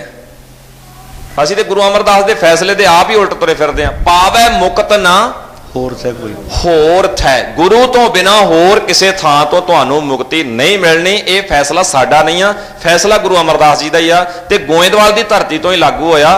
ਪਾਵੇ ਮੁਕਤ ਨਾ ਹੋਰ ਥੈ ਕੋਈ, ਪੁੱਛੋ ਬਵੇਕੀਆਂ ਜਾਏ। ਇਹ ਫੈਸਲਾ ਵੀ ਗੁਰੂ ਅਮਰਦਾਸ ਜੀ ਦਾ ਹੀ। ਤੇ ਬਾਕੀ ਇੱਕ ਬੇਨਤੀ ਹੈ ਵੀ ਇਹ ਸਾਡੇ ਤੋਂ ਨਹੀਂ, ਤੁਸੀਂ ਸ਼੍ਰੋਮਣੀ ਗੁਰਦੁਆਰਾ ਪ੍ਰਬੰਧਕ ਕਮੇਟੀ ਦੇ ਕੋਈ ਪ੍ਰਚਾਰਕ ਜਥੇਦਾਰ ਤੁਹਾਨੂੰ ਕਿਸੇ ਨੂੰ ਸ਼ੱਕ ਹੋਵੇ ਤੇ ਗੁਰਬਾਣੀ ਦੇ ਪ੍ਰਮਾਣ ਦੇ ਕੇ ਜ਼ਰੂਰ ਪੁੱਛਿਓ ਕਿ ਸਾਡੇ ਪਿੰਡ ਇਦਾਂ ਗੁਰਮਤੀਆਂ ਮਿਸ਼ਨ ਕਾਲਜ ਵਾਲੇ ਸੀ, ਉਹ ਇਦਾਂ ਬੋਲ ਕੇ ਗਏ ਨੇ, ਪਰ ਉਹ ਬਾਣੀ ਦਾ ਨਾਲ ਹਵਾਲਾ ਦੇ ਕੇ ਅਸੀਂ ਬਕਾਇਦਾ ਰਿਕਾਰਡਿੰਗ ਕਰ ਰਹੇ ਹਾਂ। ਇੱਕ ਲਫ਼ਜ਼ ਸਾਡਾ ਰਿਕਾਰਡ ਹੋ ਰਿਹਾ, ਅਸੀਂ ਬਕਾਇਦਾ ਇਹ ਸਿਸਟਮ ਬਣਾਇਆ ਵੀ ਇੱਕ ਲਫ਼ਜ਼ ਰਿਕਾਰਡ ਕਰ ਰਹੇ ਹਾਂ ਅਸੀਂ, ਕਿਉਂਕਿ ਬਾਅਦ 'ਚ ਕੋਈ ਸਾਡੇ ਪ੍ਰਚਾਰ ਨੂੰ ਇਦਾਂ ਨਾ ਬਣਾ ਦੇ ਵੀ ਅਸੀਂ ਨਾਸਤਿਕਤਾ ਦਾ ਪ੍ਰਚਾਰ ਕਰ ਰਹੇ ਹਾਂ। ਪਰ ਨਾਲ ਇੱਕ ਬੇਨਤੀ ਕਰਾਂਗੇ ਕਿ ਇਸ ਪ੍ਰਚਾਰ ਨੂੰ ਜ਼ਰੂਰ ਤੁਹਾਡੇ ਇਲਾਕੇ 'ਚ ਕੋਈ SGPC ਮੈਂਬਰ, ਕੋਈ ਜਥੇਦਾਰ ਆਵੇ, ਤੁਹਾਨੂੰ ਪੁੱਛਿਓ ਵੀ ਗੁਰਬਾਣੀ ਮੁਤਾਬਕ ਇਹ ਸਹੀ ਆ। ਤਾਂ ਸੱਚੀ ਗੱਲ ਹੈ, ਕੋਈ ਜਥੇਦਾਰ ਹੋਵੇ ਭਾਵੇਂ ਪ੍ਰਧਾਨ ਹੋਵੇ, ਉਹ ਇਹੋ ਜਵਾਬ ਦੇਣਗੇ ਗੁਰਬਾਣੀ ਮੁਤਾਬਕ ਇਹ ਗੱਲ ਫਿੱਟ ਨਹੀਂ ਬੈਠਦੀ, ਤੇ ਬਾਣੀ ਸਾਡਾ ਗੁਰੂ ਆ। ਇਹ ਹੁਣ ਫੈਸਲਾ ਤੁਸੀਂ ਆਪ ਕਰ ਲਿਓ। ਭਾਈ ਸੁਖਵਿੰਦਰ ਸਿੰਘ ਹੋਣਾ ਵਾਸਤੇ ਅਗਲਾ ਸਵਾਲ ਹੈ ਜੀ। ਭਾਵੇਂ ਕਿ ਲਗਭਗ ਇਹ ਸਵਾਲ ਪਹਿਲਾਂ ਹੋ ਚੁੱਕਾ ਹੈ ਕਿ ਗੁਰੂ ਗ੍ਰੰਥ ਸਾਹਿਬ ਜੀ ਦਾ ਸਰੂਪ ਅਸੀਂ ਜੋੜਾ ਪਾ ਕੇ ਲਿਜਾ ਸਕਦੇ ਜਾਂ ਨਹੀਂ। ਇਸੇ ਤਰ੍ਹਾਂ ਦਾ ਇੱਕ ਸਵਾਲ ਹੋ ਰਿਹਾ, ਕੜਾ ਪ੍ਰਸ਼ਾਦ ਦੀ ਦੇਗ ਤਿਆਰ ਕਰਦੇ ਸਮੇਂ ਕੀ ਅਸੀਂ ਜੋੜਾ ਪਹਿਨ ਸਕਦੇ ਹਾਂ? ਔਰ ਦੂਸਰੀ ਗੱਲ, ਕੀ ਰਸੋਈ ਘਰ ਤੋਂ ਦਰਬਾਰ ਹਾਲ ਤੱਕ ਅਸੀਂ ਜੋੜਾ ਪਹਿਨ ਕੇ ਆ ਸਕਦੇ ਹਾਂ ਜੀ ਪ੍ਰਸ਼ਾਦ ਲਿਆਉਣ ਸਮੇਂ? ਜਿਵੇਂ ਪਹਿਲਾਂ ਜਵਾਬ ਦਿੱਤਾ ਗਿਆ ਸੀ ਜੀ, ਸੇਮ ਬਰਾਬਰ ਉਹੋ ਜਿਹਾ ਹੀ ਜਵਾਬ ਹੈ। ਸਾਨੂੰ ਜਗ੍ਹਾ ਨੂੰ, ਆਲੇ ਦੁਆਲੇ ਨੂੰ, ਹਾਲਾਤਾਂ ਨੂੰ ਜ਼ਰੂਰ ਧਿਆਨ 'ਚ ਰੱਖਣਾ ਪਏਗਾ। ਹਾਲਾਤਾਂ ਦੇ ਮੁਤਾਬਕ ਲਾਈ ਵੀ ਜਾ ਸਕਦੀ ਹੈ ਤੇ ਪਾਈ ਵੀ ਜਾ ਸਕਦੀ ਹੈ। ਕਾਰਨ ਮੰਨ ਲਓ ਜੇ ਜਗ੍ਹਾ ਗਰਮ ਹੈ ਜਾਂ ਕੱਚੀ ਜਗ੍ਹਾ ਹੈ, ਮੰਨ ਲਓ ਪਾਣੀ ਡੁੱਲ ਜਾਏ, ਉਥੇ ਆਲੇ ਦੁਆਲੇ ਪਾਣੀ ਚੁੱਲ੍ਹੇ ਦੇ ਡੁੱਲ ਜਾਏ ਗਿੱਲਾ ਹੋ ਗਿਆ ਥਾਂ, ਉੱਥੇ ਉਹਨੇ ਪੈਰ ਰੱਖਣੇ ਆ, ਉਹ ਚਿੱਕੜ ਵਿੱਚ ਪੈਰ ਮਾਰੇ। ਕੀ ਇਹਦੇ ਨਾਲੋਂ ਚੰਗਾ ਨਹੀਂ ਕਿ ਉਹ ਕੋਈ ਉੱਥੇ ਨੇੜੇ ਪ੍ਰਬੰਧ ਕਰ ਲਓ ਜਿਹਦੇ ਨਾਲ ਉਹਦੇ ਪੈਰ ਨਾ ਗੰਦੇ ਹੋਣ? ਫਿਰ ਉਹੀ ਗੱਲ ਆ ਜਾਂਦੀ ਹੈ ਕਿ ਸਾਨੂੰ ਹਾਲਾਤਾਂ ਨੂੰ ਤੇ ਆਲੇ ਦੁਆਲੇ ਨੂੰ ਧਿਆਨ 'ਚ ਜ਼ਰੂਰ ਰੱਖਣਾ ਚਾਹੀਦਾ ਹੈ। ਇਹਦੇ ਨਾਲ ਧਰਮ ਦਾ ਕੋਈ ਸੰਬੰਧ ਨਹੀਂ ਹੈ, ਧਰਮ ਦਾ ਇਹਦੇ ਨਾਲ ਨੇੜੇ ਤੇੜੇ ਵੀ ਕੋਈ ਸੰਬੰਧ ਨਹੀਂ ਹੈ। ਕਿਸੇ ਨੇ ਕੀ ਪਾਉਣਾ ਕੀ ਨਹੀਂ ਪਾਉਣਾ, ਮੈਂ ਤੁਹਾਨੂੰ ਜਿਵੇਂ ਪਹਿਲਾਂ ਵੀਰ ਜੀ ਨੇ ਬੇਨਤੀ ਕੀਤੀ ਸੀ, ਬੜੇ ਵਿਸਥਾਰ ਨਾਲ ਜਵਾਬ ਦਿੱਤਾ ਆ। ਗੁਰੂ ਨਾਨਕ ਸਾਹਿਬ ਜੀ ਪ੍ਰਚਾਰ ਫੇਰੀਆਂ ਤੇ ਗਏ, ਪ੍ਰਚਾਰ ਫੇਰੀਆਂ ਤੇ ਗਏ, ਨੰਗੇ ਪੈਰੀਂ ਗਏ ਸੀ ਜੀ? ਤੁਹਾਡੇ ਸਾਹਮਣੇ ਸਵਾਲ ਹੈ। ਗੁਰੂ ਨਾਨਕ ਸਾਹਿਬ ਪ੍ਰਚਾਰ ਫੇਰੀਆਂ ਤੇ ਗਏ, 4 ਪ੍ਰਚਾਰ ਫੇਰੀਆਂ ਉਹਨਾਂ ਨੇ ਦੇਸ਼ ਵਿਦੇਸ਼ ਦੇ ਵਿੱਚ ਜਾ ਕੇ ਦੂਰ ਦੁਰਾਡੇ ਤੱਕ ਕੀਤੀਆਂ ਨੇ। ਪਹਿਲੀ ਫੇਰੀ ਤਕਰੀਬਨ 8 ਸਾਲ ਦੀ ਫੇਰੀ ਹੈ ਗੁਰੂ ਨਾਨਕ ਸਾਹਿਬ ਦੀ, ਘਰ ਤੋਂ ਬਾਹਰ 8 ਸਾਲ ਰਹੇ ਆ, ਨੰਗੇ ਪੈਰੀਂ ਗਏ ਸੀ। ਭਾਈ ਮਰਦਾਨਾ ਉਹਨਾਂ ਦੇ ਨਾਲ ਸੀ, ਤੇ ਭਾਈ ਮਰਦਾਨਾ ਜੀ ਗੁਰੂ ਸਾਹਿਬ ਦੇ ਸਤਿਕਾਰ ਨੂੰ ਮੁੱਖ ਰੱਖ ਕੇ ਨੰਗੇ ਪੈਰੀਂ ਮਗਰ ਤੁਰਦੇ ਰਹੇ।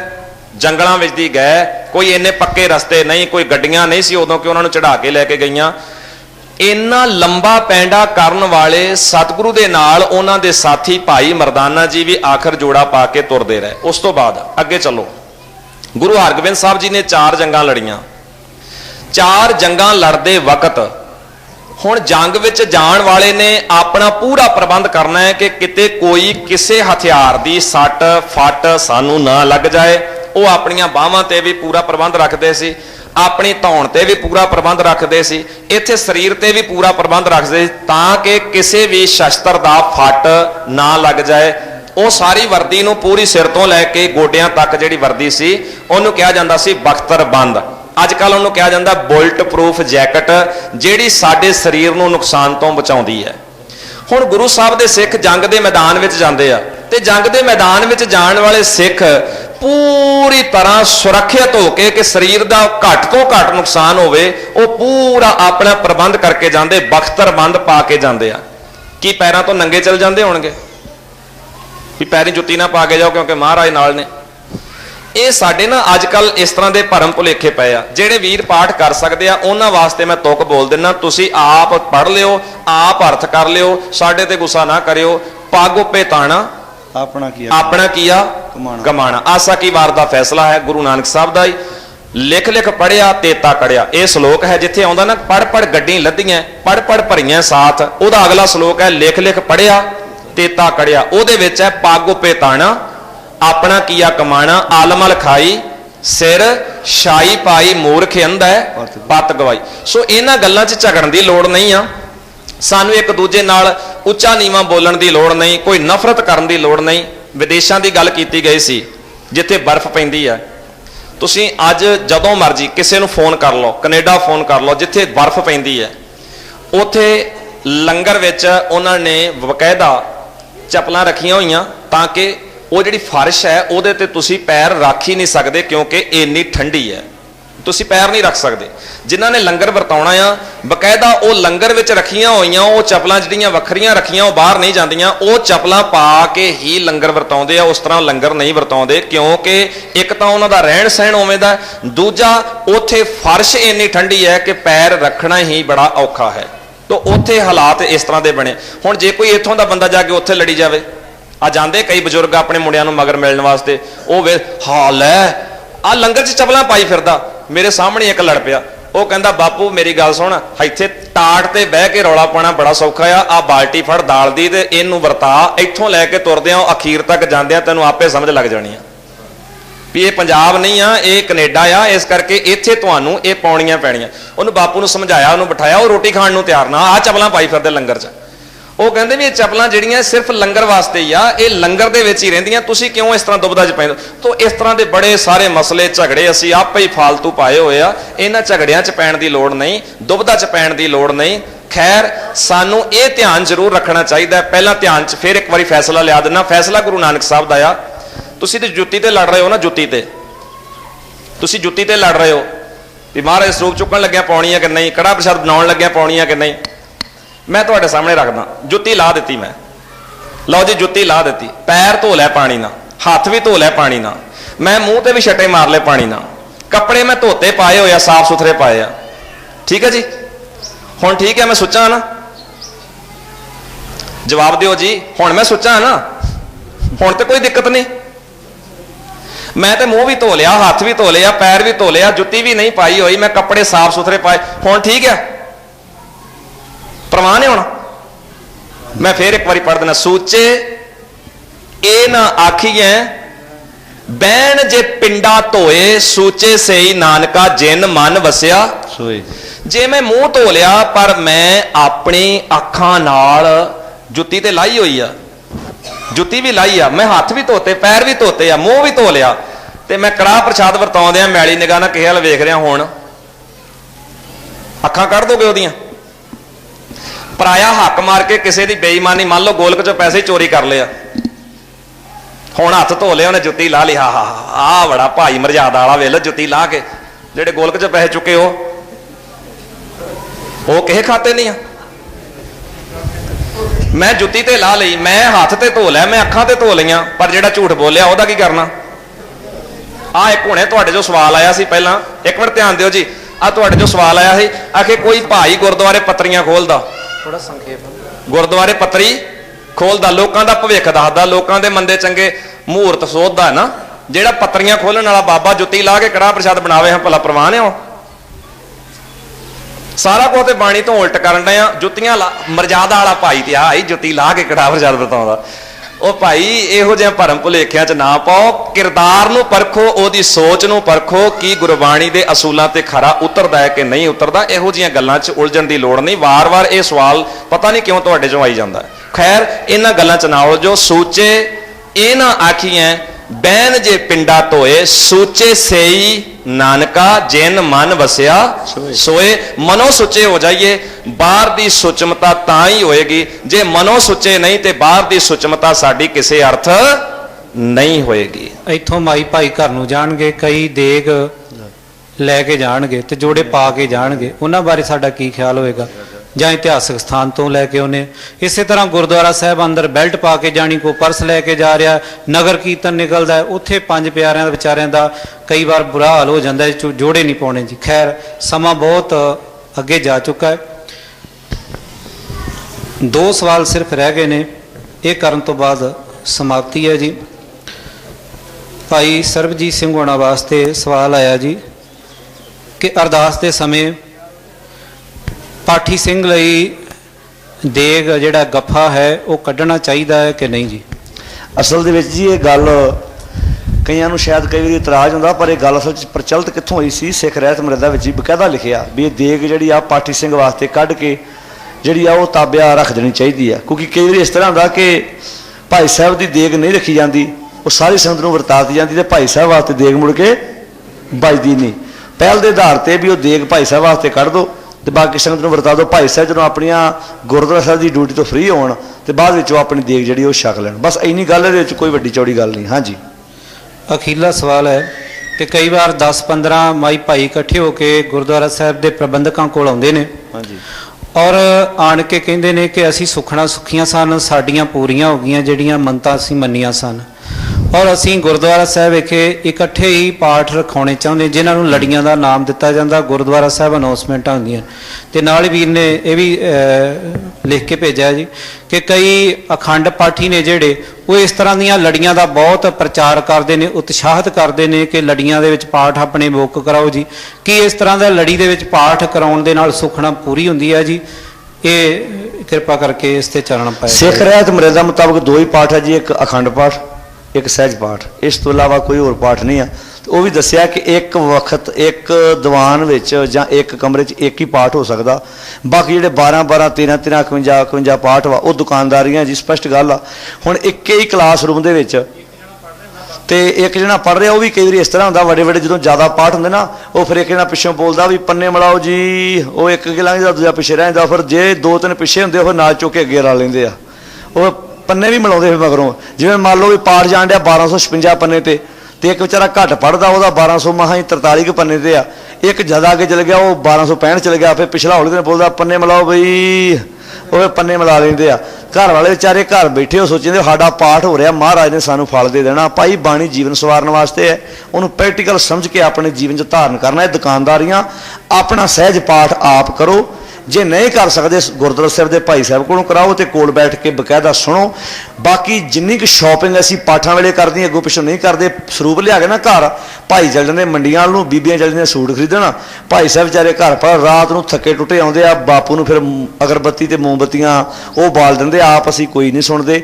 ਸਹਿਜ ਪਾਠ ਤੇ ਅਖੰਡ ਪਾਠ ਦੋ ਹੀ ਪਾਠ ਵਾ। ਬਾਕੀ ਜਿਹੜੇ ਸੁਖਣਾ ਦੀਆਂ ਗੱਲਾਂ, ਗੁਰਮਤਿ ਵਿੱਚ ਸੁਖਣਾ ਨੂੰ ਕੋਈ ਥਾਂ ਨਹੀਂ, ਨਾ ਵਾਰ ਵਾ ਨਾ ਸਰਾਪ ਵਾ, ਇੱਥੇ ਕੇਵਲ ਅਰਦਾਸ ਵਾ। ਇਸ ਕਰਕੇ ਇਹਨਾਂ ਵਹਿਮਾਂ ਚੋਂ ਸਾਨੂੰ ਬਚਣ ਦੀ ਲੋੜ ਆ। ਡੇਰੇਦਾਰਾਂ ਵੱਲੋਂ ਇਹ ਗੱਲਾਂ ਤਾਂ ਪ੍ਰਚਾਰਨ ਜਾਂਦੀਆਂ ਕਿਉਂਕਿ ਜੇ ਵਾਰ ਸਰਾਪ ਸੁਖਣਾ ਆਦਿ ਗੱਲਾਂ ਨਹੀਂ ਪ੍ਰਚਾਰਨਗੇ ਤੇ ਭਾਈ ਤੁਸੀਂ ਫਿਰ ਸੰਘਣਾ ਦੁੱਧ ਉਹਨਾਂ ਦੇ ਡੇਰਿਆਂ 'ਚ ਨਹੀਂ ਲੈ ਕੇ ਜਾਓਗੇ, ਆਟਾ ਚੌਲ ਨਹੀਂ ਲੈ ਕੇ ਜਾਓਗੇ। ਜੇ ਉਹਨਾਂ ਕਹਿਤਾ ਤੁਸੀਂ ਘਰੇ ਕਰ ਸਕਦੇ ਹੋ, ਫਿਰ ਤੁਸੀਂ ਉੱਥੇ ਕਿਉਂ ਜਾਓਗੇ? ਇਸ ਕਰਕੇ ਇਹ ਤੁਸੀਂ ਆਪ ਸੋਚਣਾ। ਇਸ ਕਰਕੇ ਇੰਨੀ ਕੁ ਸੇਵਾ ਪ੍ਰਵਾਨ ਕਰਨੀ ਜੀ। ਇਹ ਦੀਵਾਨ ਦੀ ਹੁਣ ਲਗਭਗ ਇੱਥੇ ਸਮਾਪਤੀ। ਰਾਤ ਨੂੰ ਖਡੂਰ ਸਾਹਿਬ, ਕਿਹੜੀ ਜਗ੍ਹਾ ਸਮਾਗਮ ਰਾਤ ਨੂੰ ਜੀ? ਖਡੂਰ ਸਾਹਿਬ ਜਗ੍ਹਾ ਦਾ ਨਾਮ ਦੱਸ ਦਿਓ। ਜਿਹੜਾ ਮੇਨ ਦਰਬਾਰ ਸਾਹਿਬ ਹੈ ਜੀ ਖਡੂਰ ਸਾਹਿਬ, ਉੱਥੇ ਰਾਤ ਨੂੰ ਦੀਵਾਨ ਸਜੇਗਾ 8:30 ਵਜੇ ਤੋਂ ਲੈ ਕੇ 7:30 ਵਜੇ ਤੋਂ ਲੈ ਕੇ ਰਾਤ ਦੇ ਕਰੀਬ 10:30 ਵਜੇ ਤੱਕ ਦੀਵਾਨ ਹੋਏਗਾ। ਰਾਤੀ ਇਹੋ ਹੀ ਸਮਾਗਮ ਸੇਮ ਹੋਏਗਾ। ਜੇ ਤੁਹਾਨੂੰ ਚੰਗਾ ਲੱਗਾ ਤੇ ਜਰੂਰ ਪਹੁੰਚਿਓ, ਜੇ ਚੰਗਾ ਲੱਗਾ ਤੇ ਹੋਰ ਵੀ ਕਈਆਂ ਨੂੰ ਦੱਸਿਓ ਤਾਂ ਕਿ ਅੱਜ ਰਾਤ ਇੱਥੇ ਹੈ ਤੇ ਕੱਲ ਨੂੰ ਫਿਰ ਕੰਗ ਪਿੰਡ ਜਿਹੜਾ ਇਹ ਤਰਨਤਾਰਨ ਦੇ ਲਾਗੇ ਕੱਲ ਸ਼ਾਮ ਦਾ ਉੱਥੇ ਹੈ ਤੇ ਦਿਨ ਦਾ ਭੋਗਪੁਰ ਹੈ। 17 ਤਰੀਕ ਨੂੰ ਸਵੇਰੇ ਕੈਂਪ ਦੀ ਸਮਾਪਤੀ ਹੈ, ਨਾਲ ਹੀ ਇਦਾਂ ਦਾ ਸਮਾਗਮ ਸਜੇਗਾ ਤੇ ਰਾਤ ਨੂੰ 17 ਤਰੀਕ ਨੂੰ ਬੀਬੀ ਭਾਨੀ ਨਿਵਾਸ ਸਥਾਨ ਗੁਰਦੁਆਰਾ ਜਿਹੜਾ ਗੋਇੰਦਵਾਲ ਸਾਹਿਬ ਹੈ ਉੱਥੇ ਦੀਵਾਨ ਸਜੇਗਾ ਤੇ 18 ਤਰੀਕ ਨੂੰ ਸਵੇਰੇ ਵੀਰ ਇੱਥੇ ਪਹੁੰਚੇ ਹੋਏ ਇਸ਼ਤਿਹਾਰ ਲੈ ਕੇ। ਕਿਹੜਾ ਪਿੰਡ ਹੈ ਜੀ? ਹਾਂਜੀ ਭੱਟੀ ਕੇ ਇਹਦੇ ਲਾਗੇ, ਹਾਂਜੀ ਜੰਡਿਆਲੇ ਤੋਂ ਪਰਲੇ ਬੰਨੇ ਪਿੰਡ ਪਿੰਡਾ ਜੀ, ਡੇਰੀ ਆਣ ਦੇ ਲਾਗੇ। ਤੇ ਸ਼ਾਮ ਦਾ ਹੈਗਾ 18 ਤਰੀਕ ਨੂੰ ਖਾਸ ਜੰਡਿਆਲੇ ਸ਼ਹਿਰ ਦੇ ਵਿੱਚ। ਇਹ ਤਾਂ ਤੁਹਾਨੂੰ ਤੁਹਾਡੇ ਇਲਾਕੇ ਦੇ ਸਮਾਗਮ ਦੱਸਦੇ ਵੀ ਜਿਨ੍ਹਾਂ ਕੋਲ ਸਮਾਂ ਹੋਵੇ ਤੇ ਆਪ ਜੀ ਜ਼ਰੂਰ ਇਹਨਾਂ ਸਮਾਗਮਾਂ ਦੇ ਵਿੱਚ ਪਹੁੰਚੋ। ਬਾਕੀ ਇਸ਼ਤਿਹਾਰ ਤੁਹਾਨੂੰ ਅਸੀਂ ਦੇ ਦਿੰਦੇ ਹਾਂ। ਜਾਣ ਤੋਂ ਪਹਿਲਾਂ ਜਿਹੜਾ ਸਟਾਲ ਲੱਗਾ, ਬੇਨਤੀ ਹੈ ਇੱਕ ਇੱਕ ਚੀਜ਼ ਜ਼ਰੂਰ ਆਪ ਨਾਲ ਲੈ ਕੇ ਜਾਇਓ। ਇਸ ਗੱਲ ਤੇ ਗੌਰ ਕਰਨਾ ਕਿਉਂਕਿ ਅਸੀਂ ਆਮ ਦੀਵਾਨਾਂ ਜਾਂਦੇ ਹਾਂ, ਪਕੌੜੇ ਜਲੇਬੀਆਂ ਚਾਹ ਪੀ ਕੇ ਆ ਜਾਂਦੇ ਹਾਂ। ਜ਼ਰੂਰ ਇੱਕ ਇੱਕ ਚੀਜ਼, ਕੋਈ ਕਿਤਾਬ ਸਿੱਖ ਮਿਸ਼ਨ ਕਾਲ ਦੀਆਂ ਵੀ ਸਾਡੇ ਕੋਲ ਸਟੀਕਾਂ ਹੈਗੀਆਂ ਵਾ, ਨਿਤਨੇਮ ਦੀਆਂ, ਪ੍ਰੋਫੈਸਰ ਸਾਹਿਬ ਸਿੰਘ ਦੀਆਂ ਆਦਿਕ ਲਿਟਰੇਚਰ ਆਪਣੇ ਘਰਾਂ 'ਚ ਲੈ ਕੇ ਜਾਓ, ਸਾਡੇ ਬੱਚੇ ਪੜ੍ਹਨ ਤਾਂ ਕਿ ਅਸੀਂ ਗੁਰੂ ਦੀ ਵਿਚਾਰ ਦੇ ਅਨੁਸਾਰ ਆਪਣਾ ਜੀਵਨ ਜਿਹੜਾ ਉਹ ਬਤੀਤ ਕਰ ਸਕੀਏ, ਗੁਰੂ ਦੀ ਮੱਤ ਸਾਡੇ ਘਰਾਂ ਵਿੱਚ ਆ ਸਕੇ। ਦੀਵਾਨ ਦੀ ਸੇਵਾ ਨਿਭਾਉਂਦੇ ਸਾਡੇ ਕੋਲੋਂ ਇੱਕ ਨਹੀਂ ਬੇਅੰਤ ਭੁੱਲਾਂ ਉਹ ਸਾਡੀਆਂ ਸਮਝ ਕੇ ਸਾਡੀ ਝੋਲੀ 'ਚ ਪਾ ਦੇਣੀਆਂ। ਚੰਗੀ ਗੱਲ ਲੱਗੀ ਹੋਵੇ ਸਾਡੀ ਨਹੀਂ, ਗੁਰੂ ਦੀ ਜਾਣ ਕੇ ਹਿਰਦੇ ਵਿੱਚ ਵਸਾ ਲੈਣੀ ਤਾਂ ਕਿ ਗੁਰੂ ਦੀ ਮੱਤ ਸਾਡੇ ਜੀਵਨ ਦੇ ਵਿੱਚ ਵਸ ਸਕੇ। ਆਓ ਆਨੰਦ ਸਾਹਿਬ ਦੀਆਂ 6 ਪੌੜੀਆਂ ਵੀਰ ਸੁਖਵਿੰਦਰ ਸਿੰਘ ਜੀ ਪੜ੍ਹਨਗੇ। ਇੰਨੀ ਕੁ ਸੇਵਾ ਪ੍ਰਵਾਨ ਕਰਨੀ। ਫਤਿਹ ਬੁਲਾਓ। ਵਾਹਿਗੁਰੂ ਜੀ ਕਾ ਖਾਲਸਾ, ਵਾਹਿਗੁਰੂ ਜੀ ਕੀ ਫਤਿਹ। ਆਓ ਜੀ ਸਮਾਪਤੀ ਹੈ ਤੇ